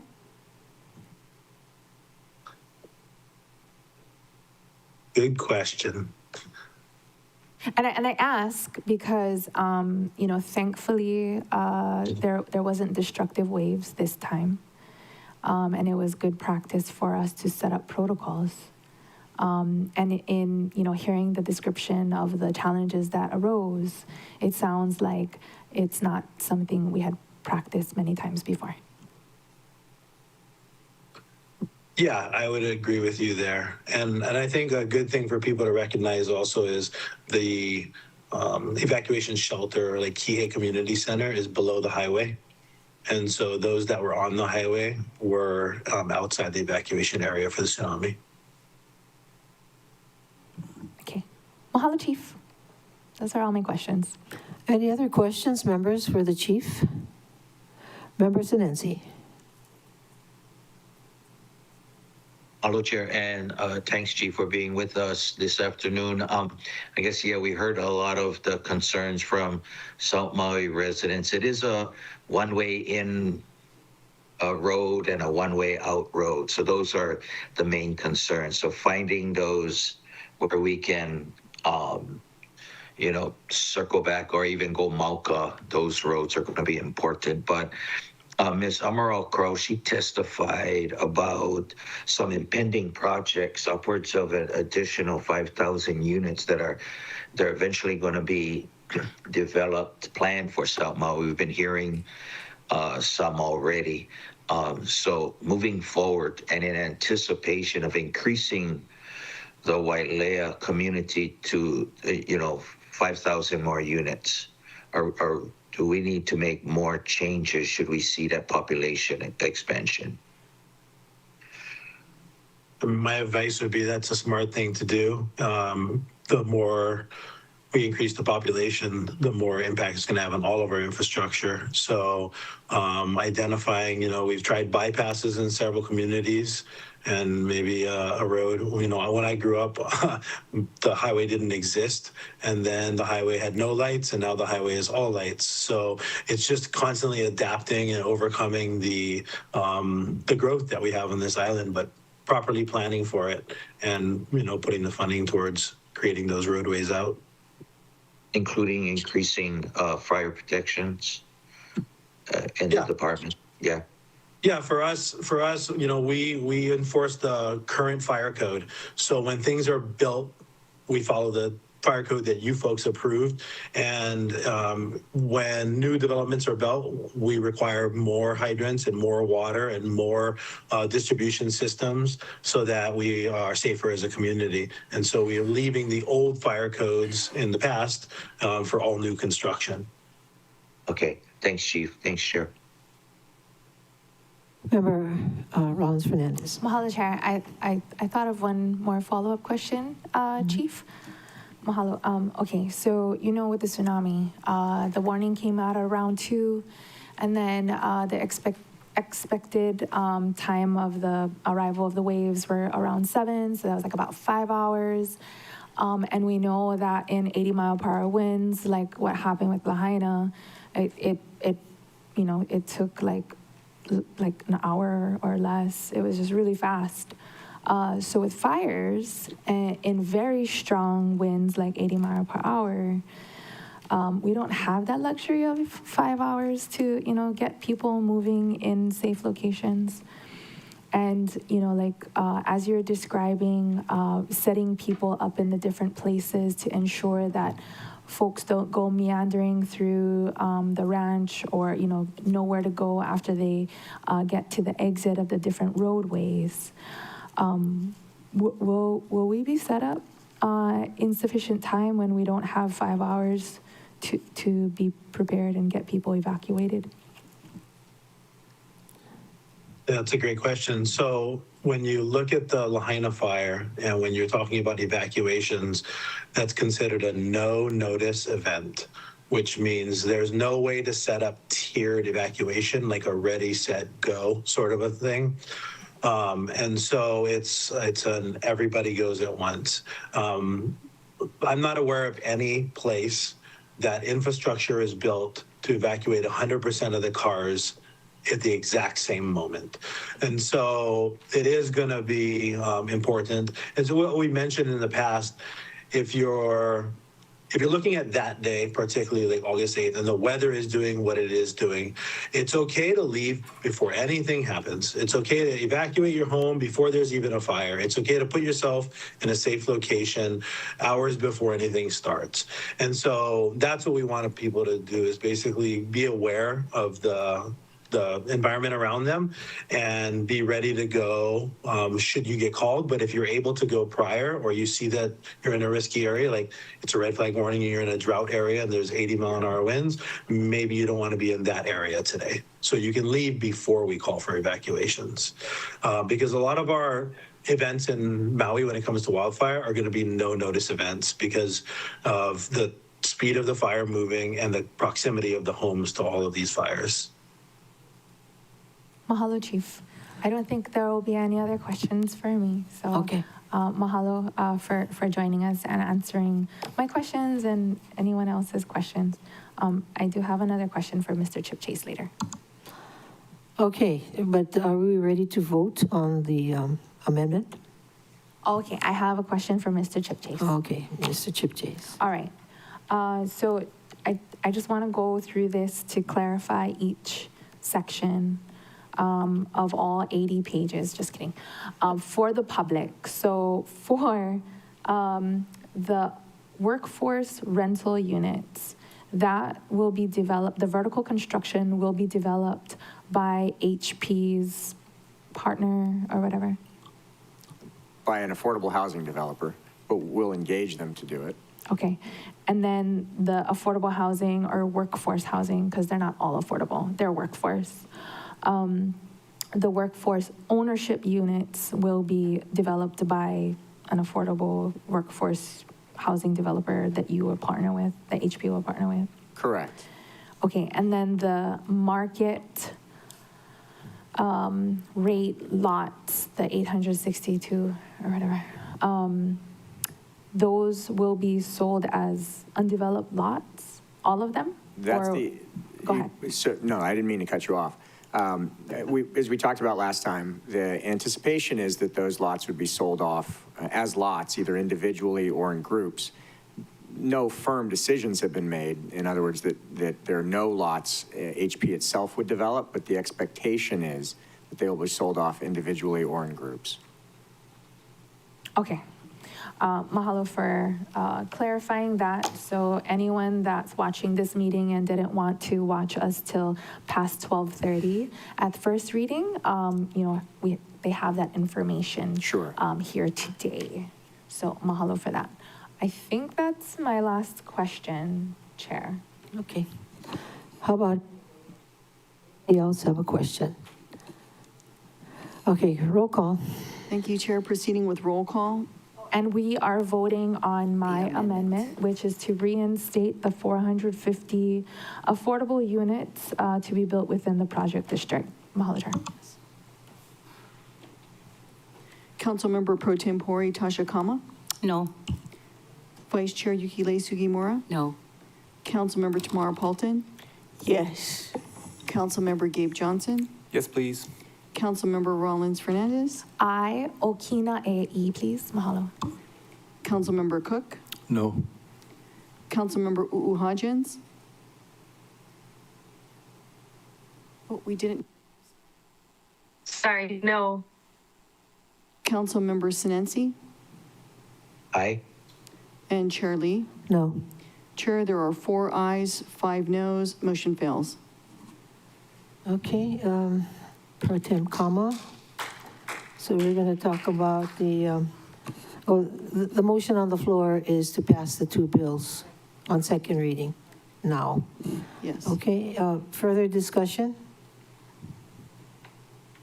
If not, roll call. Member Rollins Fernandez. Mahalo, Chair, and I promise it won't be 2 hours long so that Member Paulton can leave for the meeting. So for my final discussion, I want to thank all of the community members, mahalo nui loa, to everyone that came out to testify, whether they supported it or not, but particularly those that do not support this project, didn't support the amendments, and just,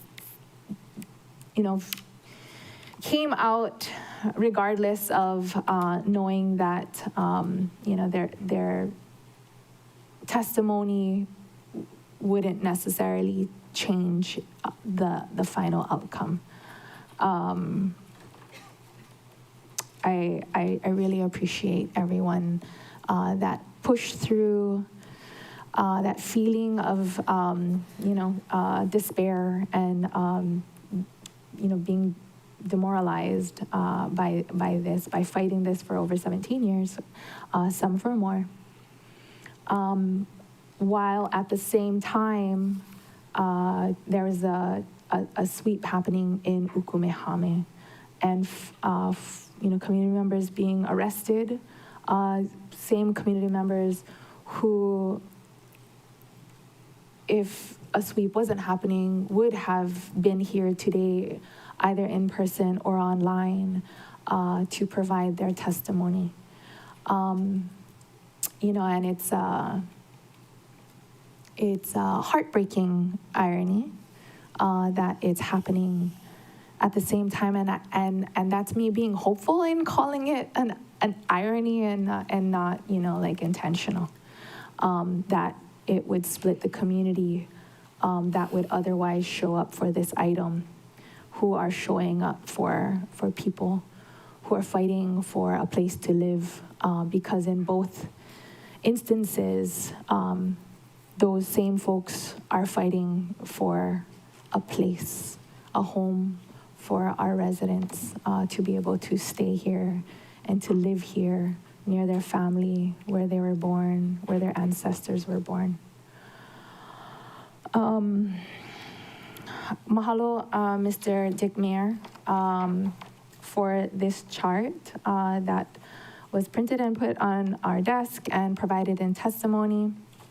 And I'll put it up for the camera so the camera can see which chart I'm talking about. But he broke down for us the 10 projects that are, in progress, and describes where it's at in its approval process. And of the 8,300 housing units, 5,704 are market. 1,960 would be workforce. So out of 8,300, only 1,960 would be attainable by, for most of our community members.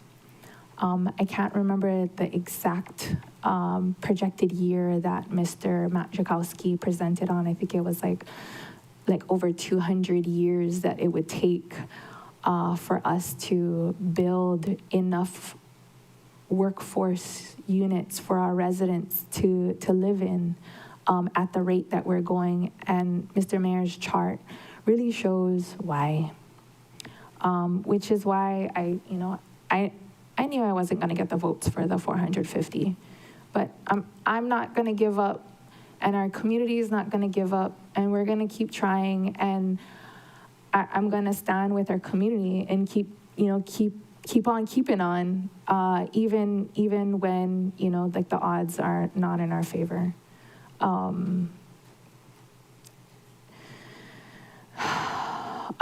One testifier remarked about how a girl from Molokai has to come and fight for the community, the South Maui community that asked for this specific amendment. And it is because I remember in my 40 years of life, Maui looking a little more like Molokai and a little less like Oahu. And it breaks my heart for our generational families to see Maui continue marching toward looking like Oahu. I know what it feels like to have developers come in, make promises, and then lie to your face or do a bait and switch. I know what it feels like, to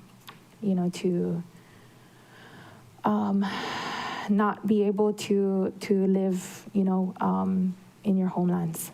And so that's why I will keep fighting for our community members, especially our Kupaina, so that they have a place in their ancestral homelands where they have kuleana too, where their family is, and where, their ancestors had kuleana too. A legacy that they want to maintain. And I know folks are saying that this is 288, possibly 338, and that's from 700 units to that much. It's ridiculous. So I will be voting no. I know it's a surprise to many folks probably, but I'll be voting no on the motion. Mahalo, Chair. Anybody else? Member Paulton, the Member Cook. I'll yield to the area representative. Member Cook. Thank you, Chair. I also heard all of the testimony over all the weeks. I've also heard the testimony and witnessed this project over the last 20 years. When I look at Dick Mayor's paper, and I see the way that he has been advocating and promoting it.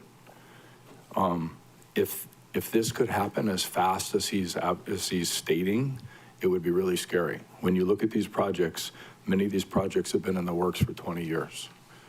This particular project, I'm supportive of it because we have a guaranteed, non-subsidized, affordable workforce housing, affordable rentals that will be in the Wailea area, close to the employment, and it's only the beginning.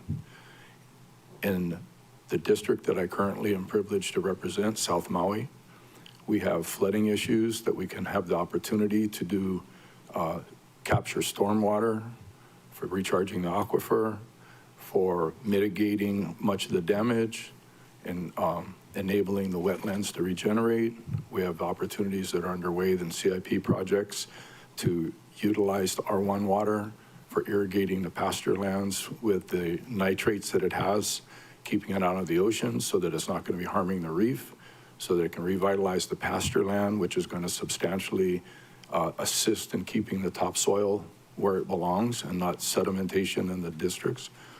The Halakla Ranch and the ranches of working with irrigation systems where they have done successfully, where they can put down irrigation that's cattle can graze on, which is going to totally transform over hopefully the next 5 years the Mauka condition by fencing and mitigating the deer, by utilizing the R1 water to regenerate and revitalize the pasture land, to basically be able to reforest and regenerate. So I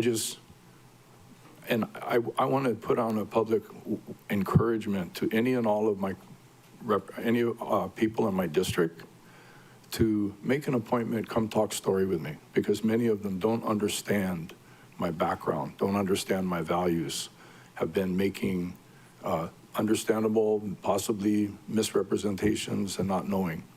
I'm grateful to be a representative. I'm available, and I enjoy talking to people, whether they agree or not agree. This is a roadmap to what we're going to have to deal with. And to me, I look at this as identifying the infrastructure that's necessary, the infrastructure that's possible, the infrastructure that we need to pay for.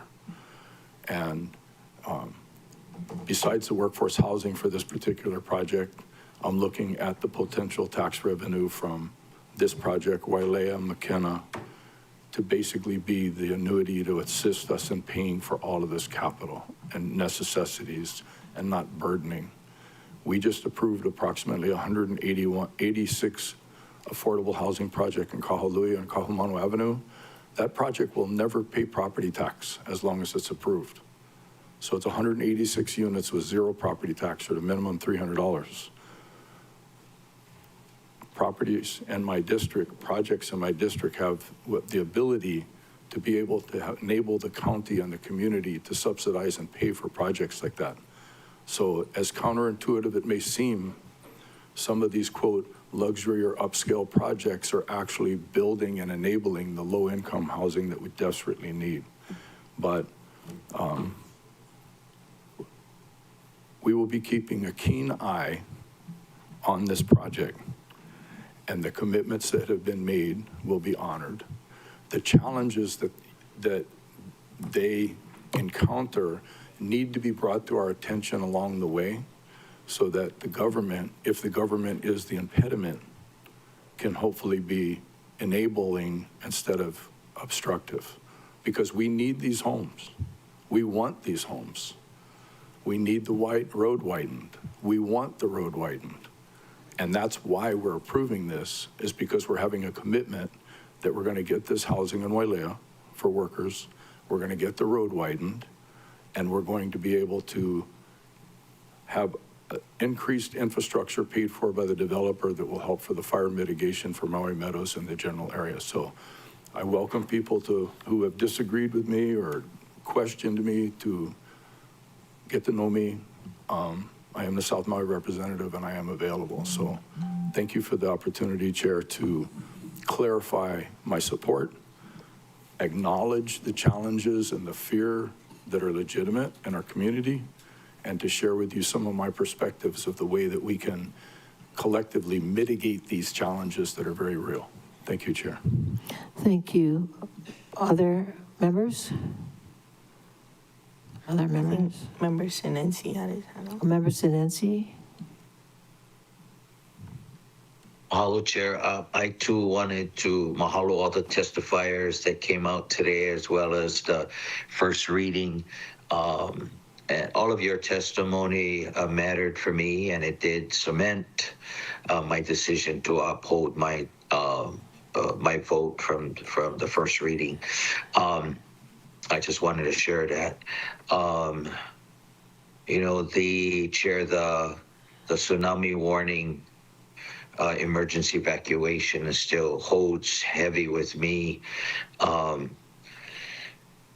And luckily it wasn't worse. You know, it could have been really bad for us, but we did see, you know, what happened. People were driving on the bike lane. People were going around traffic lights and taking all of the side roads or the sugarcane roads. So, I mean, it was pretty, and I didn't witness it, but people did post it, and I saw a lot of that. So I'm really concerned. And also last Friday, you know, we honored those, you know, 102, 104 souls that lost their lives 2 years ago in the Lahaina fires. Two of them, which was my classmate and his mom, that just didn't get out in time. So, you know, for me, I would rather focus policy on the safety of our community first and foremost. All of these reasons, Chair, in good conscience, I cannot support this at this time. Thank you. Anyone else? Anyone else? Member Johnson. Well, I don't like voting against affordable housing projects. I'll just say that on the record. I'm sure many of us don't like doing it either, but I'm saying for myself, I don't like voting against it. I asked in the first reading, members, what are we doing here if we're not willing to do any kind of movement? I'm not a rubber stamper, so I think that question still stands today. What are we doing? Sweeps, fires, tsunamis, floodings, traffic, wealth, income inequality. If this was a movie, it would be a tearjerker. And yet, no reaction. It's funny, in our deliberations, we say a lot of things, but one thing Councilmember Uhadi said today gave me a grin was the irony of calling Mr. Chip Chase our 10th member. And we all do it every once in a while, like, oh, we're used to doing it. But boy, did his voice sound like a council member to me in these discussions, where we just said, what do you think? And that's what we went with. Sometimes I felt like, Mr. Chip Chase, I respect you and all, but sometimes I felt your voice was louder than mine. I got a loud voice. I feel sometimes that I try to get my point across, and I try to be malleable. I try to be able to listen and debate and move my opinion, move my stance every once in a while, but it wasn't like that this time around. And I don't think we don't have the best product on the table. We don't have the best development on the table. And I don't agree with the bird in the hand is worth two in the bush, and just because we got some, we should be happy with what we got. That's what gets us in trouble. So unfortunately, I'm not going to support this. And you know, I always want to try to support affordable housing projects. Thank you, Chair.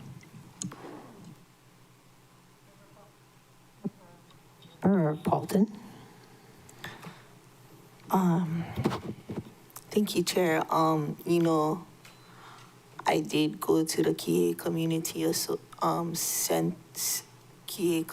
Center in 2007, and I stayed past midnight for that public hearing when it was the change in zoning. And it wasn't that great of a project with 700 affordable housing. And it's worse of a project with 450 affordable housing. And it's much worse of a project with 288 affordable housing. And, you know, at the end of last year, it did seem like the fix was in on this project, that no matter what, it's moving forward as fast as legally possible. And somebody sent me this, and so I asked the author if, you know, like if it comes to it, if Wailea 670 gets to second reading, if he would mind if I read his poem, and he said I could. It's from Adam Kiave Manalo Camp. And it makes me feel like when I read this poem, it makes me feel like how this development bait and switch happened, and it's entitled Vegas Isn't Home. They did not come with guns, they came with escrow, with contracts slicker than oil, with rent hikes so high, even Maui's strongest rope snapped mid-pull. For sale signs lined up like gravestones while crosses stabbed into the ribs of our dreams.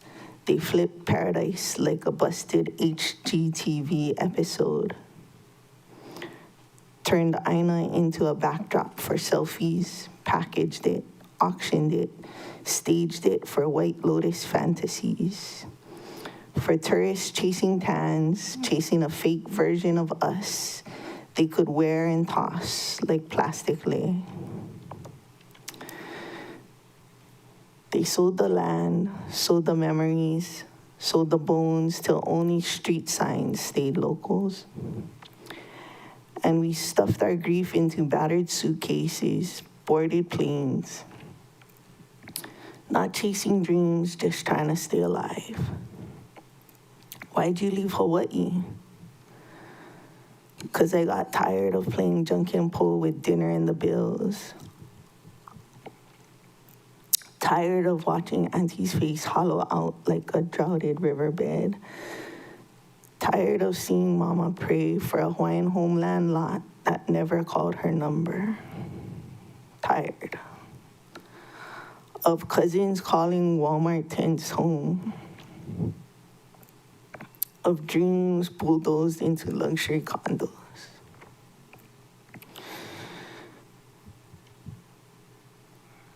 They call Vegas the ninth island, like exile is something to celebrate. Las Vegas ain't home, it's fallout. Brown bodies blown west by greed, laid out on stolen Paiute desert, chasing scraps across other people's homes. Driving Ubers, working security, cleaning rooms, smiling with teeth cracked from holding in rage. Never the owners, never the guests, but displaced does not mean erased. Scattered does not mean silent. You think we disappeared when the plane lifted off? Think again, brother. We rooted ourselves in concrete. We carved Ohana into cinder blocks. We learned Olelo on glitchy Zoom calls. We learn Olelo on glitchy Zoom calls. We hunt Ono grinds like bloodhounds. We stand in line at Leilani's attic buying dollar lays and old memories, stringing together scraps of home for Keiki graduating high school. Who never once stood on island sand. We raise GoFundMes to carry our tutu's bones back across Moana Nui. But we're still here. Still breathing, still fighting, still Kanaka.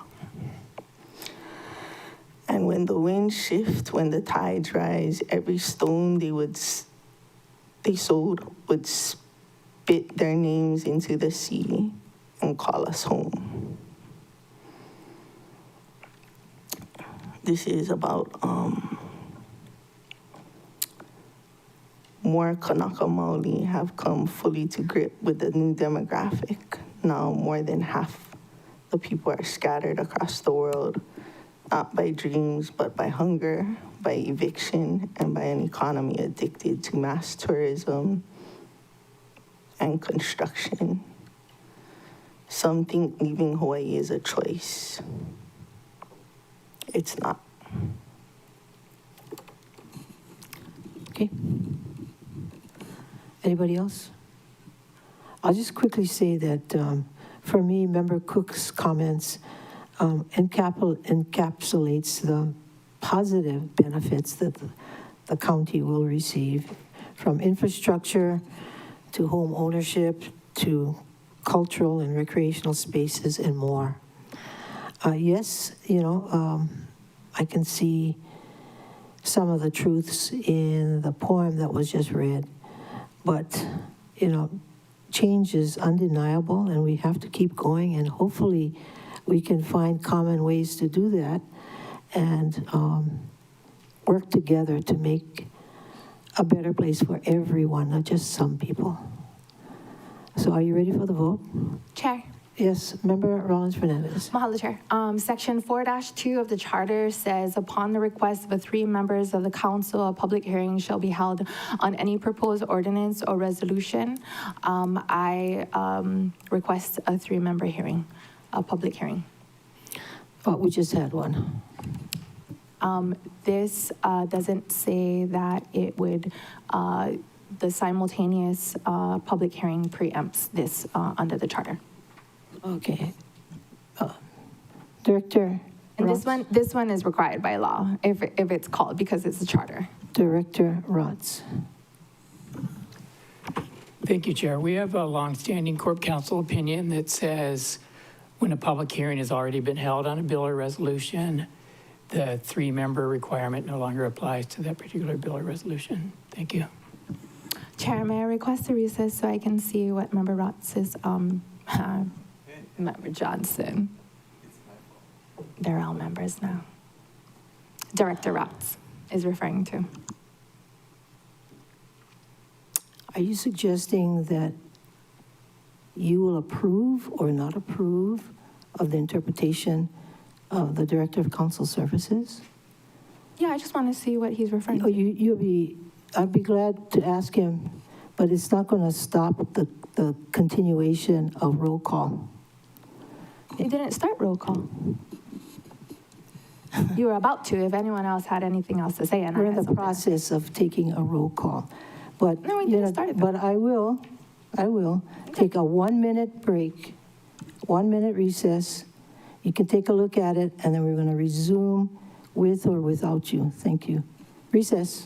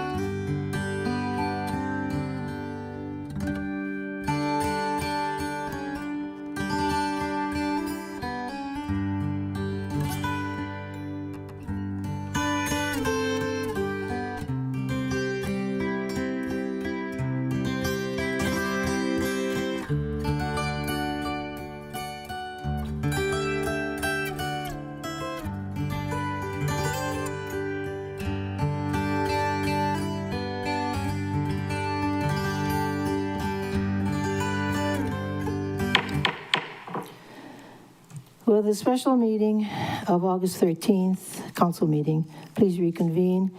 Madam Clerk, please proceed with roll call. Thank you, Chair. Mahalo, Chair. So Director Rotz is still looking because the minute wasn't long enough because he didn't have it readily available. Excuse me, but I so- did not recognize you. Oh, I didn't say you Ms. did. Clerk, I'm just Mi- saying. Ms. that, Clerk, I don't Chair, care what you're saying. I know you don't care. I am but not Director Rotz is recognizing still you. looking. You're not being and recognized. he said that the charter doesn't prevent us. Madam It's up to Clerk, our discretion, Can you take Chair. the roll call? Yes. Chair. Chair proceeding with roll call. Roll Director call. Ross is still looking for that opinion. They think it's like from 2006 and past practice has let us do this hearing. Yes. And so it's up to us, Chair. Chair, you said you weren't going to be a dictator, and that's what you're being right now. So I'm going to just keep talking. No. So that Director Rotz, Director Rotz can look it up because I asked for it, and I thought you would have a little more courtesy to let us have that information be put up so that I can see for myself what it was that is being said. Point of order. No, Let's continue with. Respect is supposed to be mutual. You know, I asked for this, and then under the charter, section 4-2. Are you voting yes or no? I want to see the information that I requested. I don't care what you want. I know you don't care, Chair. I didn't say you did. I care. And I want to see what it says.